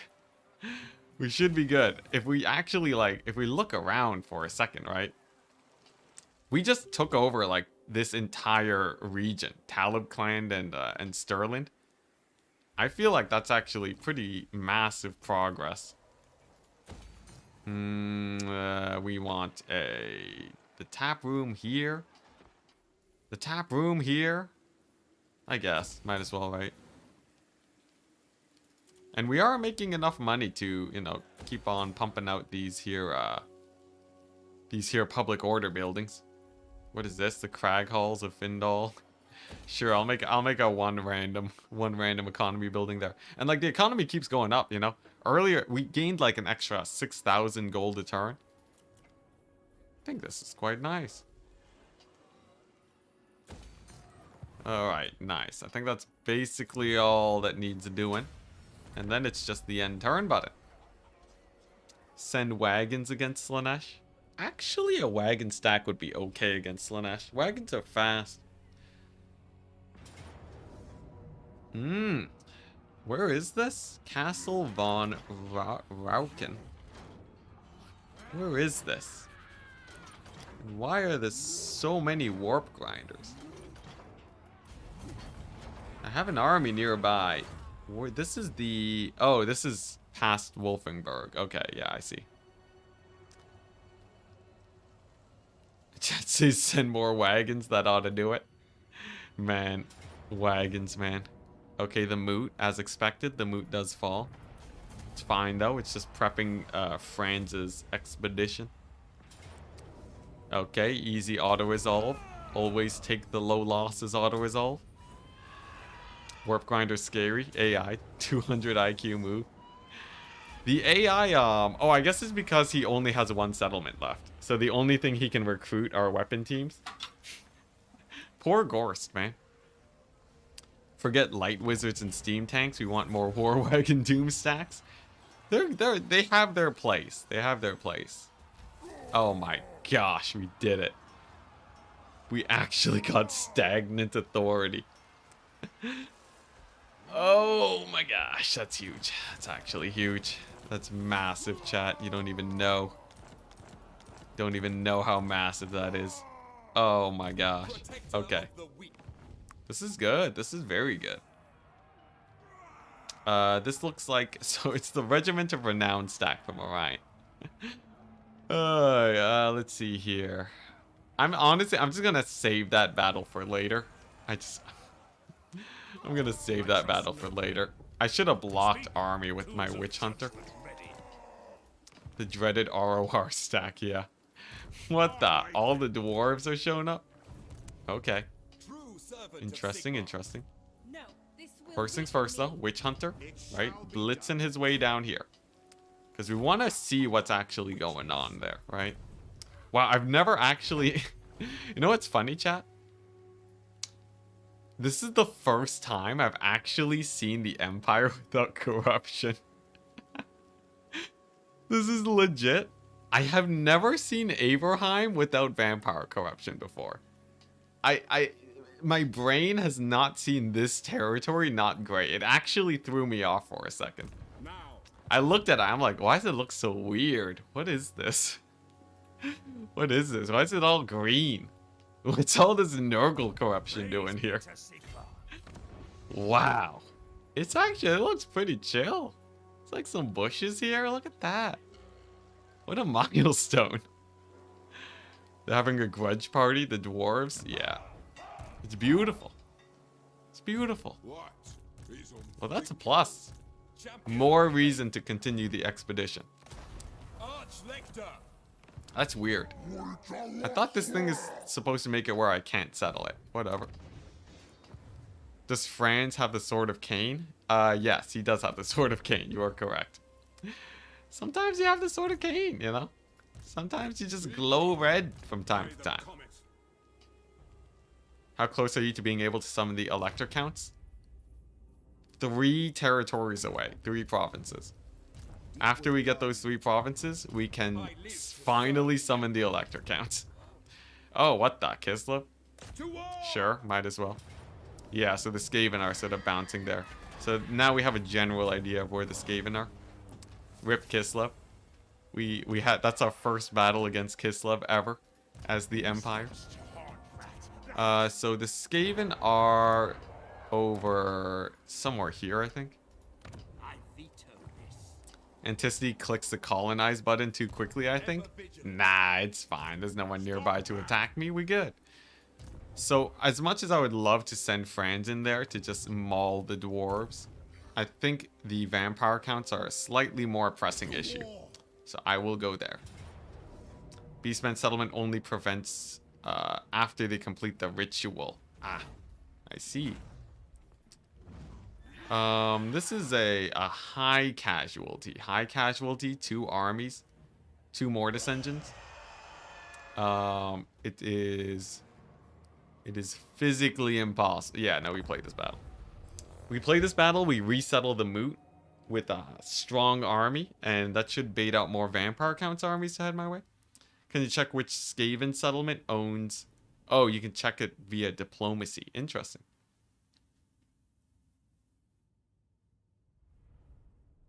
You're wasting, I'm wasting ruination? I'm wasting ruination? I'm wasting ruination? Wait too long and they miss out. Hit it too soon and you're wasting ruination. Oh, you just talk about beastman strats, I see. Alrighty, so we have a choke point here. The goal is to basically just blob them up over here against this wall and kill off all of their mortis engines, and then we good. Honestly, I feel like after this stream, right? I feel like there's one more stream where we truly have to worry about fighting the vampire counts, and then I think it's basically it. It's like just Gorst. And because Gorst alone is not, like, super terrifying or anything, I think we're set. Right? If it's just Gorst, if we don't have to worry about Vlad anymore. Oh, jeez, he took a walloping. Yeah, and then, like, you know, then nothing to fear. Oh, don't tear her out. Come on. There we go. He's safe. He's safe, Chad. He's safe. Yeah, so like if we get to a point where it's just Gorst, then I think the campaign finally transitions into a point where we are primarily fighting stuff like the dwarves. Pretty high. Now, let's see here. The mortis engines are ignoring the Fran squad, and there's nothing I can do about it. Very unfortunate. I guess the blob is not the way to go. I guess we want to go a bit wider if we are looking at some mortis engines, and then we use this bad boy to snipe it out. There's a fireball. Let's dodge it with the wizard. Easy dodge. Sick. And dwellers. Alright, so to deal with mortis engines, what you really want to do is just send in 1 unit of knights at a time, and then sort of swap them out for fresh knights as the fight goes on. Over here we get caught out a little bit. Okay, I sort of botched. I sort of botched this battle, because now these guys are gonna start taking a lot of damage, but it's not the end of the world. If I lose a knight though, then that's just devastating.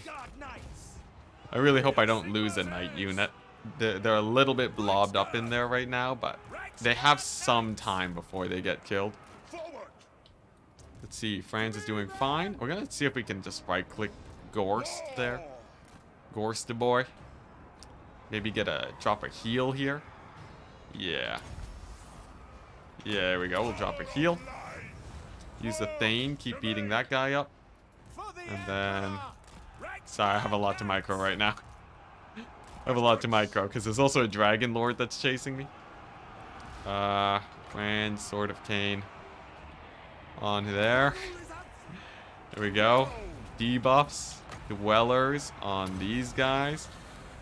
Grab the injured knights, pull them back. Okay. Deal with the flanking guys. Come on. Oh man, I'm botching my buffs. I'm botching my buffs. Here we go. We kill these guys. Come on. Come on, not Alt F4 City. Anything but Alt F4 City. Anything but Alt F4 City. There we go. We focus fire that bad boy down. You know, the knights over here are doing okay. How's Franz and co doing? Man, Gorst is he's such a butt. He's such a butt. Look at him. He's just chilling on the far side away from me. He knows what he's doing. He's avoiding combat like a boss. Okay, pull these guys back. The left flank is going much better. Oh my gosh. And Slanesh bots. We're getting flanked by the Slanesh. Okay. So that should do well. I think if I Dwellers there, right? If I Dwellers there and then sorta... Yeah. So what we do, right? We Dwellers here, we save the Franz, right? Peel him away. He kills off Gorst. Army losses. Somewhere along the way there's army losses, I think. How many more? Okay, the Mortises are almost dead too. Honestly, once the Mortises are dead, then life is like hella easy. There we go. And then Dwellers in 20 seconds. Okay. Quick question, what makes you think, sis? What do you think makes a better pet? A tortoise or 3 snakes? I'd say a tortoise. Because 3 snakes is either too big and cumbersome, or just a bunch of tiny snakes, and I feel like you can't, you know, you can't identify with them as much if you're doing it like that, right? How many knights do I have left? Okay, nice. Send these guys over here. And then look at that. Yo, the Black Lion's actually coming in clutch with the snipes there. Okay, nice. Franz, finally. Kills off the Crypt Horrors. We can finally kill Gorst. I think the big dive on Gorst was a misplay. We should have just used Franz to snipe the Dragon Lords, but lessons learned for next time. There we go. Alright, then we save these here Knights. And then we should be able to win with not high losses. Just as planned. Alright, nice. Grenade launchers? Nah, the grenade launchers would have died ages ago if I had them. The grenade launchers 100% would have gone massacred. Look how much range there is. I'm like barely keeping my knights out of combat. Okay, looks like the Thane is good. All my knights are fairly happy. Gorst is dying. Exactly where we want to be. Dwellers over here for the sick army losses. I think they gotta be close soon, right? With how many zombies they have. It's just a couple guys left. Just a few guys. I think this probably needs some healing, but the Dwellers did great. Dwellers did great, and Gorst is dead. Okay, nice. So I think we just hunt down the Dragon Lord, and then no more vampire counts. Ooh, alright. Yeah, what I should have done, I should have played safer with Franz, and then sniped out the Mortis engines with them, and then just blob for an easier battle, but hey, you know, it was fun getting some cavalry control. It's been a while. It's been a while since we had a big grind against the vampire counts. There we go. I think one last heal here for the road should do it. Nice. Oh, Nelly. There's the army losses. Whew. Is that the Sword of Cain? It's a tier 2 Sword of Cain, so we're 1 away from max. But it's getting there. Okay, so our army got more beat up than I would have hoped for. Probably did exactly what the auto resolve said. But it's all good. Between 10% extra ammo and +5 melee defense, +5 melee missile resist, which one is better? Depends on the unit. Depends on the unit. Most, you know, some range units would love that extra ammunition. Most guys prefer the missile resistant stuff too. Okay, France has poison now. That's amazing. Let's see. The question is, what do we do about this? Oh, crap. That's an Averheim gonna get taken soon. Huh, the dwarves. Oh, okay, no, they don't have the range. Okay, very good. The dwarves are barely out of range from taking Averheim, which means I can then take the moot. And we will play the battle so that I can heal up my hero squad. Most of the time I take +5 melee defense, +5 missile resist. I think the only time I would take the extra ammo is like specifically for like if it was like a Hellstorm rocket battery, like artillery, stuff that would never ever see melee. My subjects call. War of vengeance. Okay, nice. Let the wind of life blow.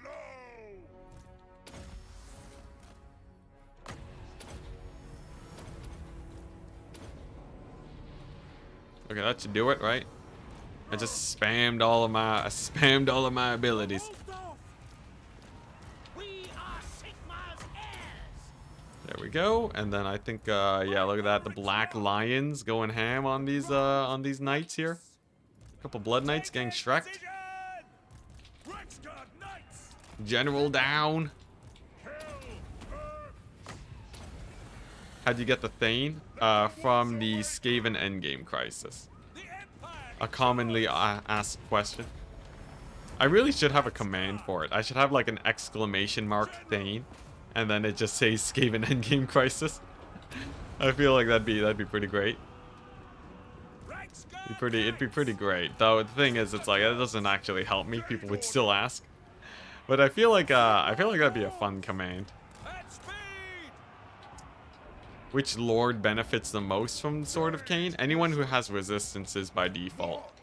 So like people who have you know, the like Orion, let's say, right? Orion has great like ward save when his Cloak of Isha procs.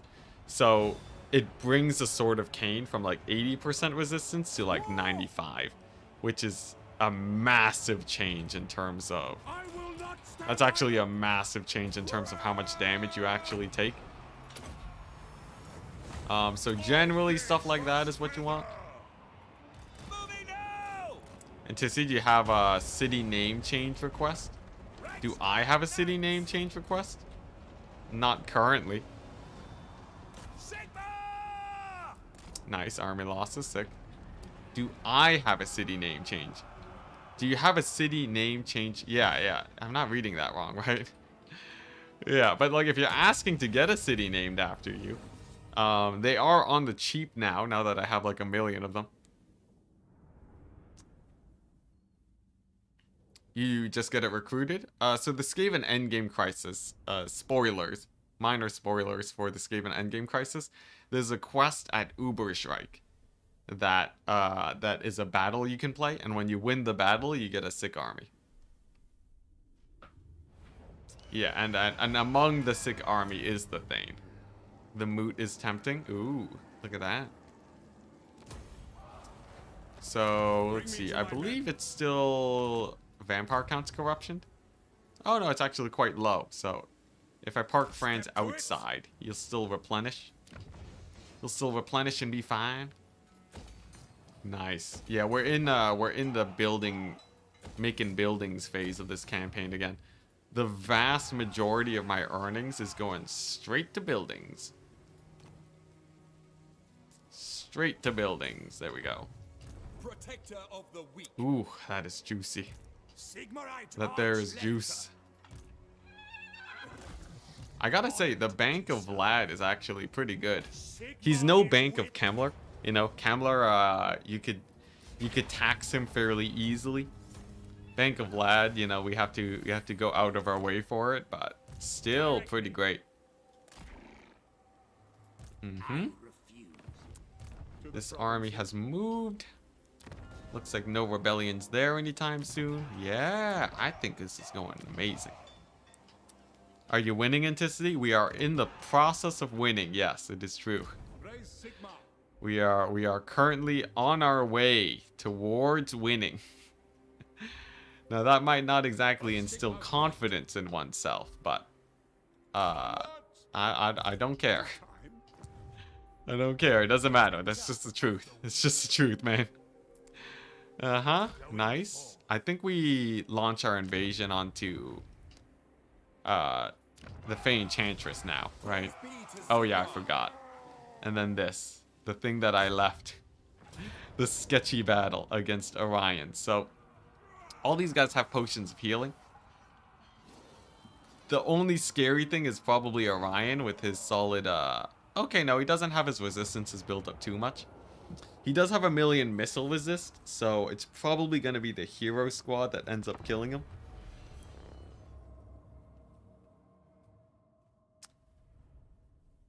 I'm in a bar drinking. I'm only here 1 second to send you a good night. Alright, thank you very much. Please continue with your amazing content. Hey, thank you. Cheers from Argentina. Hype. Very much appreciated, man. Your words are too kind for what I do.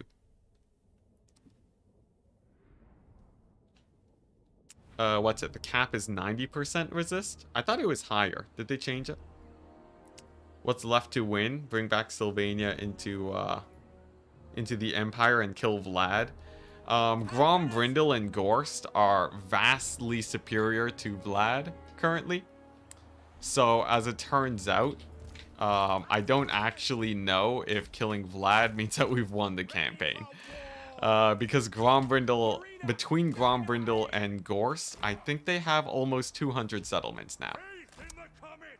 That's right, you heard it. Almost 200 settlements, so...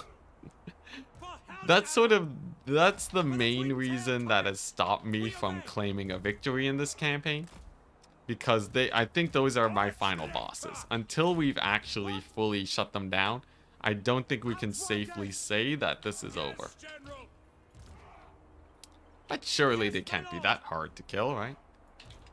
Just a little bit of, you know, just triple-digit settlements.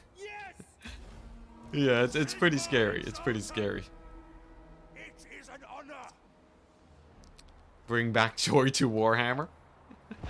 You're doing an amazing job, man. Praise as well is deserved. Wow, look at that. You guys are too kind. I will say though, I was in a slump for Warhammer for a bit.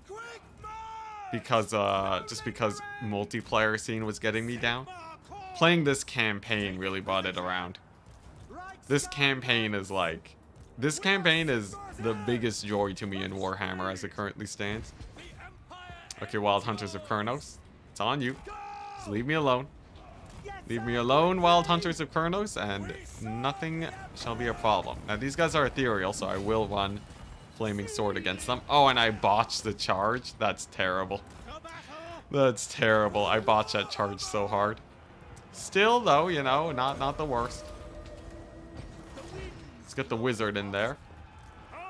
Get the Wild Hunters dead. And then it's just these guys who can probably fire at the Zotes, I believe. There we go, just all the spells. Yeah, there we go. So Sylvan Knights get hard countered by magic damage. Beautiful. And then I believe it's just one unit of Way Watchers getting distracted over here. This is a really interesting battle because it's like we're trying to figure out the different hard counters to each of their units. And my army's also very hodgepodge, so I have to like figure it out. This is a fun one. You know, honestly, I love fighting the Wood Elves. A lot of people hate fighting the Wood Elves in campaign, but I feel like I get them. I feel like I understand what needs to be done. Okay, there we go. And then we get the grenade launchers for all of their infantry now. Hype. And then after that, it's just the raid boss himself. Good ol' Orion. Let's get a Burning Head here to get these guys routed off. Grenade launchers on the Dryads. Perfect counter. Nice. Cavalry's on their way out. Sick. Nice. I think we've won this with fairly minimal losses. I think it is just the garrison that mostly died, right? Just the garrison. I'm gonna send some knights on Orion just to bog them down to buy me some time here. I want the time so that I can finish off the rest of these guys. And then if it's just Orion, I think my handgunner line kills him. You need some really good micro against the Wood Elves. I guess that's true. I guess that's true. Like, you don't need that much good micro. If you group lock your... Whoops. If you group lock your cavalry... Oh, wow. He takes 1,000,000 damage. Are you kidding me? Anyways, like I was saying, if you group lock your cavalry and literally just march straight towards the Wood Elves, it probably will do well enough. I think it's actually more of a composition issue than a micro thing.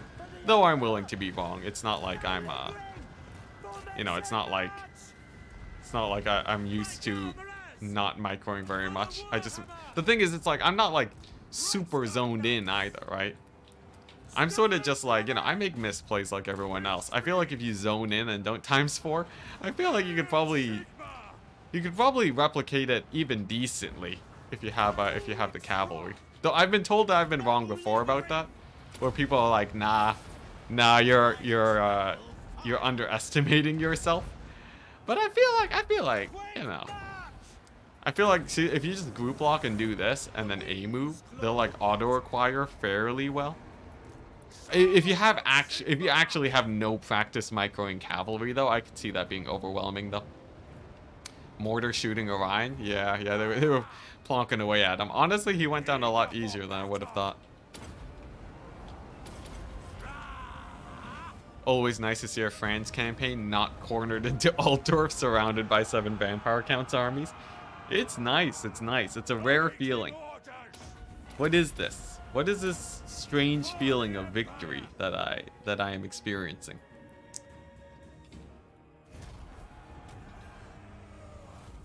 Focus mortars on infantry? Oh, I see. Well, you know, it's too late now. Too busy winning! My confidence is overflowing. We've done it. We killed the Regiment of Renown Doomstack from Orion. Which Regiment of Renown would be the most game-breaking if it replaced the standard unit of its type? Dang. I think Sylvan Knights are pretty up there. Sylvan Knights are an ROR that's pretty game-breaking. If we're talking about Empire, Sons of Sigmar would be hilariously OP. Because you just have an unbreakable front line that's armored, unlike Flagellants. But they're not like... I don't think they'd be game-breaking, right? If we're talking game-breaking... in campaign, Skaven Avalanche Mortars. Obviously the War Wagons. Please, chat. Imagine if Avalanche Mortars for Skaven was just a normal unit. You know how much damage those guys do nowadays? For Vampire Coast, Lamprey's Revenge and Saltlord Scuttlers are both insanely strong right now. I would expect that to be quite terrifying. For Beastmen, their Regenerating Skirmishers are hilariously strong. Yeah, Regenerating Skirmishers for Beastmen, it would be a big plus. I think that would just be disgusting. Let's see here. What else do we have? Regenerating Skirmishers for the Beastmen. I guess, who else? Avalanche's best ROR IMO. Avalanche Mortars are pretty hype. I'm sort of... The thing is, though, right? I like the Avalanche Mortars, but I don't think they're actually not super great in multiplayer. So I can't get that hype about them. Let's see. What else? There's like... I know there's some big RORs that I'm missing right now. The Black Lions? Yeah, no. Deathglobe Mortars. Oh, the Longma Riders from Cathay? Oh my gosh. You basically just turn all of Cathay's army into armor-piercing Longma Riders? Yeah, no, that would be the most game-breaking. Because... essentially what you do is you've given Cathay Royal Hippogriff Knights across the board. Yeah, that's just that's just disgusting, isn't it? I think that one takes the cake. I'd say that one takes the cake pretty hard. Is there anything bigger than that, though? The ROR Longma Riders really do just make Cathay Cathay. Like, without them, I just can't imagine them doing anything. Aspiring champions from Warriors of Chaos. They're not good enough in multiplayer for me to care. But in single player, they would be OP. Because right now, Chaos Aspiring champions are just sort of bonkers. What else is there, though? What faction? High Elves. High Elves have no standout regiment for now. I guess, Bretonia, maybe? No, not really. Well, like, I'm doing it for both, right? Aspiring champions would be bonkers for single player. Because, they would have all the buffs and they already have the Mark of Tzeentch. It's like, they have everything, man. They have everything.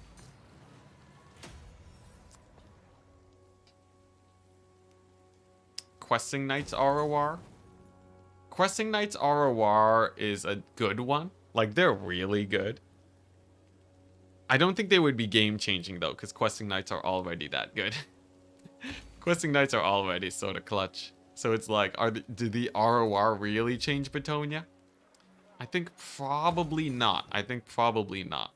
I think the Longma Riders for Cathay still take the cake so far. Wow, we can get tier 5 Marienburg. That's sort of huge. Yeah, I think they're the big winners. Huh. Anything else though? The Shredder of Lustria. Shredder of Lustria, it's oh man. I wish. If the Shredder of Lustria, if you could take multiple, it'd just be your whole army. You take 2 and then you're done. The thing is, Dreadswords are max 1, right? Can you take 2 in multiplayer? The Nurgle ROR Giant, it's the best, but it's not gonna be game breaking. That's the thing. It has to be game breaking. I'm trying to think. There's no Lizardman ROR that's like a must take. Oh man, there's so little vampire counts corruption now. I'm still just flabbergasted by it. Oh man. What else? I need someone give me factions, chat. Give me factions. Give me factions, and then like it'll be much easier to think of. Tzeentch doesn't have a crazy ROR. None of the new factions have a ton, so I don't think that really counts. Ogre Kingdoms, the new Stonehorn is pretty good. Dark Elves. Oh, yeah, no Dark Elves. The Dark Elves have a flying regiment of renown, Dark Rider repeater crossbows. It would be a huge loss for them to lose the ground skirmishers, but they basically get Hawk Riders. You'd be giving Dark Elves you'd be giving them Hawk Riders. That's like a whole new unit. The only thing holding them back is that they're sort of bad. But other than that, that's pretty big. The big on Rogue Idol? Nah, that's not a big one. Coatl. Not that good. Crap. Oh no. Yeah, that's not good. What else though? Vampire counts? Vampire counts have the Crypt Ghouls, they have the Skeletons with poison, they have... No, I don't see anything there. The Dragon Princes for High Elves would be pretty popular, I guess. Honestly, I feel like... Yeah, Cathay takes the cake still. Oh, that was fast. Oh. Oh, it's the Warp Grinder stack. It's the dreaded Warp Grinder stack, chat. Okay, interesting. It's really weird. It's really weird. It's both terrifying and also not that terrifying at the same time. We'll see. We'll see. It is... We got ambushed by the Warp Grinder stack. Of all things. Okay, let's shut down the Rattling Guns. Oh my gosh, Rattling Guns, please. Please, Rattling Guns, not like this. Okay, what are we looking at now? So, we're mostly in melee. We have the Demogryph Knights here against Mass Warp Grinder. How do I judge this battle? How do I judge this battle? Oh, they have reinforcements and it's more Warp Grinders. Oh my gosh, Skaven, why? Why do you be like this? Is they have reinforcements with warp grinders? I don't even. Okay, well, here's the thing. I think the Rattling guns are probably the biggest threat. I'll rush them down, and then it just comes down to how scary warp grinders are. I'm pretty sure they're not, but the damage they did to my general at 500 HP, he's sort of pretty beat up now. And on top of that, they got some guys. Yeah, Sons of Sigmar are pretty great. Full frontline that heals. Oh, the ROR for the Exalted Plague Bearers for Nurgle. You know how crazy that would be? Yeah, Exalted Plague Bearers for Nurgle would be very scary. Because that would be a full regenerating frontline that also revives. That's pretty scary. Remember, these Clan Rats have 50 melee attack? Oh, these ones don't. Weird. Tomb King's Ushopti ROR? Yeah, that's a big one too. Yep. Tomb King's Ushopti ROR is pretty massive. Oh my gosh, he did it. The net combo with the Rattling guns. I still wonder though. I wonder if they have the oomph to kill a warrior priest. They might not need to. I don't know. Maybe. This is such a weird battle. If my stack, I don't know. I guess if I had infantry, they'd kill me too. The thing is though, the menace, the thing that they can't kill is like my two heroes. Crimson Killers. Oh yeah, Crimson Killers would be terrifying. Well, we did it, guys. We managed to lose to Warp Grinders. We lost to the Warp Grinder Doom stack. That is sadness to me. That brings me immeasurable sadness that a Warp Grinder Doom stack with like 4 Rattling guns gave me that much trouble. Poor general. Yeah, Matthew Smith the 5th got taken out. Alright, do we get a retreat though? If we get a retreat, I can sort of recruit some emergency units. Yeah, if we had more Demogryph Knights, but honestly, they were sort of getting ground up. Without the demis, think the battle is lost? Oh, the battle's just straight up lost, man. Okay, nice, just a Gorst. What other RORs? I feel like there's a Regiment of Renown that I'm missing that is massive, that everyone always takes. Greenskins have... Oh, yes! Yeah, the Mangy Marauders. I think... Did someone even type that in chat? The Greenskins have armor-piercing skirmish cavalry. Oh, man. It doesn't matter as much in... It would matter a lot in Domination. 600 gold armor-piercing skirmish cavalry? Are you kidding me? Are you kidding me? Oh, Vampire Count's Graveguard. Also huge, yeah. Yeah, but, the skirmish cavalry for the Greenskins... You think you hate skirmish cavalry now? Those guys would be meta-defining. Every faction would be like, yeah, but you can't beat the Greenskins because, like, you know, you can't... Like, your build is good, but can it beat super cheap skirmish cavalry? And people would be like, yeah, you're right. There's literally nothing here that can deal with them. For 600 gold, they are one of the most cost-efficient skirmish cavalry in the entire game by a mile. They are so good. Yeah, I think that one's huge.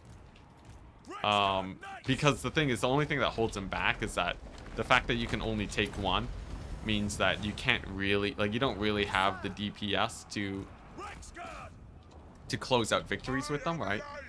Because, like, if you're taking skirmish cavalry and only one of them is chipping away at the armored infantry, it doesn't really help. But if we're talking taking 4 of them, oh my gosh.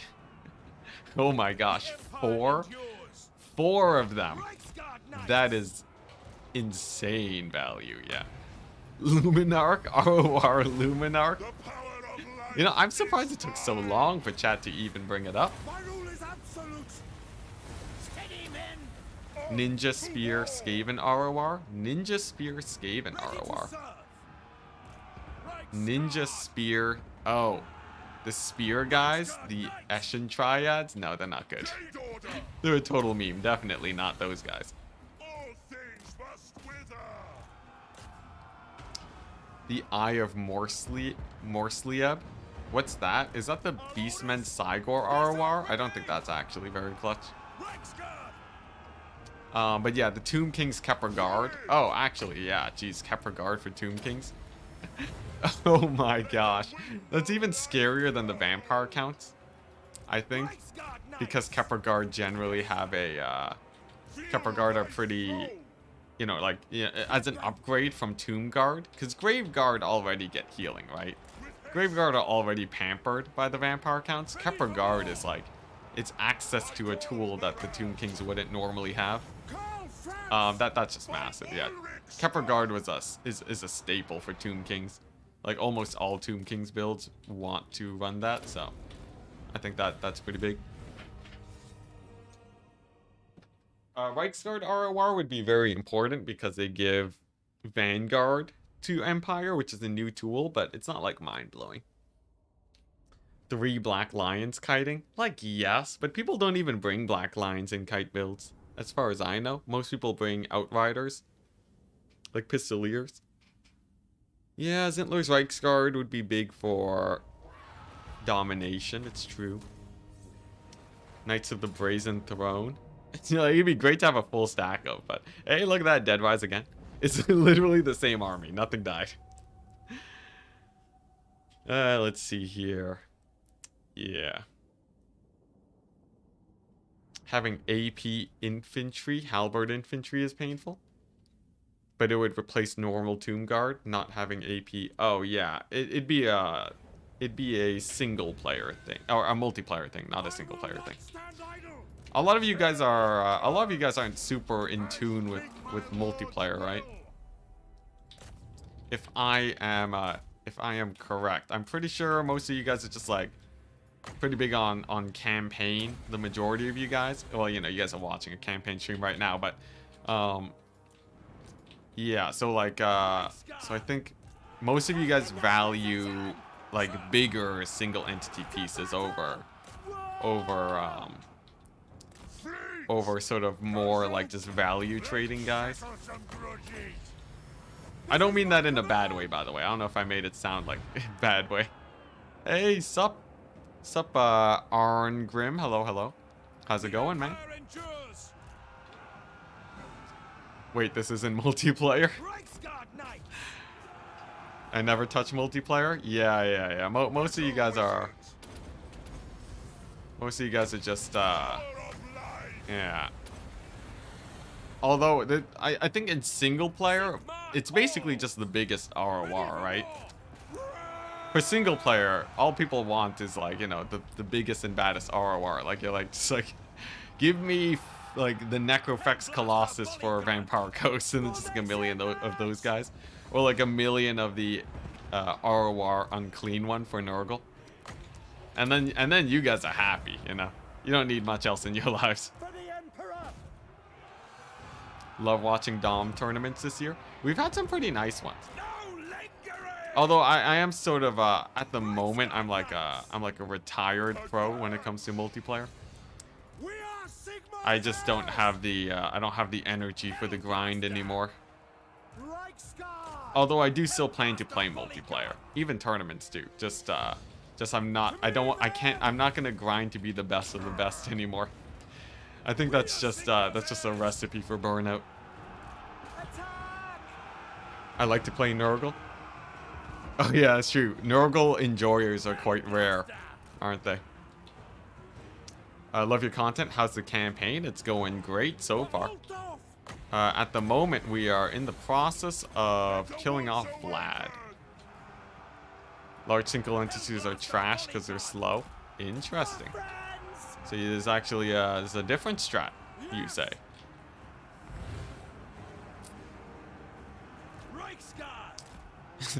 Imagine if Franz got the Elector Count troop.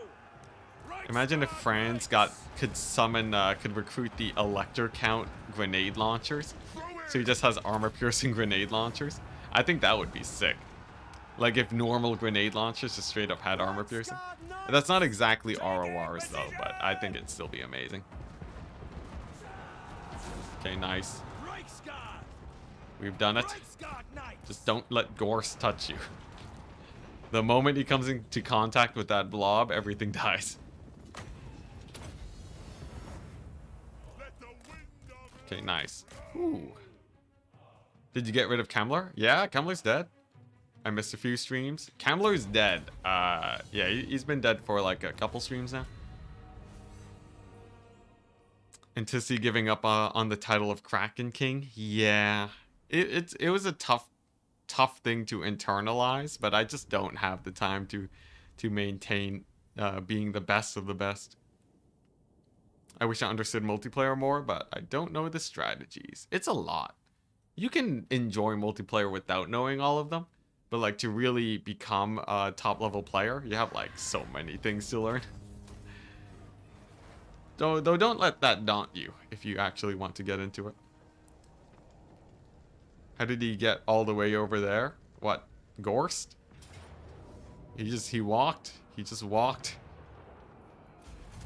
Rip Wissenberg. I'll be honest, they can allow elector count troops in multiplayer. Not going to make Empire OP for sure. That's an interesting thought, isn't it? Does Empire get OP with the elector count troops? I feel like there's a chance they could, given that War Wagons alone already almost made Empire OP. Yeah, I don't know. I don't think it's super clear cut. I think there actually is a chance that some elector count troops would either be super boring and just bloat the roster, or make things super OP. And it's sort of hard to tell which ones would do that. Though, well, here's the thing, right? CA, if they take... CA have historically taken bigger bites than they can chew, and that has caused far too many issues. So I feel like the safer bet is to just say, you know what, Creative Assembly, they should probably not be overly ambitious. I think that's a safe bet. Because every time they are overly ambitious, it just leads to tragedy. So I think like technically they could do it, but it's just not. How many range do they have? 4, 5, 6, 7 in flame cannons. And then I have this. I wonder. I think this is a good experiment, chat. It's a good experiment, okay? Because if I can win this battle more cost efficiently, it's good. And if it doesn't, then we just keep auto-resolving. Auto? Nah, we outrange their artillery. So I think the steam tanks kill all their flame cannons, and then the grenade launchers clean up. The Greatsword and Empire Knights should just be a regular unit like Reichsguard. I love those boys. Yeah, I think like thematics-wise, it'd be so cool to get the elector count troops. I just feel like CA would ruin the balance though, and then they would not have the resources to fix it. That's my greatest fear. Okay, can I get these guys barely in range? There we go. So here's the play, right? These guys are barely in range. Steam tanks. Gonna be ready to sort of hammer that location.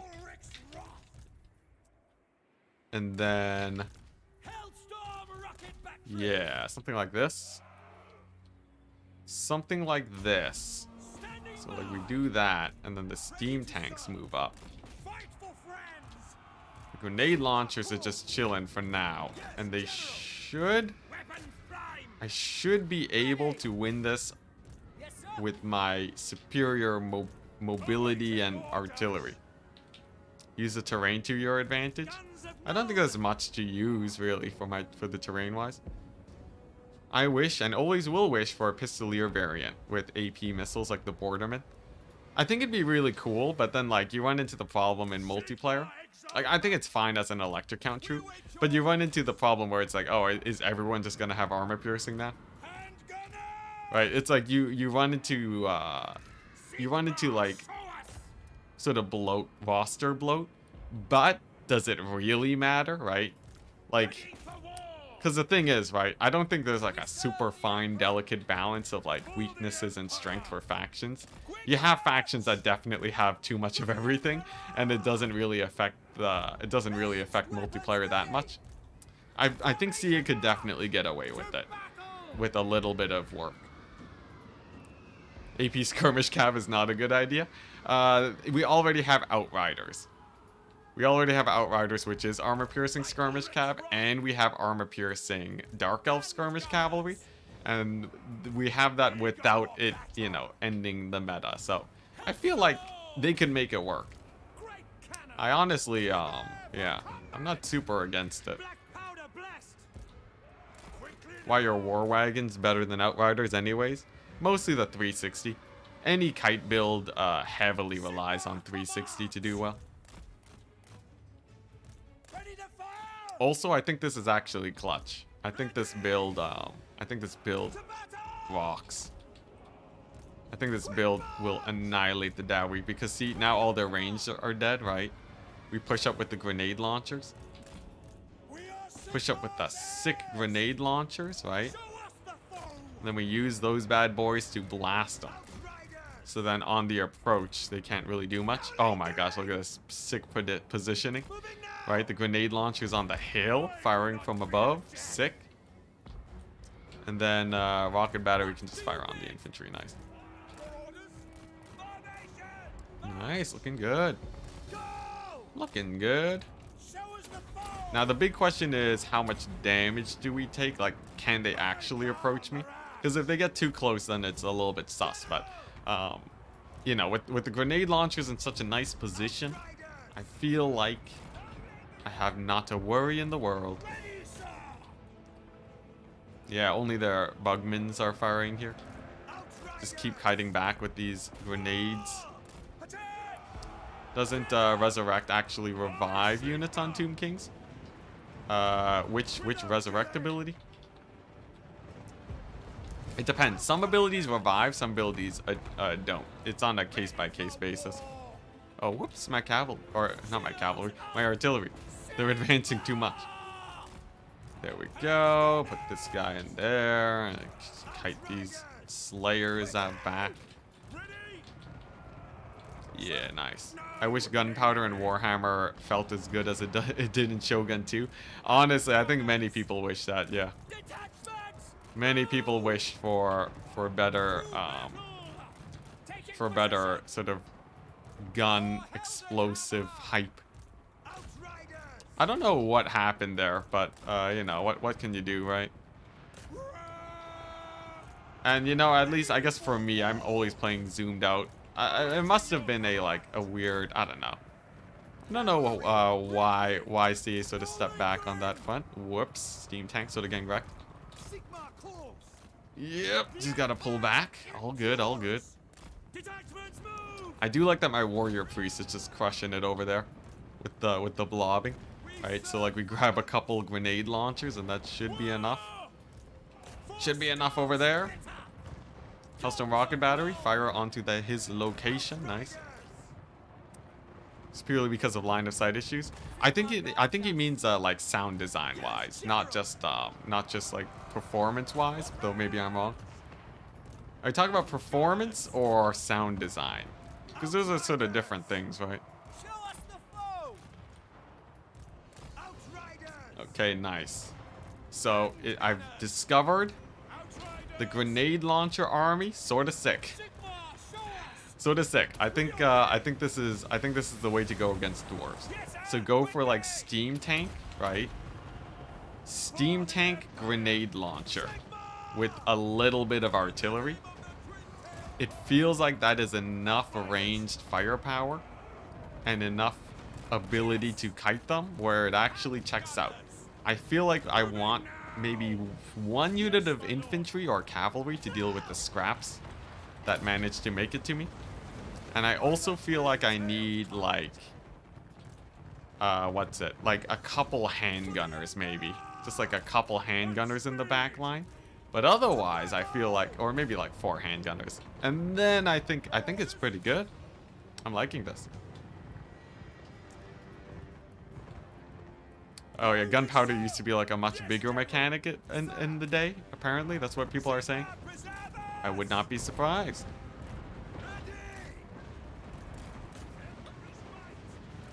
Oh yeah, look at that. Good old gunpowder, gunpowder, and gunpowder. The true Empire way. Nice. Okay, sick. Now it's just focus firing their Lord. And then a victory. Surprising.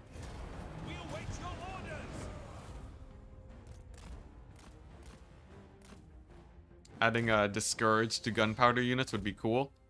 Yeah, but then it's like, you know, it would require an overhaul to Warhammer's balance.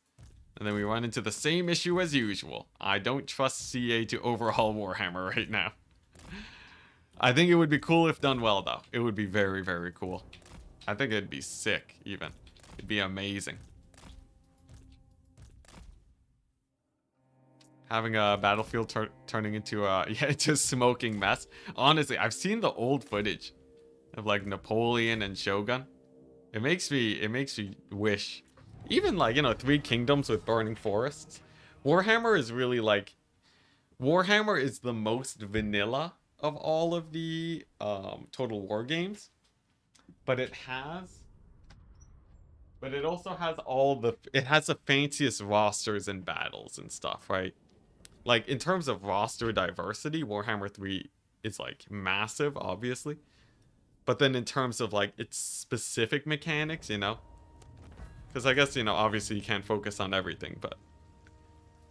yeah. Okay, nice. Another victory. So, what do we have left? We have a random dwarf army. I'm going to flee the plague. Let's not get plagued and run back over here. Ah, dang it. Attrition in swamplands? Oh, what a shame. Alright, well, looks like the Nuln region will continue to be in turmoil. Totally fine, though. And then it's just these guys. Man, it really is endless battle, so. What do we have for Vlad? Random, this thing here, Essen. Another army? Man, Vlad's coming out of the woodwork. Something tells me he was recruiting out of Karak-Kadrin or something. Let's get it done. Okay, we got a lot going on. That's all I can say. Let's see here. I wonder, can we kill Nakari now? I feel like we can. By Sigma's right. I'm gonna do it. Get wrecked, Nakari. Get wrecked, Nakari. There we go. Power trip a bit. Reichland just being as it should be. Almost. Not quite yet, though. Reichland region could use a little bit of a pick-me-up, but it's doing alright. Nice. So what I'm thinking we do is we just leave the settlement now. And we just go back to Lioness. We're just like frauding Nakari. I like how the France campaign has the beginner campaign recommendation. And then fresh noobs get stomped by Vlad and Festus. Yeah, sort of true, sort of true. CA fixed that a little bit, though. I think didn't they make it where it's like slightly less insane? I think they made it slightly less insane for newer players. Interesting. Sure, we'll play this battle. Speed against Slaanesh is the way. It's the way in campaign. In multiplayer, any like skirmish build just sucks so hard against Slaanesh. Should I be saying that? Should I be saying sucks so hard in the same sentence as Slaanesh? I feel like that's a bad idea. You guys know what I'm talking about, though. You're not gonna quote me on that, right? It's lore accurate for the Empire campaign? There we go. Yes? No. No, chat. The answer is no. Feels appropriate? What is... Alright, anyways. Okay. This is my command. Warhammer 3 dropped a bomb on Reichland. Yeah, Reichland, the Festus. The Festus on Reichland was really just the end times for them. And they never recovered. Quickly, change topic, yeah. Yeah, I think overall, the France campaign, I don't know if it's a the thing is, like, it might be a good beginner campaign in the sense that it's like, you know, in the same sense that it's like, it provides a solid challenge. Maybe it's not meant to be easy. That's just making excuses though, isn't it? I'm pretty sure that's just making excuses. In terms of campaigns, last I checked, it was fairly difficult, right? France campaigns. Mostly because of the problems because of Festus. It's like, you know that you have to deal with them because it gets out of hand. But like, I don't know. On an easier difficulty, maybe it's fine. Prestige needs an overhaul. Yeah, I could use a little bit of a few changes.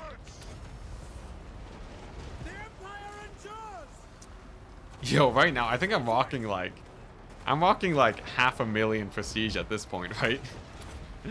Yeah, I have like prestige through the roof, man. We are set for prestige forever. Yeah, I need, like, honestly, there's like a proper way to deal with it, but like the easy way, I feel like, is if they just made it where prestige would, if you could just convert it to gold somehow.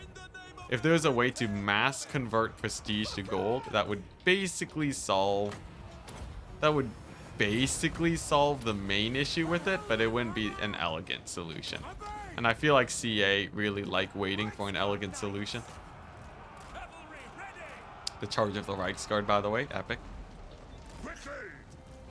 Yeah, I feel like they tend to go for elegant solutions, or like they wait for that. I don't even know if it's bad to say that, right? How elegant are CA solutions? I don't know. Maybe it's just maybe they just don't have the time for it. Let's not talk about elegance. They just CAs. They're just, you know. We can only hope. We can only hope. We'll sit back and wait. Dowie did a lot of damage to France this time. Yeah, the Trollheimer torpedoes are a menace.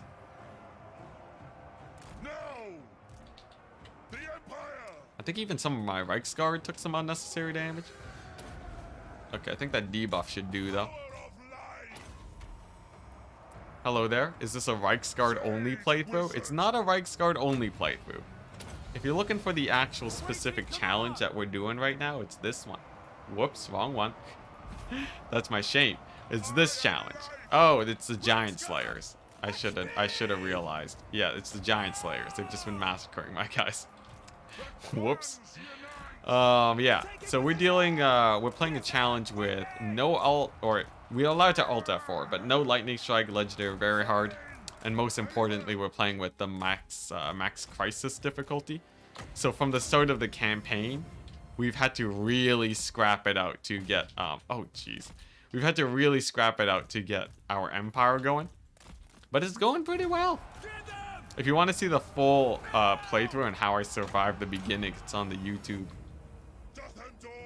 How do you have control of a Dwarven Thane? Skaven Endgame Crisis. Yeah, Skaven Endgame Crisis gives you the Thane after you do a quest. Minor spoilers.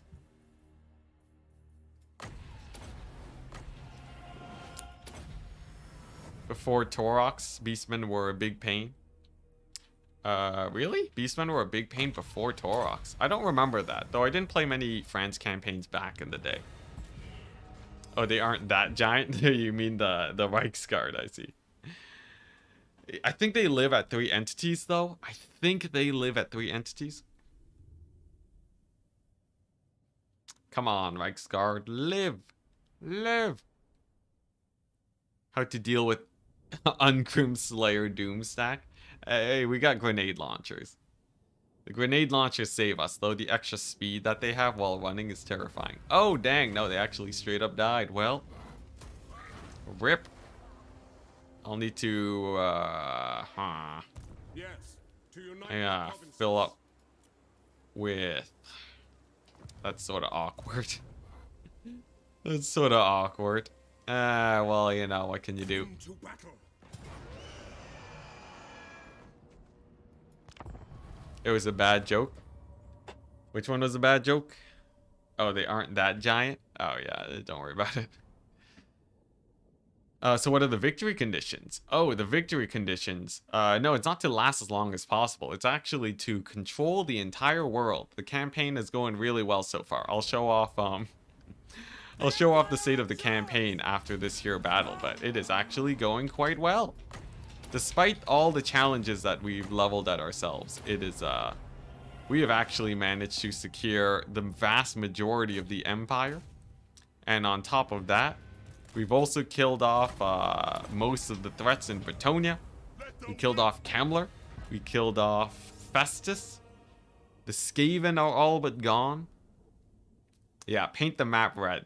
Yeah, I guess that's a TLDR. Put the Ostlin Knight in France's army? I could, but they don't get the cost reduction, so they're still hella expensive. Are there any Dark Elves alive? I'm pretty sure Grombrindle actually just ground them into paste. Dark Elves are in a rough position right now. But yeah, if you take a look at the state of the campaign, this is it. We've taken over the vast majority of the Empire and Bretonia. We're about like 60% on both. We are currently strength rank 9, bested only by Grombrindle, Gorst, Sylvania, Clan Eshin, Clan Angrund, Warhost of the Apocalypse, and Clan Moors, and a hidden faction that we haven't found yet. Aside from that, though, I'd say the campaign's going great. Oh, terrifying. Alright, what can we put in France's army? People said put these guys. Stubborn Bulls or like some other cavalry unit. I think we can make do, right? We can make do with just like slamming, you know, some like random halberds in France's army. Maybe like, I don't know, great swords. Sure. Are they cheap? Yeah, they're the same price as halberds, right? So might as well. All the elf factions are just gone. The elf factions are, the elf factions are... Yeah, no, there's 3 of them. We got Averlorn, we got Illyrian somehow, and Etain. Tyrion lives. War wagons. Yeah, we got some war wagons, right? Hidden factions. You are the hidden faction? There's one. There's one that's hidden. That we don't know about. But yeah, mostly we're doing fine. As for Gorst, I think we move out here. Because I don't need to keep pushing over here, right? I don't need to put the pressure on Vlad or anything. Yeah, we're just gonna bounce back over here. No need to take any risky fights. And then here we go, we got Needling. Boom. Boom. Sick. There's no reason for you to fear them. If they all attack me at once, we literally just die. I guess technically I would have insane amounts of money from that. But in the early stages, if they all attack me at once, I have like nothing. I have actually nothing to defend myself. So, I fear the AI changing, you know. Because people talk about the anti-player bias, right? If the AI turns that switch on, the end times, man, the end times. Oh, dang, that was a failure? That's not good. I guess if they attack this army, maybe it's fine. If we can auto-resolve it, then it's perfect. Now I want to see how cursed the donut and the new world is. Yeah, donut's definitely hella cursed. Oh, by the way, fun fact. Fun fact, guys. I forgot to show this off. Isn't that terrifying? You're telling me I don't have to be terrified about Grombrindle? When his empire starts here and ends over here, I think we might have a problem on our hands. He hasn't aggroed me very much, because funny thing about Grombrindle, he's actually not even caring about me. He's pushing into the chaos. Chaos Waste. I'm pretty sure Grombrindle is like all the way up to here. So, a little bit freaky. If this is patch 1.1 AI, you are so screwed. Yeah, well, like, you know, at least there weren't endgames back then. Endgames is what balanced out the difficulty in Warhammer. What's it gonna do with this army? Yes, Fey Enchantress. Ah, perfect. 20 stacks of dwarves. Grombrindle is, he's a menace. I'm gonna get this because it gives me a chance of getting the extra captives ancillary. And, yep, there we go. That's just the easiest capture of Carcassonne I've ever seen. Wow. That actually went a lot more smooth than I would have thought. That was actually sick. Okay. I'll take it. I'll take it. Do we need to turn this into an economy hub? Or a recruitment hub? I have enough. I think we do this. Get rid of this building and replace it with the gunsmith. And then we swoop this army here and we kill them, right? And then the Bretonians hold Bilby. Yeah, I think we legit just took over Bretonia just now. Look at that. Can you show us what diplomacy strength ratings are right now? Minus 100. Honestly, Gorst is minus 600. Gorst doesn't like me. Though I've seen worse. Vlad is minus 600. Clan Angwin likes me. Yeah. Clan Morris hates me. It's like a hodgepodge, man. Etane's like minus 38. It's just normal. I could actually like probably broker for peace if I really wanted to. Oh man, okay, nice. So we get to see what the end turn looks like. Oh boy. Oh boy. I will do anything for Sigmar. Okay, sick. And then, ooh, Waterfall Palace. Oh, that's over there. Okay, so I guess we pass the end turn. And we see what in the world this world has to bring. Our economy situation is skyrocketing though with all of these new territories. Like we have so many weaving houses. And I think the addition of the wood elf territories will be good too. Because one of the big things I'm working towards is global recruit outrider grenade launchers. I think once we get there, we can instantly spawn an easy like 20 stack to just auto resolve basically anywhere. And that's when we really get rolling. Then we're basically only limited by our economy rather than our recruiting strength. Could be huge. What faction endgame do you want to see next implemented? Ooh, well obviously Chaos Dwarves, but for the guys who are already in the game, Vampire Coast. Or Chaos. Chaos because they deserve it, Vampire Coast because I think it adds a really interesting like dynamic, right? It's like everyone on the ocean, get ready. The Vampire Coast are coming. Because they like, you know, they'll be attacking everywhere. I think that'd be sick. Why don't you have gold mines in Ostland? Because I think it's still low level. I think it's still pretty low level, so we can't really do that yet. Oh, dang, the Wood Elves. Waterfall Palace. This was the other settlement. Ah, dang it, this is where I was building up my garrison. This is impossible. Against this many Way Watchers, it's definitely impossible. Dang. Alright, well, at least it makes the rest of the conquest easier. Why don't you... Oh, you already answered that question. Ah, that's a shame. That's a shame. Like, you know, it's okay, because, like, now I can just auto-resolve these guys, right? So, like, I auto-resolve here, then I go to Val's Anvil, and then we're good. But, like, it was such a high-tier settlement. Rip. Vampire Coast is so rich right now, it's crazy. Really? What makes them rich? I wouldn't have guessed it. I would have thought Vampire Coast to be a little bit of a more poor faction, but that's sort of just me. Oh boy, Grombrindle. Wait, is Grombrindle gonna get seduced by Slaanesh?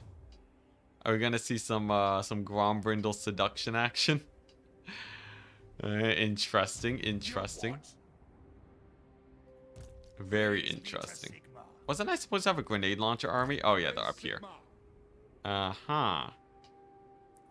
Okay. This army's a bit far away.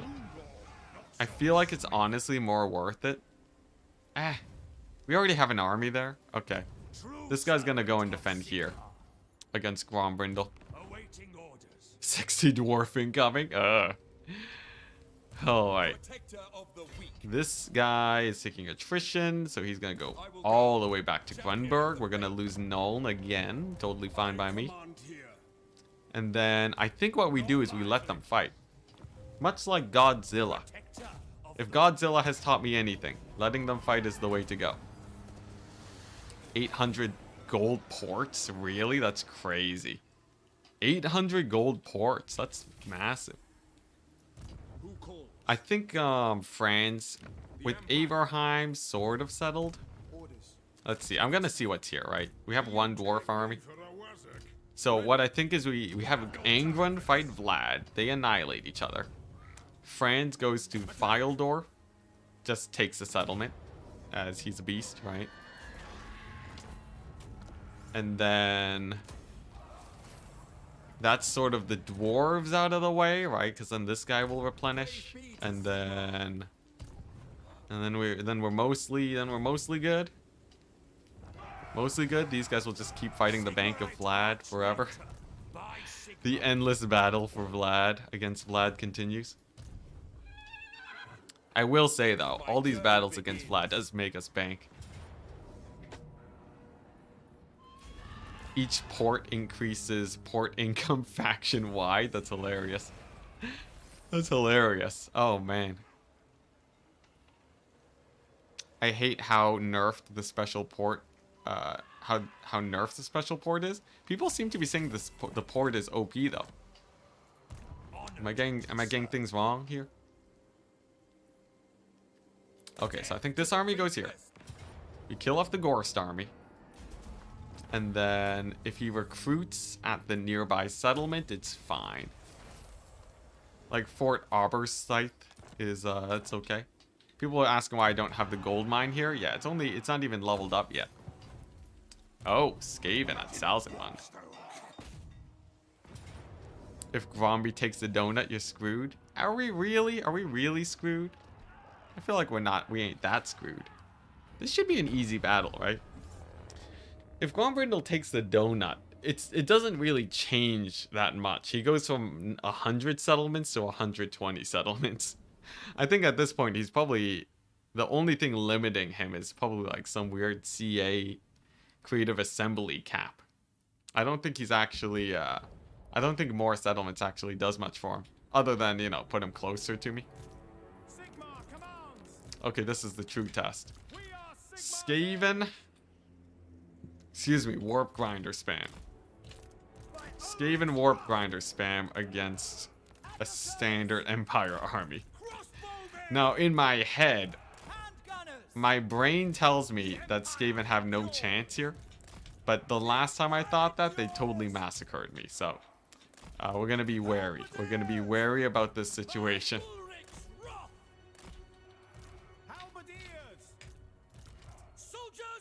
Vampire Coast campaign is weird at the moment and needs a bit of an overhaul. Really?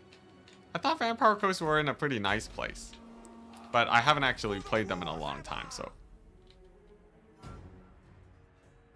Time to see the elite Empire infantry thrive. Yeah, these poor guys.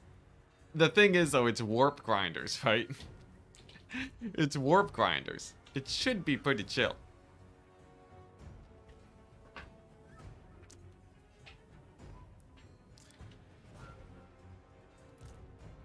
What's this?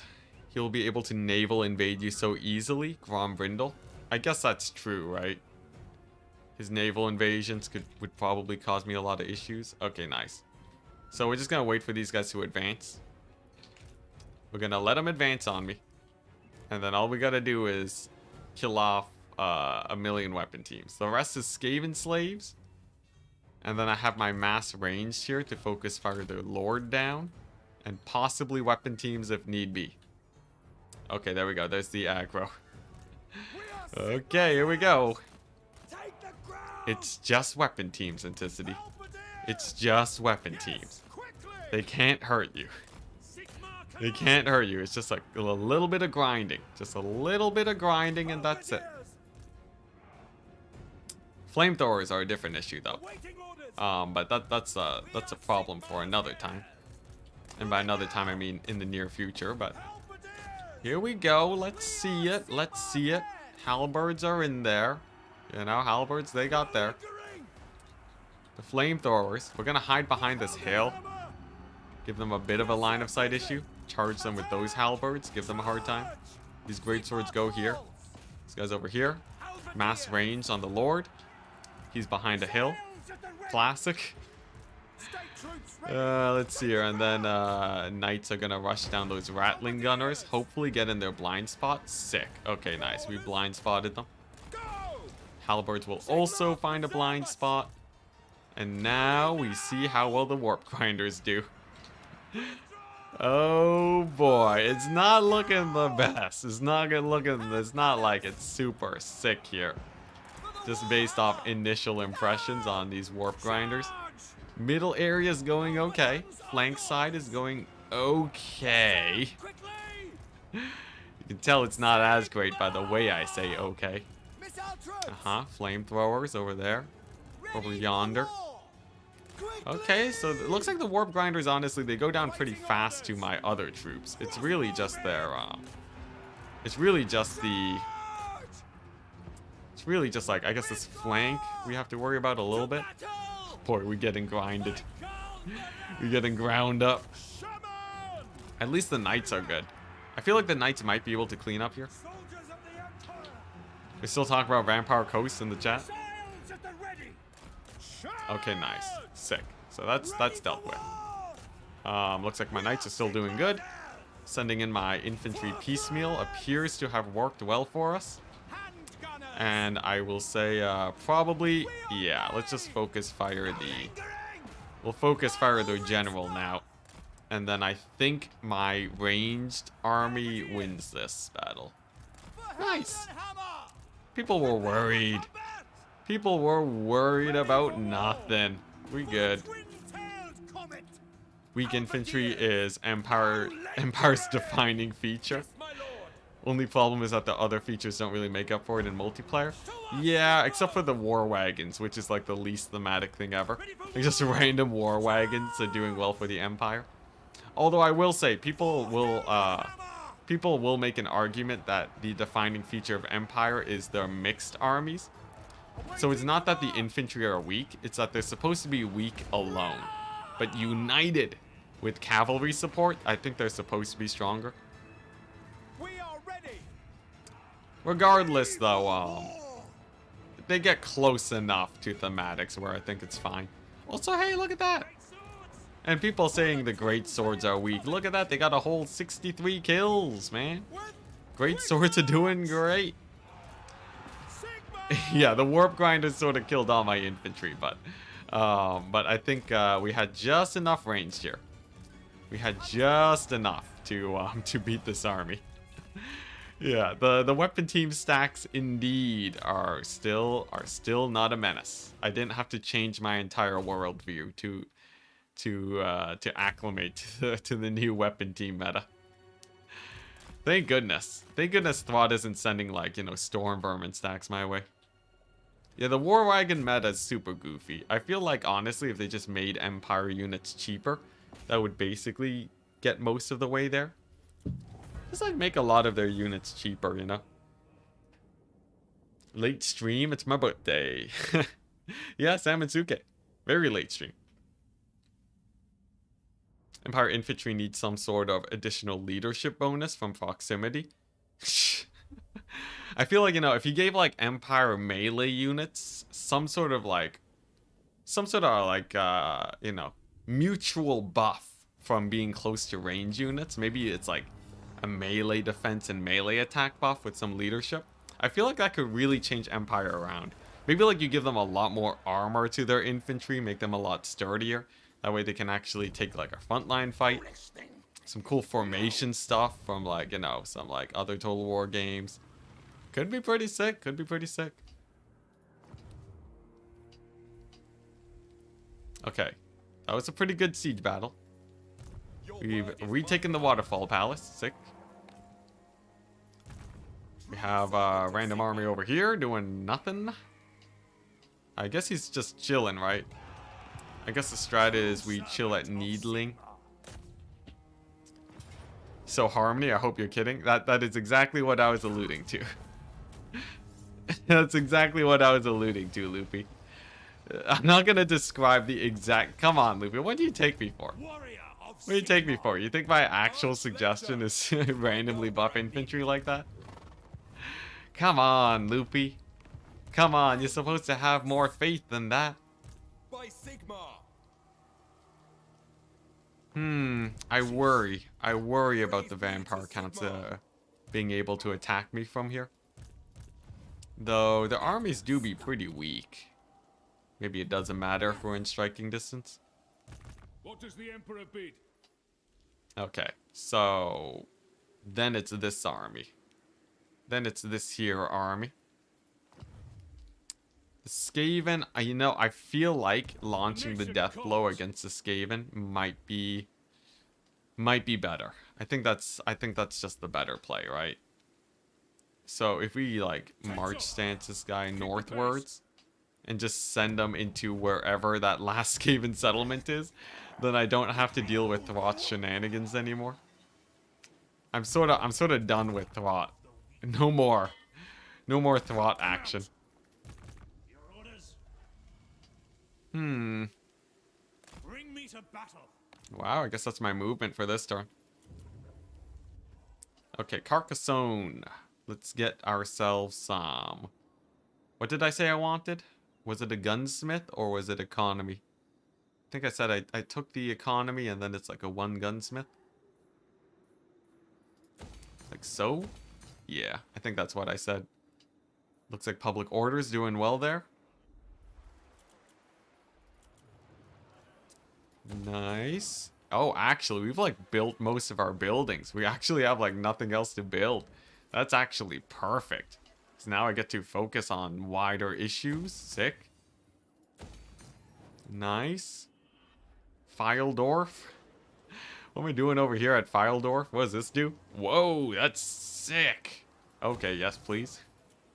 That is a massive economy building. I guess technically the weaving houses are basically the same, but still. And then what is this? Krugenheim, Kemperbad. Sure. Start upgrading this. Why not? And then Wissenland. Nolan's gonna die, so no upgrading that. Alright, let's see what the end turn has to bring. What other upgrades do we got here? Artillery? Missile strength? Sure. Actually, let's get the missile resist so that my steam tanks don't die to flamethrowers and such. I feel like that's the way to go. Nice. Alright. Yo, this is going great right now. This is going great. Oh my gosh, another elector count. We are, as it stands, 2 elector count positions away from being able to summon the elector counts, chat. 2! Is armor actually something noticeable below 60? Like, how big is the difference between 30 and 40 armor? 30 and 40 armor is basically the same. Armor matters in increments. Oh, look at that. It's a Skaven jank stack. I feel like I could beat if it wasn't a 20 stack. But if I retreat, he might ambush me. Man, Molder is a pain in the butt. I'm gonna try it. I want to see how well these wagons do against Skaven. Still live? Yeah, still live. We're ending soon, though.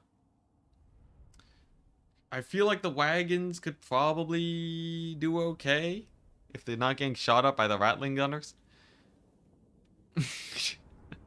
I really need to kill Thwat, though. The fact that he's just spamming these armies my way is, like, is super duper annoying. We want him out of the picture and dead. Finding range, sir. There we go. So we do this. Show us the foe. We get this guy, put him over here. Get the hero squad going. Demogryph Knight flank. The Emperor. Quick march.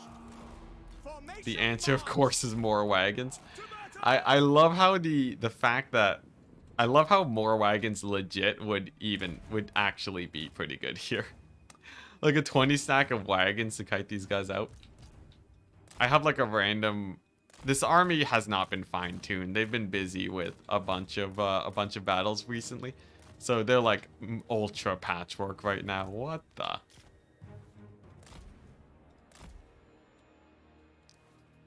Yeah, they are ultra patchwork right now. It's a little bit janky, I do admit.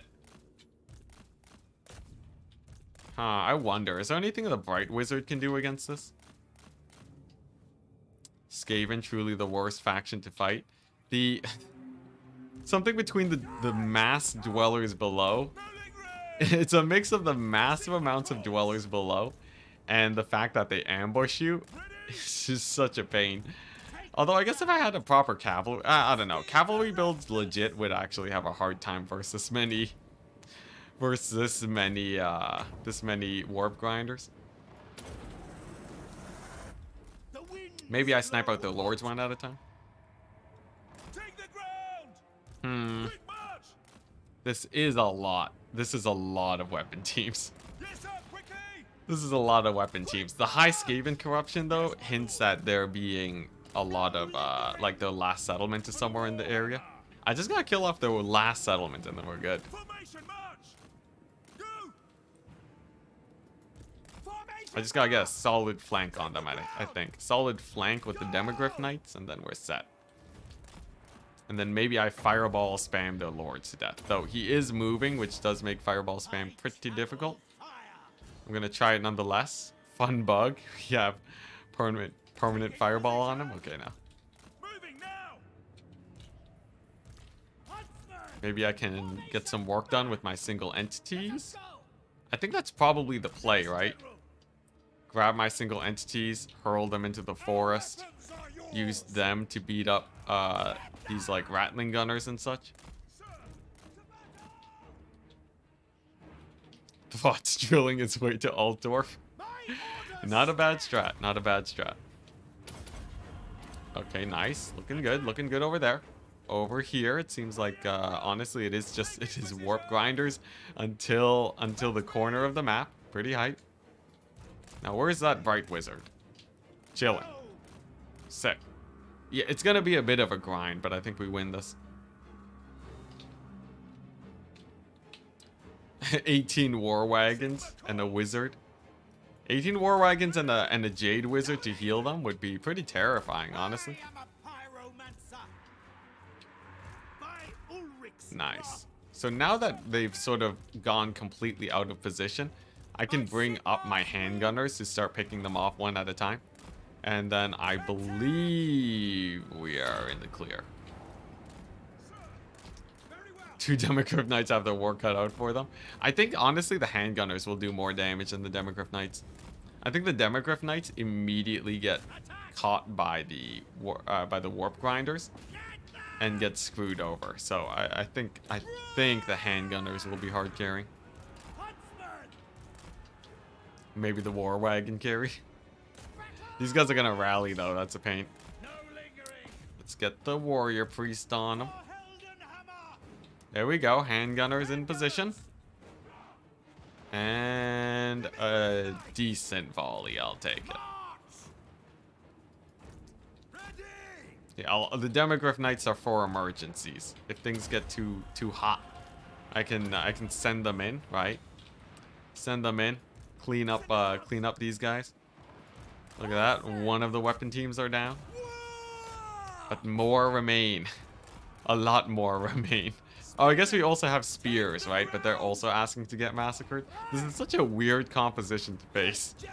And such a janky army to face against it. I think the damage that my Empire Captain is taking too is worrying. He's taking a little bit too much damage for comfort. But it seems like the middle's going okay. I will try using the Demogryph Knights on these grinders.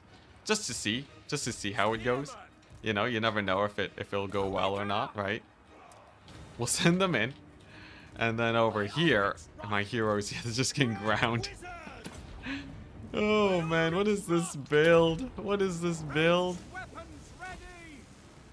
Such a juicy range ball for the Firestorm. Yes, but then the Firestorm doesn't actually do super great. I think the forest engagement there is great. I think that hard carries. Because the Demogryph Knights don't die to the Rattling Gunners. Yeah, this is going pretty well. Even the Firestorm doing pretty good. Maybe like a Burning Head just to rout these guys off. Handgunners doing great. My character over here just dominating. Yeah, no, this is going really good. This is going really, really good. You just have to be really careful about these demis. I think a full surround on them would be their doom. If you had steam tanks, couldn't you tear out Skaven easily? Okay, yeah, if I had a mounted lord, I could also tear out them easily. Is this another argument on the steam tanks? Okay, nice. Looking good. Poor Empire General actually sort of got beat up by warp grinders. What an embarrassment. He's level 31. Okay, so it doesn't matter if he gets murdered. Demogryph Knights holding against the Rattling Gunners. I'm gonna leave this blob though. Charge those Rattling Gunners down. They've been a little bit problematic. Want to make sure that they don't cause me more issues. A little bit of a dodge here. This is such a sketchy battle. This is such an incredibly sketchy battle because it's like you have the tide of Skaven here, right? You have my handgunners barely keeping these very, very scary weapon teams back. And then we have like some weird random threats like the Bell Lord. And then you have like the Rattling Gunners. But I think we honestly win it. As weird as this battle has been, I think we've taken a lead. I think so. I can't tell. I can't tell. Another Rattling Gun is over there. Okay, they're miles away. Perfectly fine. Empire Captain's just gonna rout off these guys with a rear charge, I think. Yeah, and as long as none of the warp grinders actually get on my guns, I think we're good. I think the handgun's hard carry. And like this Rattling Gun distraction is huge. Okay, sick. Sick. Demogryph Knights are rallied. They are doing great. War Wagons are positioning to kill off their lord. Hey, I think we did it. If you had Karl Franz with the Sword of Cain. If we have Karl Franz with the Sword of Cain, all battles are easy. All battles become very easy. Is this guy actually gonna die to the warp grinders? I think he does. They're terrifying. Them warp grinders, they don't let up. Yeah, he's netted. He's netted. He's a little bit worried. We'll see though, we'll see. And there we go, War Wagons are in place. I could, you know, the Rattling Gunners are just stuck in the forest. Yeah, they're barely getting any shots through the forest, so I think they're not a problem. So, finish off those warp grinders. Focus down their lord. Get an Overcast Burning Head to just clear up their infantry, and then I think we good. I think we good after that. Though you never know. You never know. Demogryph Knights even sort of dying to weapon teams. Okay, yeah, there we go. That's a good War Wagon play. Maybe a Flamestorm over there. How, is my general alive? Nice. Look at that. He actually lives. Sick. Demogryph Knights doing okay. The wagons doing okay. Handgunners, one last volley on their lord, and then they can retreat. Sick. Nice. Ooh, man. Alrighty. Alrighty. Let's get these handgunners back. At least the ones that aren't getting ground up. Lord is isolated? Yeah, that guy's isolated, but I think he honestly probably kills the Demogryph Knights.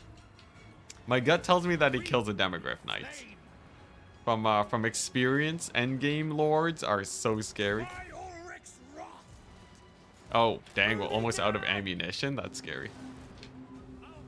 I think it's on my handguns. Gunners. Okay, this is an even more awkward situation now. So the Lord is probably gonna survive the Demogryph Knights, and then it's gonna be down to my handgunners. It's probably gonna be down to my handgunners to finish him off. I guess we can technically conserve ammunition here. I think that's the play. Either that or we army lost them. Like, you know, the wagons charging through the forest. I guess I'll do it. The melee war wagons. How's the wizard doing? I think, there we go. That should do. I guess we also have an Empire General. I think we're fine. I think we're fine. As janky as this is. I think the war wagons. Oh boy, who's weaker, guys? War wagons in melee or rattling gunners in melee? I can't tell.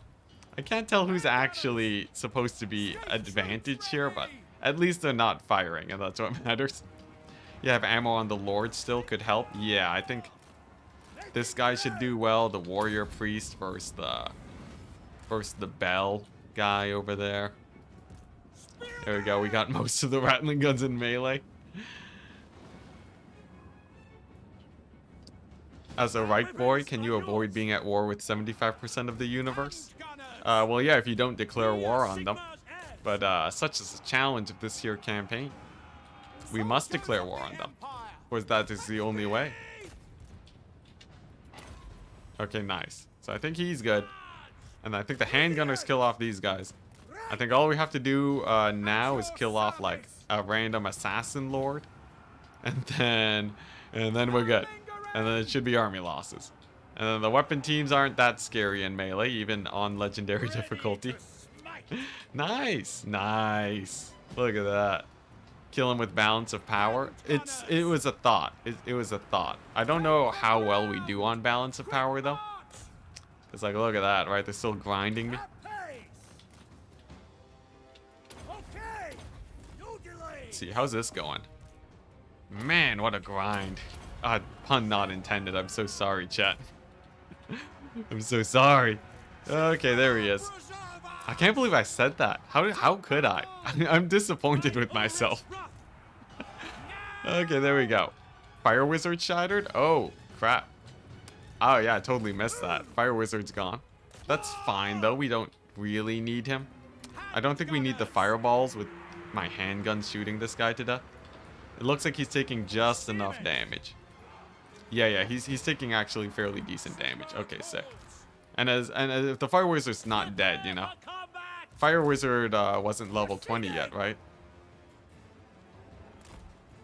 Fire Wizard died at level 19. Saw him fly off. Okay, sick.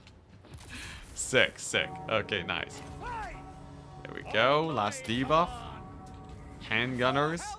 They routed off the Lord. Sick. Okay. Oh, man.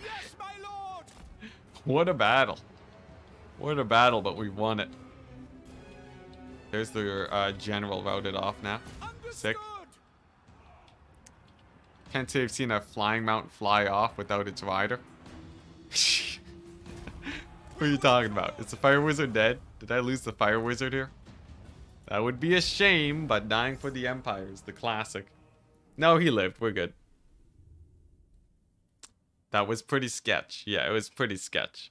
That was probably one of the weirdest battles I played in this campaign. But hey, we won it. Yeah, Invo, we're still going, but I'm gonna end it off soon enough. Quite soon. I just want to get like, you know, a few more.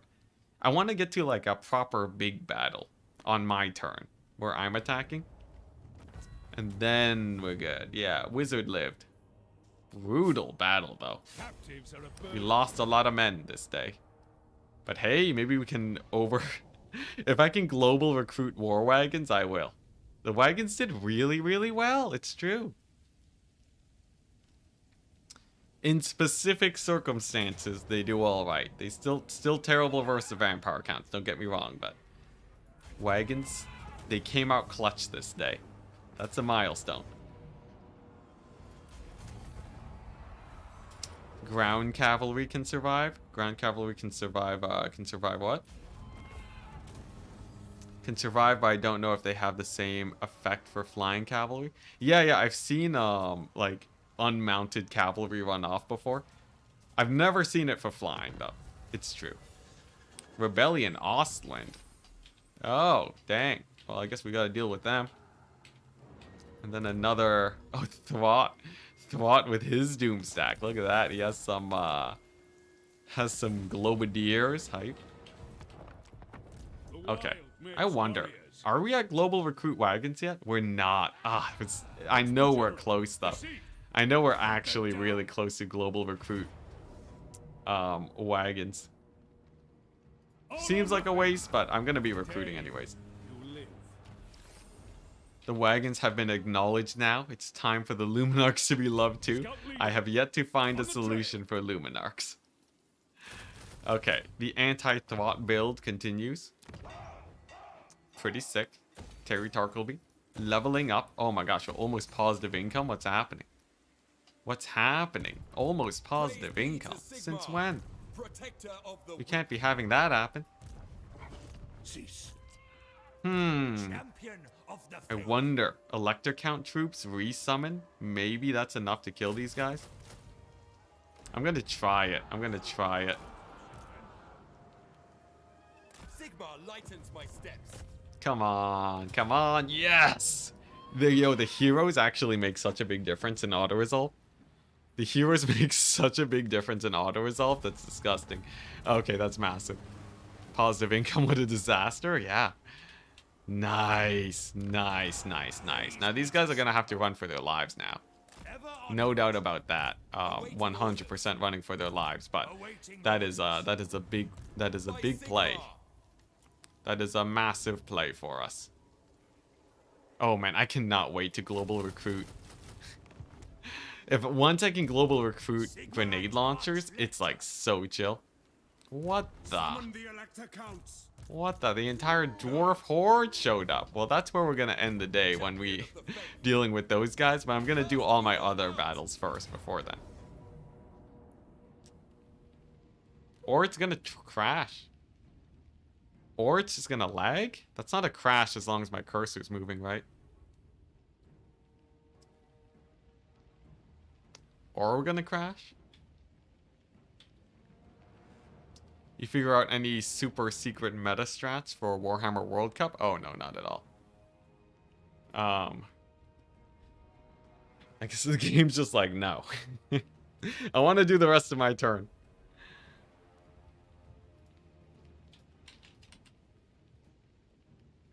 Come on, game, you got this. I think it's gonna crash.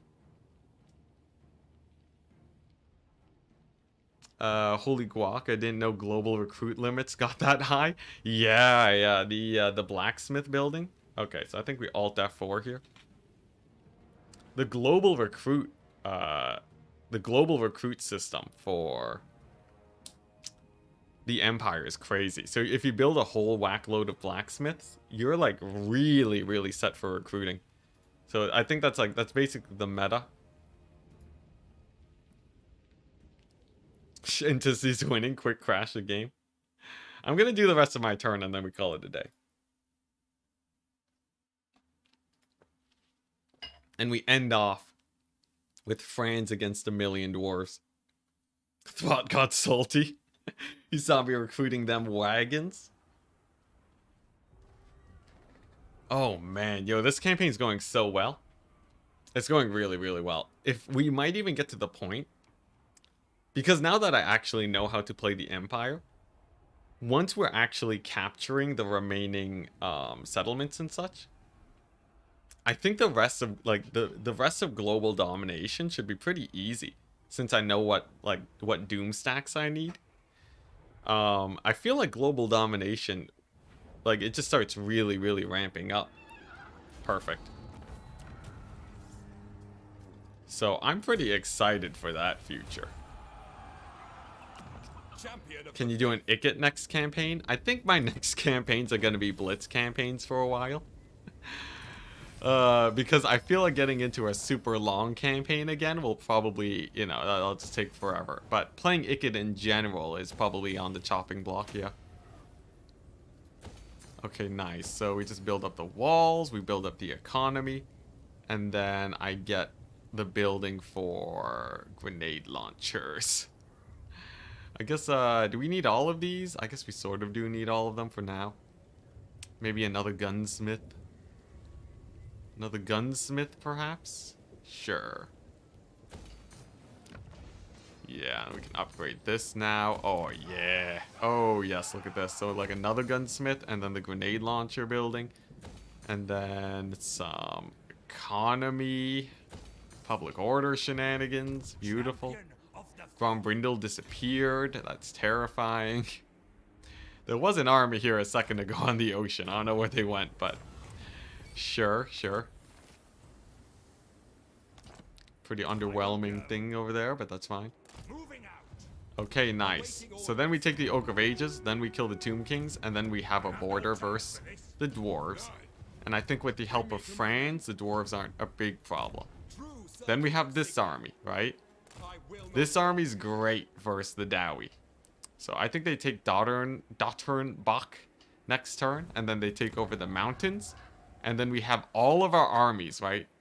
All of our progress converges towards this location for the dwarves. That's terrible. It's really hard to see. There we go. Converges into this area for the dwarves.